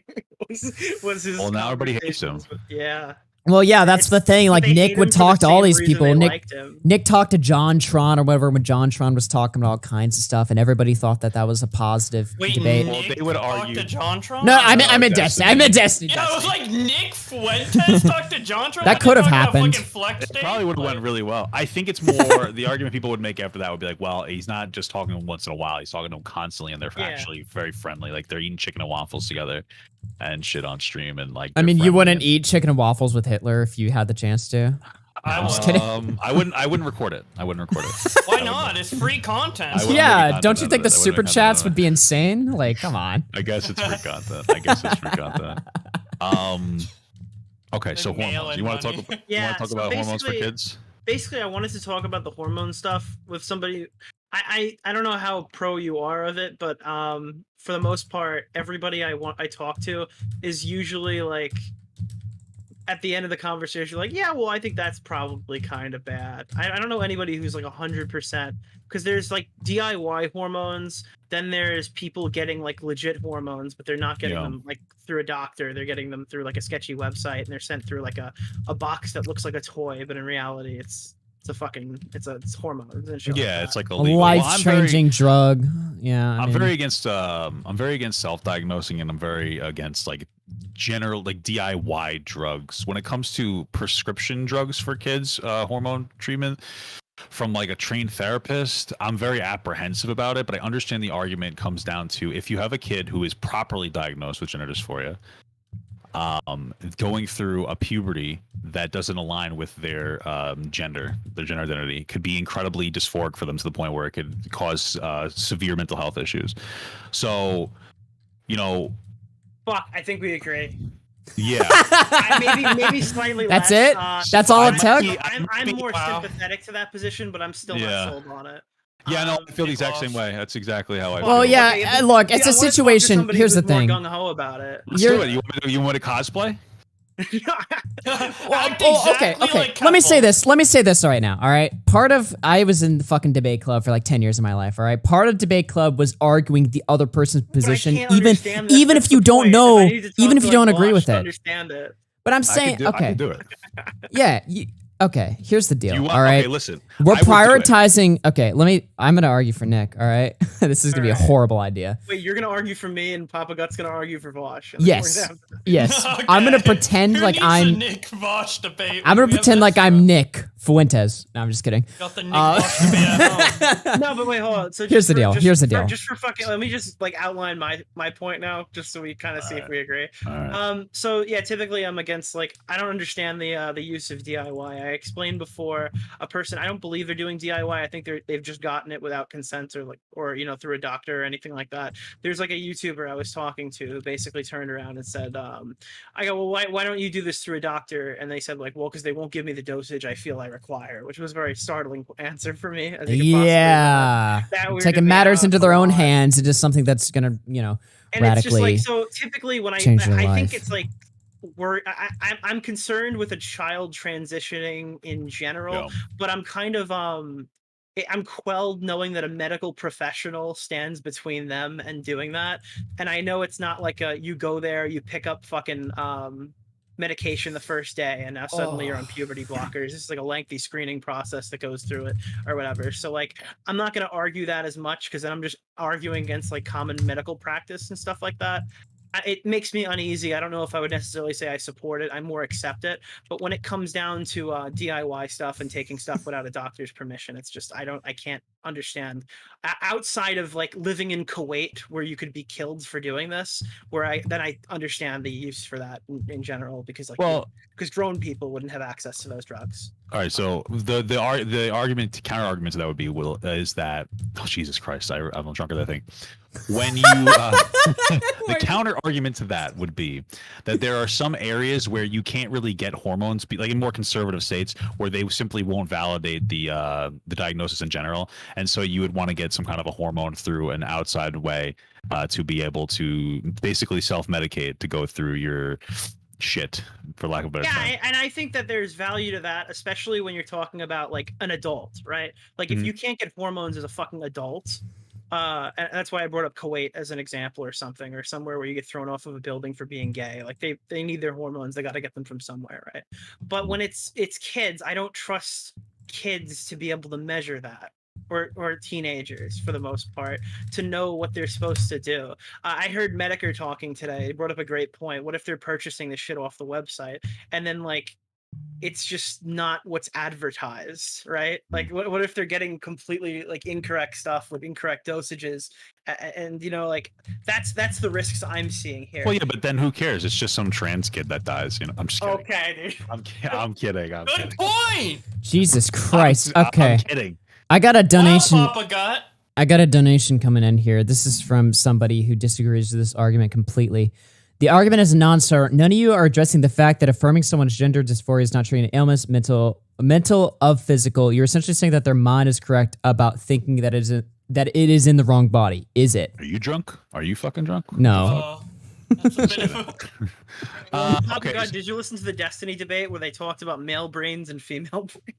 I didn't listen to that specifically. What I will say though is that like if the gender, okay, it sounds like what that person said is that giving somebody hormones to treat gender dysphoria is not the correct way to go. Is that what they're saying? Because like it is. Yeah, well, it's basically okay. This is the argument, right? Is like you were talking about how children are sitting there saying that like I believe that my brain, that my brain is in the wrong body, and they're basically sitting there saying that like, look, regardless of what the kid thinks, is this treatment of just validating this sort of thing, is that the correct way to go, right? Because if you're 18, I think most of us agree that, you know, all right, do whatever the fuck you're 18, you can make your own decisions. Did they specifically say kids, or are they talking about people in general? Well, we're talking about kids, so I want to focus on that. Like the donation, I didn't know if that was their argument was kids. The donation, or just fundamentally. I think it's just, well, they're talking about the argument we're having, which is about kids. So they I think don't they're believe talking in about trans kids. people. Well, I think that's the argument they're making. But I'm saying like there is something that could be said here, right?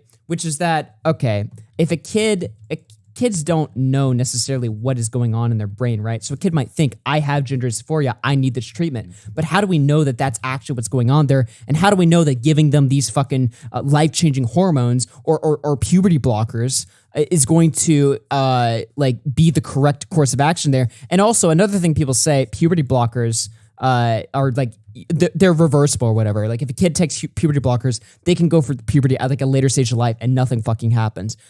I don't know. I don't know if that's the case or not. Like that to me, that seems kind of wild. But again, I don't know. Seems kind of sus to me too. But Yeah. So to both those arguments, the first thing, they'd have to be properly diagnosed, and that can get really difficult. I have a friend who's a detransitioner. They got diagnosed when they were like in their teens, and I think I listened to that conversation you had with them. If it's the same person I'm thinking of. That might have maybe this was an older one, so it's possible. The newer one I had was with like a 40-year-old trans man. Yeah, that person is actually somebody I recognized from our community or something. I remember. Oh yeah, like Latchkey Goth Boy, right? Yeah. He's pretty cool. Yeah. I watched a little bit of that, not the full thing, but anyway, go ahead. Yeah, so and they said that it was really easy to be able to get diagnosed. They thought that they basically self-diagnosed to an extent. They went to a therapist. They said, this is what I have. They used information online that's available to like give the right answers, and then they were very quickly like diagnosed and sent on their transition. And that's where it gets like really, potentially scary. And the biggest issue I think is that we don't talk about detransitioners because we always think it's always transphobic. And transphobic people probably love talking about detransitioners, but for most normal people, they just want to know for the context. Right. So you'd have to make sure they're properly diagnosed, which can be very difficult, especially in a lot more progressive spheres. Where a lot of young kids are experimenting with their gender ideology, which is fine, or they are doing it as like a fad, or there's some valid people, or they maybe even just misdiagnosing some other issue, like maybe they have a body image issue and they think it's their gender or something, and so it can get a little dangerous there. To the other part of taking puberty blockers, I think if it's short term, it's reversible. Like if you take puberty blockers for like a month or two, it's fine. But if you go on it long term, I've watched Buck Angel in both their conversations and also in the porn, and he always talks about how like and what's the other trans conservative person named Blair White? They always talk about how like it can stunt like your penis growth to make it so you can't even like create a vagina as a trans woman. And things like that potentially make it so you can't be fertile in a long-term perspective. I don't know if those are true, but it kind of makes sense if you don't go through puberty that you may not be able to. Well, yeah, I mean, a lot of people will say like, oh, well, the fucking, puberty blockers or whatever, like, reversible or whatever. If you regret it, you could just go through puberty at a later stage and nothing will happen. I don't see any fucking data on this because it's almost impossible to find shit on this, at least for me. Maybe I suck at research, but it's just like, I don't know if that's necessarily the case. I feel like a lot of people are very quick to dismiss arguments that don't 100% support, the idea that like, oh, you have gender dysphoria right now, you must transition, this is the correct course of action. It's like, well, is it? Fuck, I don't know. Yeah. And given how quick people are to dismiss like any other part of the conversation, especially when it comes to kids, it makes me a little bit suspicious, right? Again, I'm not a fucking hateful person. I don't fucking care. But I'm also somebody that's like, all right, wait till you're 18, figure shit out or whatever. Even when you are 18, look, I'm 21, okay? And I don't know what the fuck I'm doing, okay? I'm just going to be 100% honest with you guys, all right? So but at 18, you are a legal adult. You are at the stage where now it's your responsibility to make your decisions, right? A fucking 12-year-old or a 15-year-old or even younger. I mean, we're talking about Keffals, right? They transitioned to like 6 years old. At the very least, that's what they claim, right? And I guess, sure, it worked out for them. Medically, they had to have done like, they probably did socially. So Keffals was extremely wealthy and went to a different country for a surgery. Yeah. At 6? I don't know if she had the surgery. Well, that might have been like, I don't She's think an you outlier. I don't think you can get surgery for there's no reason for a 6-year-old to get any surgery at all. It's probably that they might have socially transitioned, and then as they got older, they might have gone on puberty blockers, et cetera, et cetera. Right. I mean, if you ask like any actual trans person, like adult trans person, when they knew they were trans, they'll say like when I was like 4 or 5 or 6. So there are some people who are trans. Yeah. Wikipedia says she learned at the age of 12, by the way, not 6. Oh, look at this guy. Age of 12? That makes a bit more sense. Oh, people on Twitter would tell me shit. Oh, fuck, I guess I'm guilty. Hormones at 16, bottom surgery at 18. Yeah. All right. Okay. Yeah, well, I think that's normal. Well, okay, so the biggest thing, I talked to 12 though. That's dude. When I was 12, dude, I was like retarded. Like I don't know, but man. She wasn't on hormones for 4 years after she. Yeah, starting hormones at 16 and after you already identified. I barely had a comprehension of like gender at 12. Like I didn't fucking. I was just like, I'm a. I think it comes down to like for a lot of people like. I think when a lot, okay, there's somebody in your chat that said like, I felt like I was Batman since I was 6. So I think a lot of people think that like gender dysphoria is like, I feel a certain way, but it's more of, I feel a certain way to the point where I'm incredibly depressed and potentially suicidal. Like we know that the suicide statistics are like much higher for people. So I don't think it's just like a feeling. It's like a really horrible feeling that weighs on you every day. I don't think it's just like, oh, I'm Batman. It's like you're sick. Yeah. Like imagine you just Sure. wake up with tits, dude. Yeah, Well, the problem with this conversation is we're trying to comprehend something that none of as far as I know. According to Huey Farms. Well, yeah, but here's the deal. I'm white, so I'm like powerful, so I can. Trans friend, guys. You've already. Get a trans friend. But a lot of trans people don't even know like all the things about it, right? Like you have to put yourself in the mind of somebody you don't even like. You can't even comprehend. Like I could never comprehend like not like feeling comfortable in the body that I'm in. I fucking like being a man. It's awesome. I'm misogynist. Well, do you wish you were like? Oh God! So you wish you were taller? I want to ask a question. I feel like I'm gonna. Get No, I actually don't. People tell me this all the time. They're like, "You cope." That's a cope, dude. Yeah, That's a exactly. cope. And you're telling me the same thing I hear all the time when people say like, "Oh, don't you feel like a piece of shit because you're short?" No, But do you I think don't. That you would, do you think that you would want to be taller if it was actually humanly possible? What would it gain for me to be taller? No, I'm just saying, like, more sexual selection, baby. High value males, Nico. I hate women. But this is the thing. It's actually a very interesting conversation to go into. That, Right. like, do you think that you would be? Do you think you'd have more of a desire to be taller if you actually could be taller? I don't see what I would gain from it. Well, no, I know, but like the thing is, it's one of those like psychological situations where like if you literally can't change anything, then people tend to be happier with their choice. What but if you close your eyes and perceive yourself as? Well, okay, people always say stuff like, "Oh, well, more women will want to date you if you're taller or whatever." I don't want to fucking date. Well, I don't want to date. Well, no, I don't want to date women that see me as like, "Oh, he's a tall guy, so therefore he must be fucking strong and protective or something, or whatever." Date you, but you I mean, just that's shallow shit, right? Like. I agree. Well, I guess so, but that's not. I mean, usually people who like physical characteristics on somebody, it's not like that's the only thing they like about them. Like, you know, Well, a lot of women like shorter men, but so I don't know. My wife's tits is one of the reasons I married my like that I started dating my wife, but it's not the reason I stay. You know what I mean? Right. All right. You know, that's what. I got a. But there, but I've like. Okay, what are you saying, Nick? This is a nuclear question. Let's go. And it's like I didn't realize this conversation would be difficult. All right. It's not difficult. We're all fucking chill as fuck right now. No. I know I'm gonna be clipped. That's why it's difficult. Who's gonna clip you? Somebody's Oh, gonna Keffals. Keffals fans, start clipping. Good, Keffals fans, get ready. My question to you is, if this is gender affirming and this is like an answer to a person who is like suicidal, who like wants to feel validated, right? And so we abide and give them the surgery that they request, and they do this. Okay. I guess like, why are the suicide rates still so high? That's a good after question. They get the surgery. I can answer that question. You ready? Sure. All right. On like the statistics that you've looked at, can you tell me where they point to for the transition being over? That's a good point. I didn't consider that. Yeah, that's the biggest thing that people are like, well, after they transition, I can socially transition. I can start taking hormones. I can go through feminization or masculinization surgeries. I can go through all this other stuff. You know, I guess like when I think of you want to tell me horror stories, it's after somebody's already done something to their body. So I attribute that to like, holy shit, dude. Like, you know what I think the reason is? Cut my cock off, bro. I can't go back from this. Now I'm gonna kill myself. You know what when I hear trans suicide, that's the first thought. But I guess you're most right. of it's that people. It's just like if you look at somebody that's able to achieve the body that they desire, they're significantly happier than people. Like what most people don't have the money to go through. Okay, and it's especially worse for trans women. It's harder to feminize a body than make it more masculine. So trans, well, you know, it's like $300,000-$400,000 just to finish everything to make somebody like look the way that they want to look, and that's the biggest reason why the suicidality doesn't really go down. Well, to me, maybe this is like a dumb answer or whatever, but like people react extremely negatively to all kinds of change. When you're literally changing your body and shit, and you don't feel like an immediate sense of like, okay, well,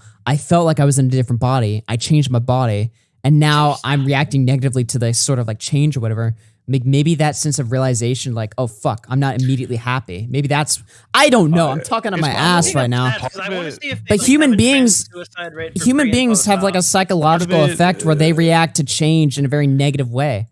Well, part of it's just hormone changes, and people like there's some. I think Yeah. Samantha Lux talks about this. She talks about how it wasn't like immediately amazing. Like it takes a while to adjust. Like it's a lot more than just like a button that you turn on and they're like, oh, you're perfectly happy. It's a very difficult, complicated process.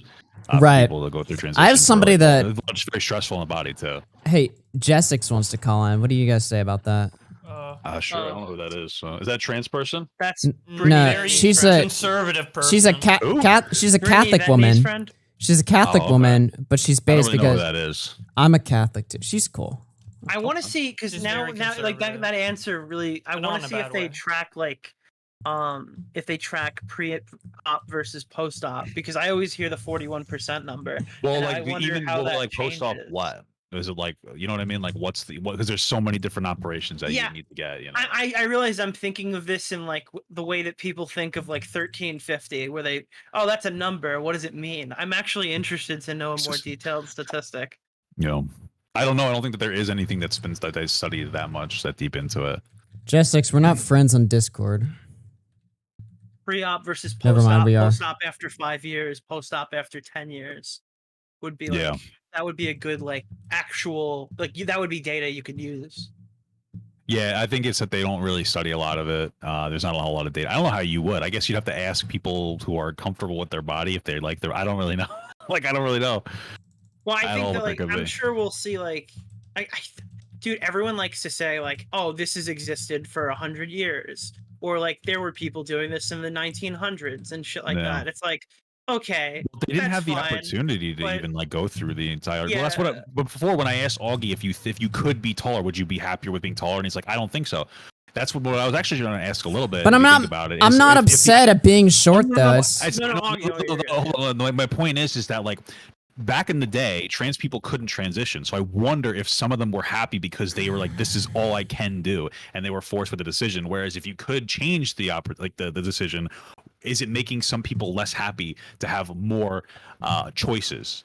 Yeah, I how know many, it's a weird- how many you know what I mean? tomboys from the 1950s would go, no, I'm actually just a dude now. Yeah. You know what I mean? Yeah, How- right. And like, oh, it you know, wasn't maybe. widely talked about. Yeah, it's just like it's a lot. I'm not saying we shouldn't have people transition. I think that we should if we have the things. Let me- available. I'm just saying it's interesting to think about. Let me read some of these and then I'll add Jessix. G-Man through Foz says, look at how many kids that didn't need ADO were prescribed it by adults. Jake BB through 3 says, Bobax is a legend.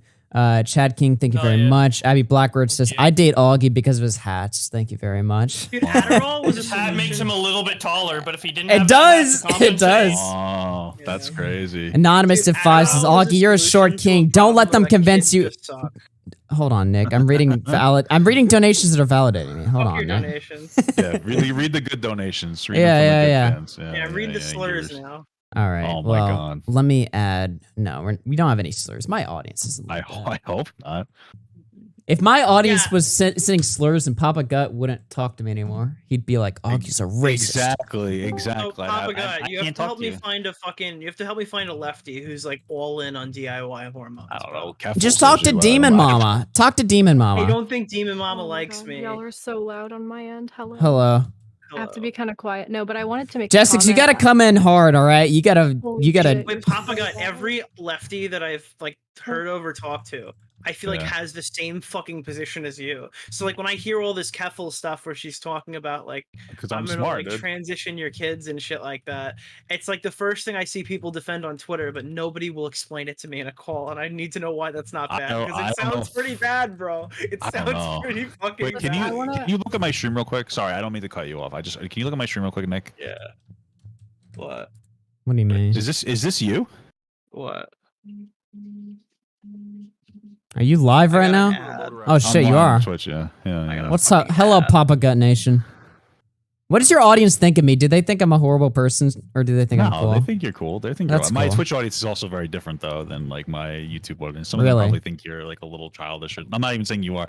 I am. No, I will say I am. fucking hate you. That's you. No, it's I thought that was you. Oh my god. What the f- My Oh, hairline he's is way not too that slim, bad. bro. My hairline. is He not might be a that little bad. taller than you. Ooh, he gets more women then. Yeah, Nick, I'm gonna pick up a Dodge Challenger oh, soon. wait, hold I'm on. gonna come pick That you up and we're guy's gonna like- go get that guy's sushi. like okay? 6'3". If Sam Yeah, Hyde's you wish. 6'5", that guy's like 6'3". Yeah, I'm He's definitely not. 6'5"? That's fucking horrible. I thought Sam Hyde was like 6'5". That's horrible. I supported Sam Hyde, but once I found out he was 6'5", I had to stop. Yeah, he's not a short king anymore. Yeah. He's too tall. Amazing. All right, sorry, I didn't mean to cut this. Sorry, the Jessex off. I'm sorry. What were you trying to say? No, I wanted to comment on the surgeries thing. So just to preface, like obviously I'm not out here advocating for trans rights, right? I'm conservative, I'm Catholic. But one thing I will comment on Okay. as far as the surgery goes is that there's no actual standard for medical care for people who transition. So a lot of these doctors, there's no like for a breast augmentation, for example, right? Or most plastic surgery, there's a standard for how it should be done. So if you're botched, like if your surgery is botched, you should be able to go to any doctor and they'll be like, okay, well this part was done wrong. They did this wrong here, whatever, right? So when it comes to this like bottom surgery, a lot of the time there still isn't like a standard medical like I don't know, like a medical standard for how it should be done. So you can go to one doctor and get it done one way and one doctor and get it done the same way. And you're going to have like drastically different results. And because of this, a lot of the doctors can't really be held accountable when they do something wrong. And also like the people who get the surgeries done when they are butchered and they go into like their communities where they were encouraged to get the surgery and they talk about how it was botched, they usually get like bullied out of these circles, right? So now you have these people that still they're not quite detransitioners, right? Because they don't regret the idea of like getting the surgery. They just regret how it was done to them. And it's usually done in a way that's very difficult to fix. And when you get botched from one doctor, another doctor will kind of be like, ooh, I don't really want to touch that, right? Because obviously there's already a lot of issues going on. So I think that definitely could contribute as well to like possibly the suicide rate.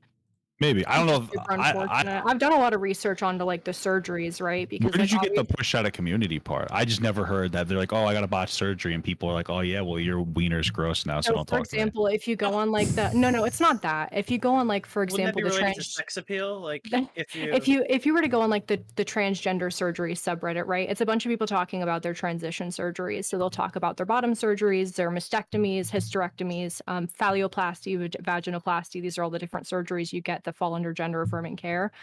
So they'll go into these communities and everybody's sharing results, talking about what doctors are good, what doctors aren't good, etc.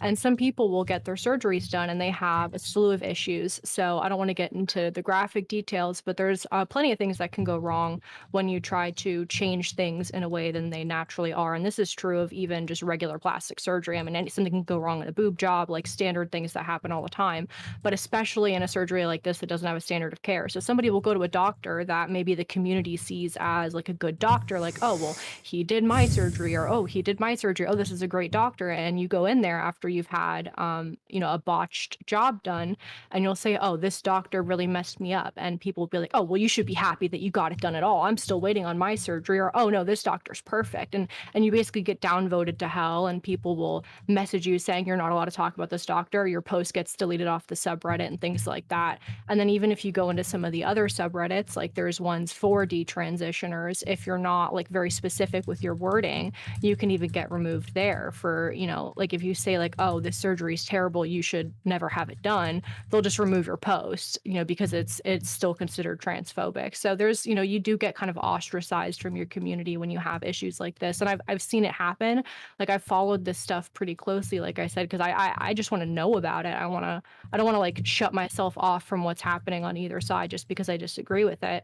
So I follow it to know like, okay, are people getting surgeries that are helping them? Are people improving their lives with these surgeries that they're getting? And I'm not going to say that nobody is, right? But it is still an issue that like there isn't a really good standard for medical care for people when they get the surgeries. And there are doctors that will, I don't want to say like blacklist people from getting help, but like I said, if your doctor isn't helping you anymore, they say, oh, listen, all I am is a cosmetic surgeon, right? Like I can't help you with X, Y, and Z issue, and now no other doctor wants to touch it. You're kind of like screwed there. You're in a really bad position where you're not able to get help for what was done. Yeah, I mean, if that is true, then like it seems to be more of like we need a better standard of care for trans people. Yeah, I'm not saying that we shouldn't. I'm just saying that that probably doesn't help with like things like the suicide rate, for Jessex, example. I gotta ask you, as a fellow Catholic, by the way, I'm Catholic as well. All right, just so that Oh, I'll I really hold, didn't. just I didn't know. no, I'm not saying that to you. I'm saying to the whole chat, just so we know. what does the Bible say about trans people? I don't think it says anything about trans people, does it? Does it? Actually, Well, I'm just wondering, like, what is the Christian perspective on trans people? Like, what do you think it is? I mean, I would say the Catholic position specifically, because the Catholic position on Right. most things isn't explicitly found in the Bible, because they go off of things like natural law, church teaching, tradition, etc. But I would just say it violates natural law in general. Like if you're born a man or born a woman, then that's what you are. Mhm. However you want society to perceive you. What if you were born a pedophile? Should people rape children then? I'm not saying no, of course not. I don't think. I'm just saying, what if someone's born a That's not what pedophile I and there's a said. way to fix it, but then would the Catholic Church not want it fixed because that's against natural order? All I'm saying is if we're talking about natural order, like this is how you're born as. I just don't really agree with that in general. I mean, like if you're born somebody that likes to molest children, you probably shouldn't be doing that. So if you're born No, like you trans, just you know, become a That's kind of a radical example, but It's such a weird, yeah, that's that's kind of such a radical weird example. But what if you're born? that is the remove it whole. from like the pedophile. Like what if You're born without a gay? leg? You're gonna want to get like another. You're gonna want to get like a fake leg to. That would have been a better compensate. example. That's the one I brought up. Then you turned into pedophilia. I'm sorry, guys. I'm just Okay, I'm a saying that virtue. Papa signaling Gut, you're about this. engaging in bad faith right now. I would say that it's not. I would say that it's not like equivalent, because putting on a prosthetic leg is not removing a prosthetic healthy cock. body. It's not removing a healthy body part. Or But if you go by natural law and stuff, and What if you get breast you're- implants? What if you're born gay? So like, I'm not really pro plastic so- surgery in general. I'm would- not would- saying it would- should be banned, but I wouldn't get it. would Christianity say it's okay to be born gay, just not to act on it? So you just have to be like Yeah. terminally. like- Yeah, that is what it is. Oh, okay. That's- Okay, then that's that Catholic debunks the pedophile argument. Yeah. Yeah, Okay. that's the No, no. Catholic position that if you're born with same sex attraction, then you can live a be celibate pedo, you just lifestyle. can't. Yeah, I don't mean to put you in like a tough spot, by the way, but I just thought it was like relevant. Jesus yeah, Christ. Yeah, I don't know. It's an interesting conversation to have here because I don't know. We kind of drifted away from the kids' hormones thing, though. Yeah, yeah. I don't think there's much conversation to have with that, because I don't. Yeah, think you gotta get like we're not. I gotta get like, lefty, dude, Demon Mama would be the perfect conversation. I think it would. That you think I'm a lefty, or like that's what I'm upset about. Who? I think everybody who talks about politics that is currently not banned from Twitch is a lefty. Probably. Actually true. I'm not listen, I'm on my own side, all right? Okay. All right. I'm an omnicentrist. Dude, if you're I'm like not a I'm like Nick Destiny. God had a moment. All right, me and Papa God had a moment. Okay, we were on a Whatever. panel about fucking drag queens. Right? Papa, you are a lefty, and though. We had like nothing to King drag contribute. queens, baby. We had Hold on. nothing to contribute to that. I had plenty to contribute, but that was the weirdest fucking thing. It was so bizarre. They're going off on these weird tangents. It was insane.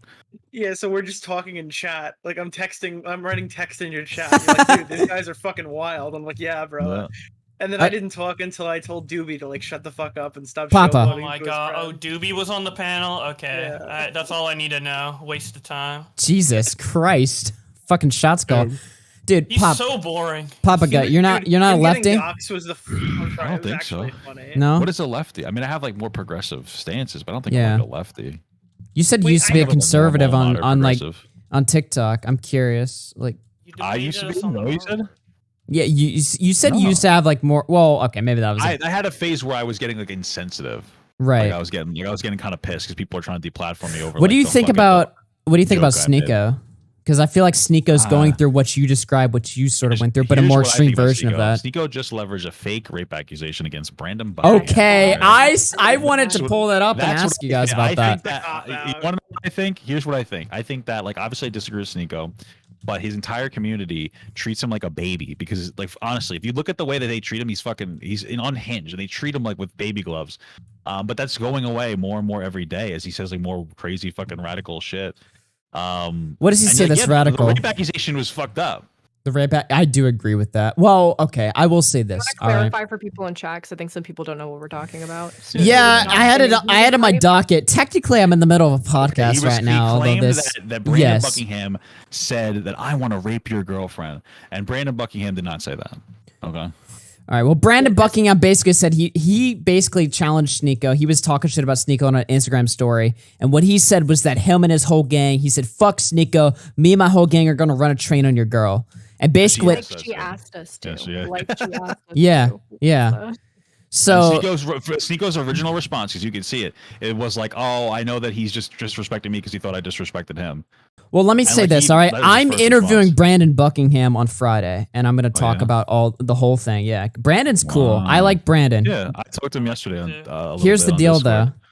Is Sneako not justified in taking offense at that and thinking that, oh shit, this guy's threatening to, like, him and his whole gang are going to run a train on my girl or whatever? Look, I think Sneako's in the wrong for saying that it was Brandon said, because Sneako said word for word, Brandon said he's gonna rape my girl, whatever. Obviously, that's not what happened, right? But is Sneako not allowed to get offended at that? All of the videos that Brandon put up on his Twitter. No, I haven't. Because in there he shows Sneako's initial reaction was, I know that this guy is just trying to disrespect me because I disrespected him in the chat and in like the DMs. So Sneako's, if it was his genuine response to do this, I would still say that he's wrong, but it's genuine. Right. It wasn't his first response. His immediate response was to understand that like Brandon was just trying to disrespect him because he felt disrespected. Because Sneako said like, "Why you dick riding me so hard?" in like DMs. Right. And then Brandon went off on like this reaction. So it's not even a genuine response. Okay. Because I thought that a little bit too, but then like I was like, yeah, because that's what I was thinking. Because I was wondering, I'm like, okay, I like Brandon, but I'm gonna be objective here. Is Brandon like making this a bigger deal than it was? Like, if Brandon said that crazy shit about Sneako's girl, is Sneako not allowed to get upset at that and be like, holy shit, this guy's unhinged or whatever? He's having like an intentional disproportionate response. Like he knows that this isn't what's happening. If Brandon said that about Sneako's mom, bro. Well, see, I defend. Women are less than by Sneako's account, so who cares if that happened, right? Like, I mean, I don't know. All right, I'm a defender of. I was just taking a shot at Augie. Yeah, you are, motherfucker. I saw you because listen, I got into a fucking drama, right? Where like this guy like made jokes, like Salva. PPP? You're calling it PPP? No. Salva made like a joke. Of the commentary. No. Salva made a joke about. Hold on. Let me explain this to fucking to Papa Gut here. Is that what the P is? No. Hold on. Don't explain it to me. I don't care. You motherfuckers are taking me for a loop right now.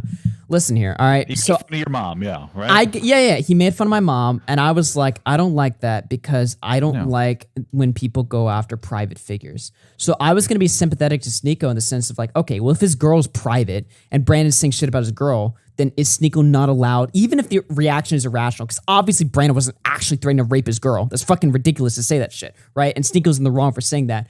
But I can understand where he's coming from if he's like, holy shit, this guy's saying unhinged shit about my girl. She's not even fucking public or whatever. Like, I don't know, man. It's hard for me to give him a hard time over that shit if it's a reaction that I can understand. Like, okay, well, that's kind of reasonable and shit. You know, he had a fucking emotional reaction. Maybe his girl didn't fucking like the jokes or whatever. Maybe he was just like trying to defend his girl. Maybe he stepped out of line and said that Brandon was fucking trying to rape her or some shit, right? But maybe the reaction is a little bit understandable because like, okay, yeah, he's just trying to defend his fucking girl. Maybe he stepped out of line. But you're saying that reaction was totally like after the fact. Like his initial reaction was not that at all. Okay. Well, his initial reaction wasn't that. Yeah. Okay. Well, then that kind of puts Sneako in a bad spot. Did you see his response to Keemstar yesterday where he was talking about the because he got the platform for saying like black people shouldn't fucking date white people and that Jewish people run the world. Yeah, that's why he got that fucking thing taken down, right? Oh wow. I can't believe he got taken down for that. All right. Could have expected. Well, okay. I mean, we like freedom of speech here, right, boys? Yeah, but I mean, that's like putting porn on YouTube and expecting to have a channel. You're right. Here's the deal. Just like the great Ethan Klein says, we all have a line that we have to draw. Okay. Okay, but yes. Fuck the line. That's my response. I agree, but Ethan Klein said it, so never mind. Here's the deal. This is what Sneako was doing yesterday with Keemstar, right? I don't know if you, Papa Gut, I don't know if you read that Keemstar interaction that he had, the full thing or whatever. I don't even know how to. I had an argument with my roommate about this entire situation because I was like, holy shit, Sneako's a fucking asshole. He's getting pressed over false like rape, like threat accusations or whatever, and he just wanting to talk about his fucking channel. Like, what an asshole. But this is what my roommate was kind of explaining to me, right? He was like, well, no, he's using this situation to draw more attention to the fact that he is about to get banned. He's about to get fucking fully nuked off YouTube. He's about to get fully censored. So, of course, he's going to use this fucking drama to bring more attention to the bigger story at hand, which is him getting censored, rather than the fact that, you know, he has a fucking minor fucking beef with Brandon Buckingham. Now, I don't agree with it, but I'm probably going to head out. Okay, yeah, that's fine. Peace out, buddies. Thanks for... Who was that? Who's just left? It's Nick. I'm just whispering because Wow, your mom. He's is- whispering because First his time Nick mommy's in the room. yelled at Papa guy. I just didn't want to interrupt the conversation. No, it's fucking like I have work tomorrow. Wait, so it's Wait, what do you Now mean? Nick work? doesn't want to interrupt. Wait, Nick, Wait. why do you work? I thought you were I famous. I forgot. I'm in the Keffals drama. I am full-time YouTuber. Please don't look for my Don't. I thought you were a rich and famous YouTuber. Why are you working? No, Nick's Nah, a dude. fucking lazy. Nick's a loser. He got a real job. Oh, what job? What do you do? What's your job? Yeah, exactly. All right, And where do you Papa work? God, I'm And in address. drama with Keffals. I can't tell you Are anything about my you job. work for a security company? Is that what you do? You work for a security company? What do you? No, Nick's a sumo wrestler, actually. I can't. I'm not giving you any information. Are you rolling with Brandon Buckingham and Sam Hyde? Dude, I'm a. Nick makes spicy meatballs at an Italian restaurant. He works at his dad's Italian restaurant. Yeah, I work in Dioreo's, dude. Wow, Diorio. That sounds like a decent pizza Yeah, place. Dioreo's Pizza. Is it bad? My Wow. first thing I was gonna say was Willie Mack's job, and then I was like, wait a minute. Hey, Nick. They don't know that either. Oh my god. Nick, my whole chat's saying you ran for the debate. How do you respond to that? Rip. I got destroyed, dude. You did. Yeah. Papa got owned you in 2 seconds. How do you feel about that? Well, that's pretty much my perspective. Jeez, what a fucking spineless piece Dude, of shit. because am I right? I'm trying. Yeah, right. I am trying. Papa to God, if you find want to be a somebody. debate bro, you have to be like horribly obnoxious. You have to be Papa like, God, you Nick came ran. You came in because I thought you saw the tweet, so I thought you came in. You're like, all right, let's do I was it. taking a poop. Yeah, I know. Because I Not thought before that. Because I'm looking for somebody specifically who's like, yo, I fucks with DIY pronouns, bro. Pronouns, DIY. I fuck with DIY drugs, I'm Walter okay White with shit. pronouns. The blue I'm okay bomb. with that. I'm okay with that. No, hold on. You're a neo pronoun fan. We'll talk about that. No. You another said day. pronouns, not neo Yeah. pronouns. Yeah, wait, DIY pronouns would be neo pronouns. Okay, yeah, I'm not Motherfucker. Yo, fuck that shit, dog. You This see, is stupid as all right, fuck, so yeah. Papa God agrees with me on neo pronouns, agrees with me on fucking like he's being against basically DIY, right-wing wacko. fucking Papa God, what are your neo pronouns? like.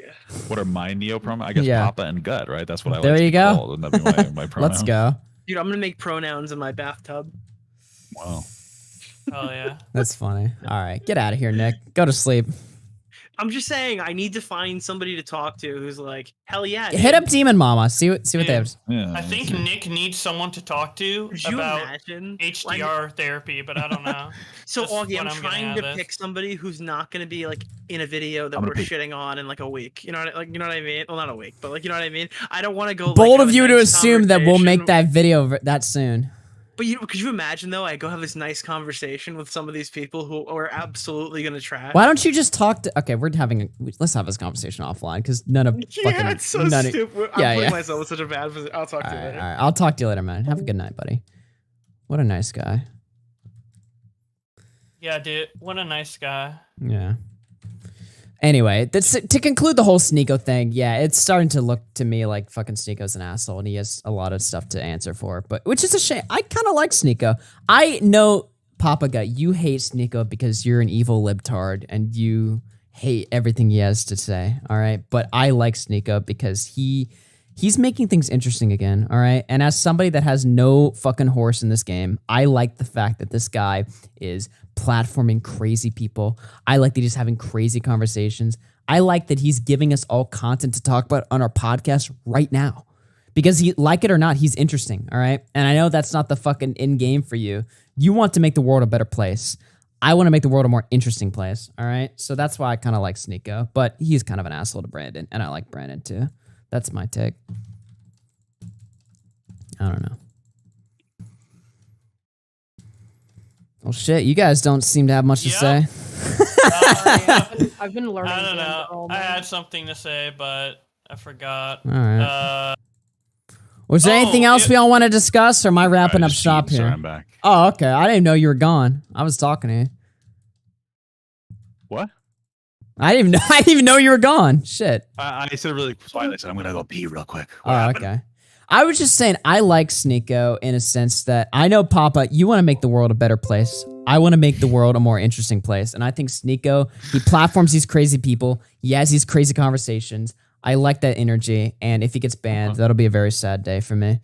Well, I don't want him to get banned. I'm just saying I can understand why he got that video pulled down. Like, mm-hmm.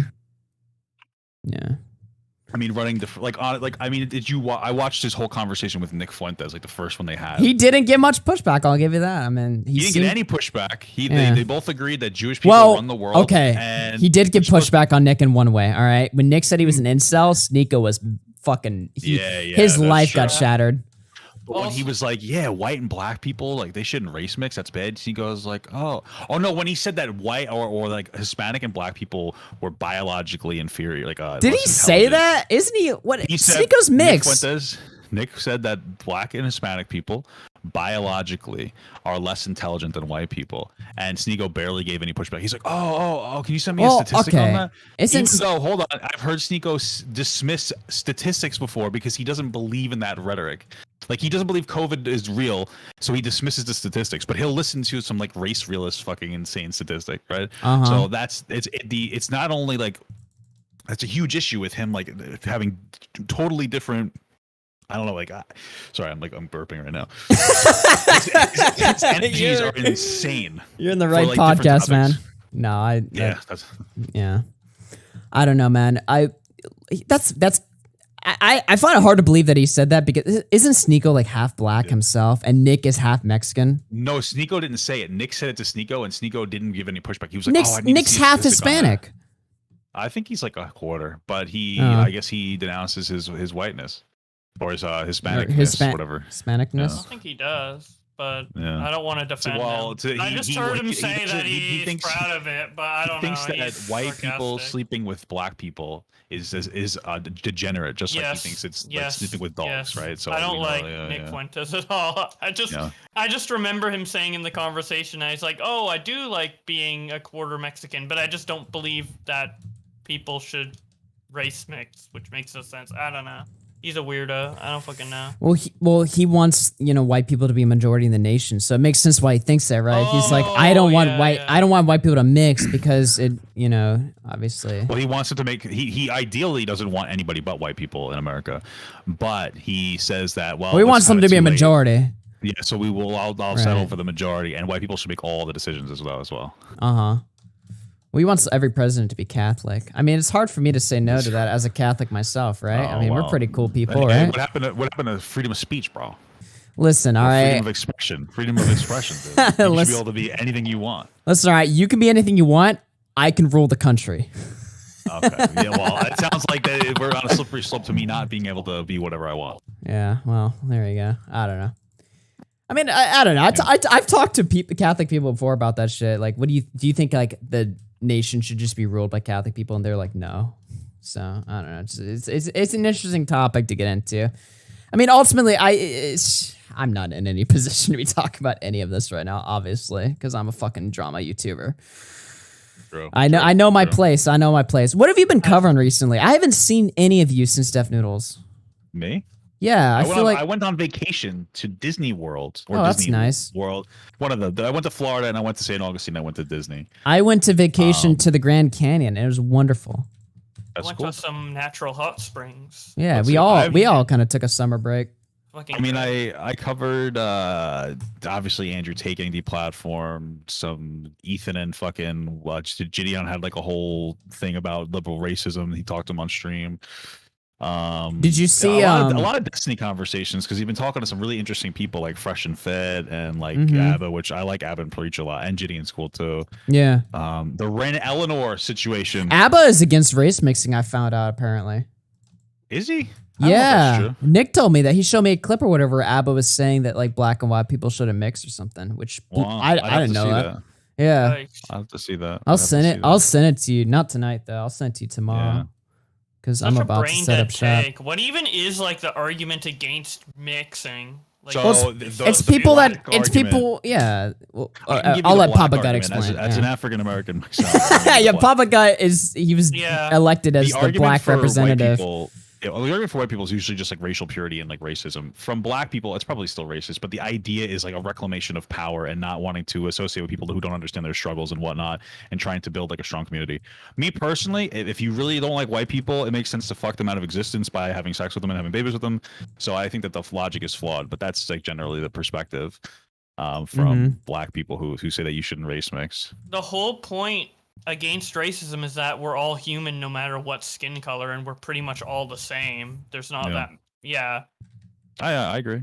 Yeah. So by being it like, oh, we need more of this or less of that, it adds importance to the race that isn't really there. Obviously, there's cultural importance, right? But in terms For the most part, having in a certain America, amount in the world or not, like, as long as the population of a race isn't 0, we don't get one extinct, you know? I'm pretty sure.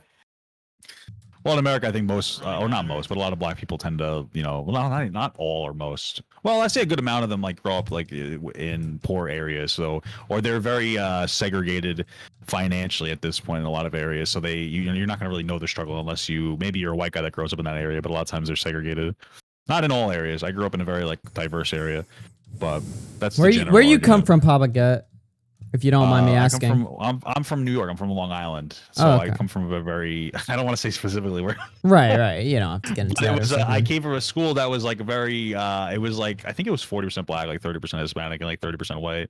Interesting. We didn't let any Asian people in our school, so there was no Asians or anything. I'm just kidding. Yeah, that's wild to me. I talked to some people that say never grew up around Asians or whatever. That's nuts to me. Bro, you want to know what's actually crazy? I went to an Asian. I went to like a Chinese buffet today, and this motherfucker was speaking fluent Spanish, and it just threw me off. Oh really? Yeah, it's mostly Mexicans that run the Asian places. No, the Asian guy was speaking fluent Spanish. My dentist was I don't remember if she was Chinese or Thai, but she spoke Spanish fluently. It's really common. I'm in South Florida, so we have a lot of Hispanics. Oh, okay. Well, I'm in Texas, and like half the population even the Haitians speak fluent Spanish a lot of the time. Like there was this girl I worked with, and she's from Haiti, and very good English, but she had a thick accent, so I know that she didn't come here until she was probably in her teens. But yeah, she learned fluent Spanish just to like work with the Hispanic clients that came in, especially if you already know a language, especially Haitian, because it's a romantic. It comes from French. It's like romantic, so it's easy to learn. But yeah, my dentist was Asian, and she spoke Spanish fluently with the other techs there. When I was a kid, that was just like that blew my mind. Well, for me, like it was just weird. I've never seen I've never seen an Asian person speak Spanish, so I was like, wow, I didn't realize that existed. I mean, I didn't realize Asian people had the mental capacity to understand. That's not what he said, motherfucker. I've seen it before. I've never seen it. I was like, oh, wow. And then it clicked. That makes sense. But I mean, I'm not gonna lie. If I saw Bo Blacks speaking fluent Spanish, that would blow my mind a little bit. I'd be like, I'm used to white people doing it because, like, you know what I mean. I'm from Texas. I'm from Texas. Half the population here is Hispanic. My grandfather. Hispanics are white passing too. So my grandfather and uncle literally learned the language just by working around them. I mean, that's just. I mean, it's a very. The one thing I will say about Spanish is it's a very easy language to learn. I mean. A lot of people I know just literally know they can speak fluent Spanish just because they worked around Mexicans, and that was all it took. It's very transphobic because there's only like O or A, right? So like I'm not interested in gendered language. I'm interested in learning a transphobic language. You know. Yeah. So true. Well, they added Latinx. All right. Listen, I'm gonna bounce out of this conversation unless we have any serious conversation to have here. But I'm gonna bounce out. Okay. Good call, everybody. Good call. All right. Oh yeah. Have a good one. All right. Very good. Good night, everybody. Good night. All right, folks, we're going to call it a show here. I don't really see anything else going on. We touched on the Brandon Buckingham thing. As you guys know, we're going to be covering that shit more up on Friday with Brandon Buckingham himself going to be on the show. Looks like a lot of fucking crazy shit's going to happen. Brandon's video hasn't even come out yet. So we don't even know like the full extent of the conversation to be there. If you want me me to give y'all a teaser, let me pull something out here. Let me see here. Oh yeah, this is a good tweet to give y'all a teaser for the video. This is gonna be a fucking crazy video. At least Brandon's hyping it up to be a fucking crazy video. To everyone out there that cares about me at all, 6 weeks ago, I was unjustly accused of threatening to rape a YouTuber's girlfriend. This claim was unknowingly fabricated in an attempt to cancel me, and I have evidence to prove they made it up maliciously. The truth drops tomorrow. I will need your help sharing the video and clearing my name. The evidence I've gathered is so damning, you won't be able to deny it. Please help me get the word out. This has gone on too long. So as far as I know, unless the video came out later tonight, I don't think the video is out yet. Let me check. No, it's not out yet. So we'll see what Brandon has in store. And then, of course, we'll have Brandon on the show. Lots of stuff going on. We'll be taking a look at Angelica Oles, maybe some Grow Score, obviously the Def Noodles shit. It's going to be some wild-ass shit, ladies and gentlemen. If you want to keep watching the streams and stuff, let me see. Is anybody that I know live right now? Let me check. Redirect.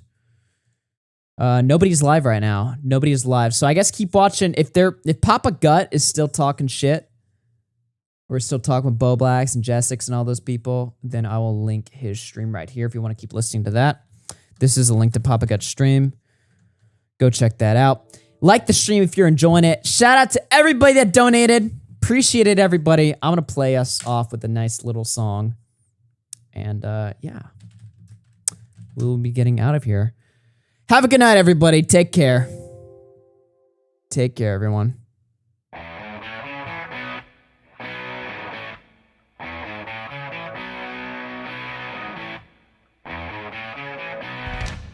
Amazing show tonight, everybody. Thank you so much. Hit that fucking like button. Follow me on Twitter. Follow NeoAugie on YouTube for my second channel for more streams over there. I love you guys. I'll see y'all later, everyone.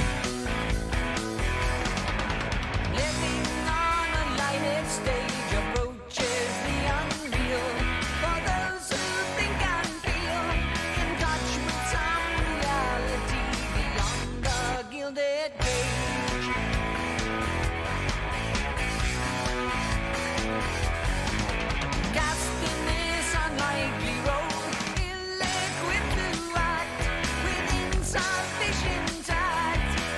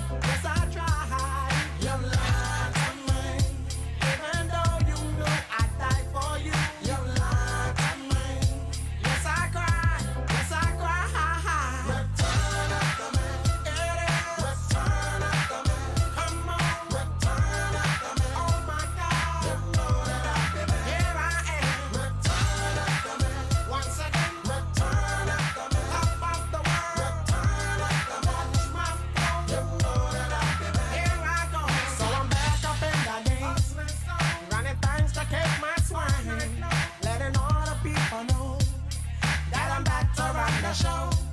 Cause what you did, you know was wrong. And all the nasty things you done. So baby, listen carefully while I sing my comeback song. You lied to me. She said she'd never turn on me.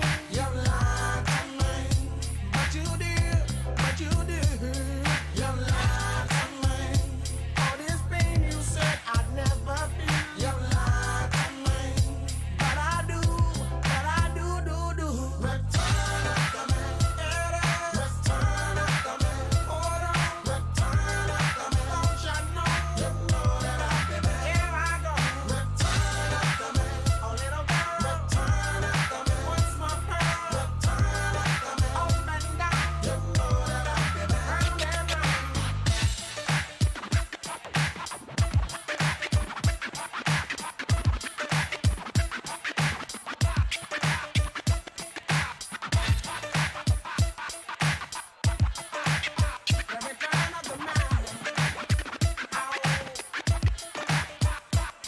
You lied to me. She said she'd never turn on me. You lied to me. But you did, but you did. You lied to me. All this pain you said I'd never feel. You lied to me. But I do, do. Return up to me. Return up to me.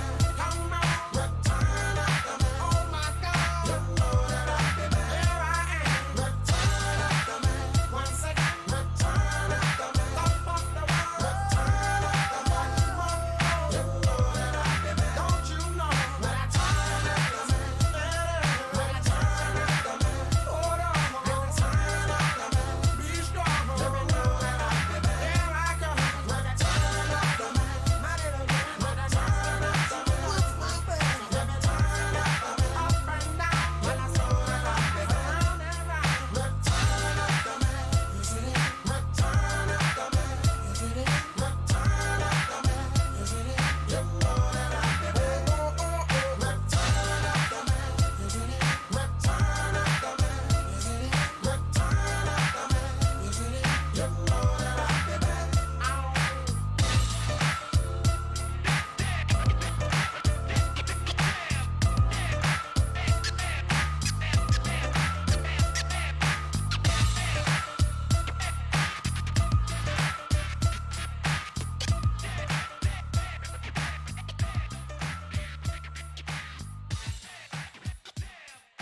Good night, everybody. Good night to the 600 of y'all still listening to this shit. How are y'all still even here? What the fuck? All right, good night, everyone.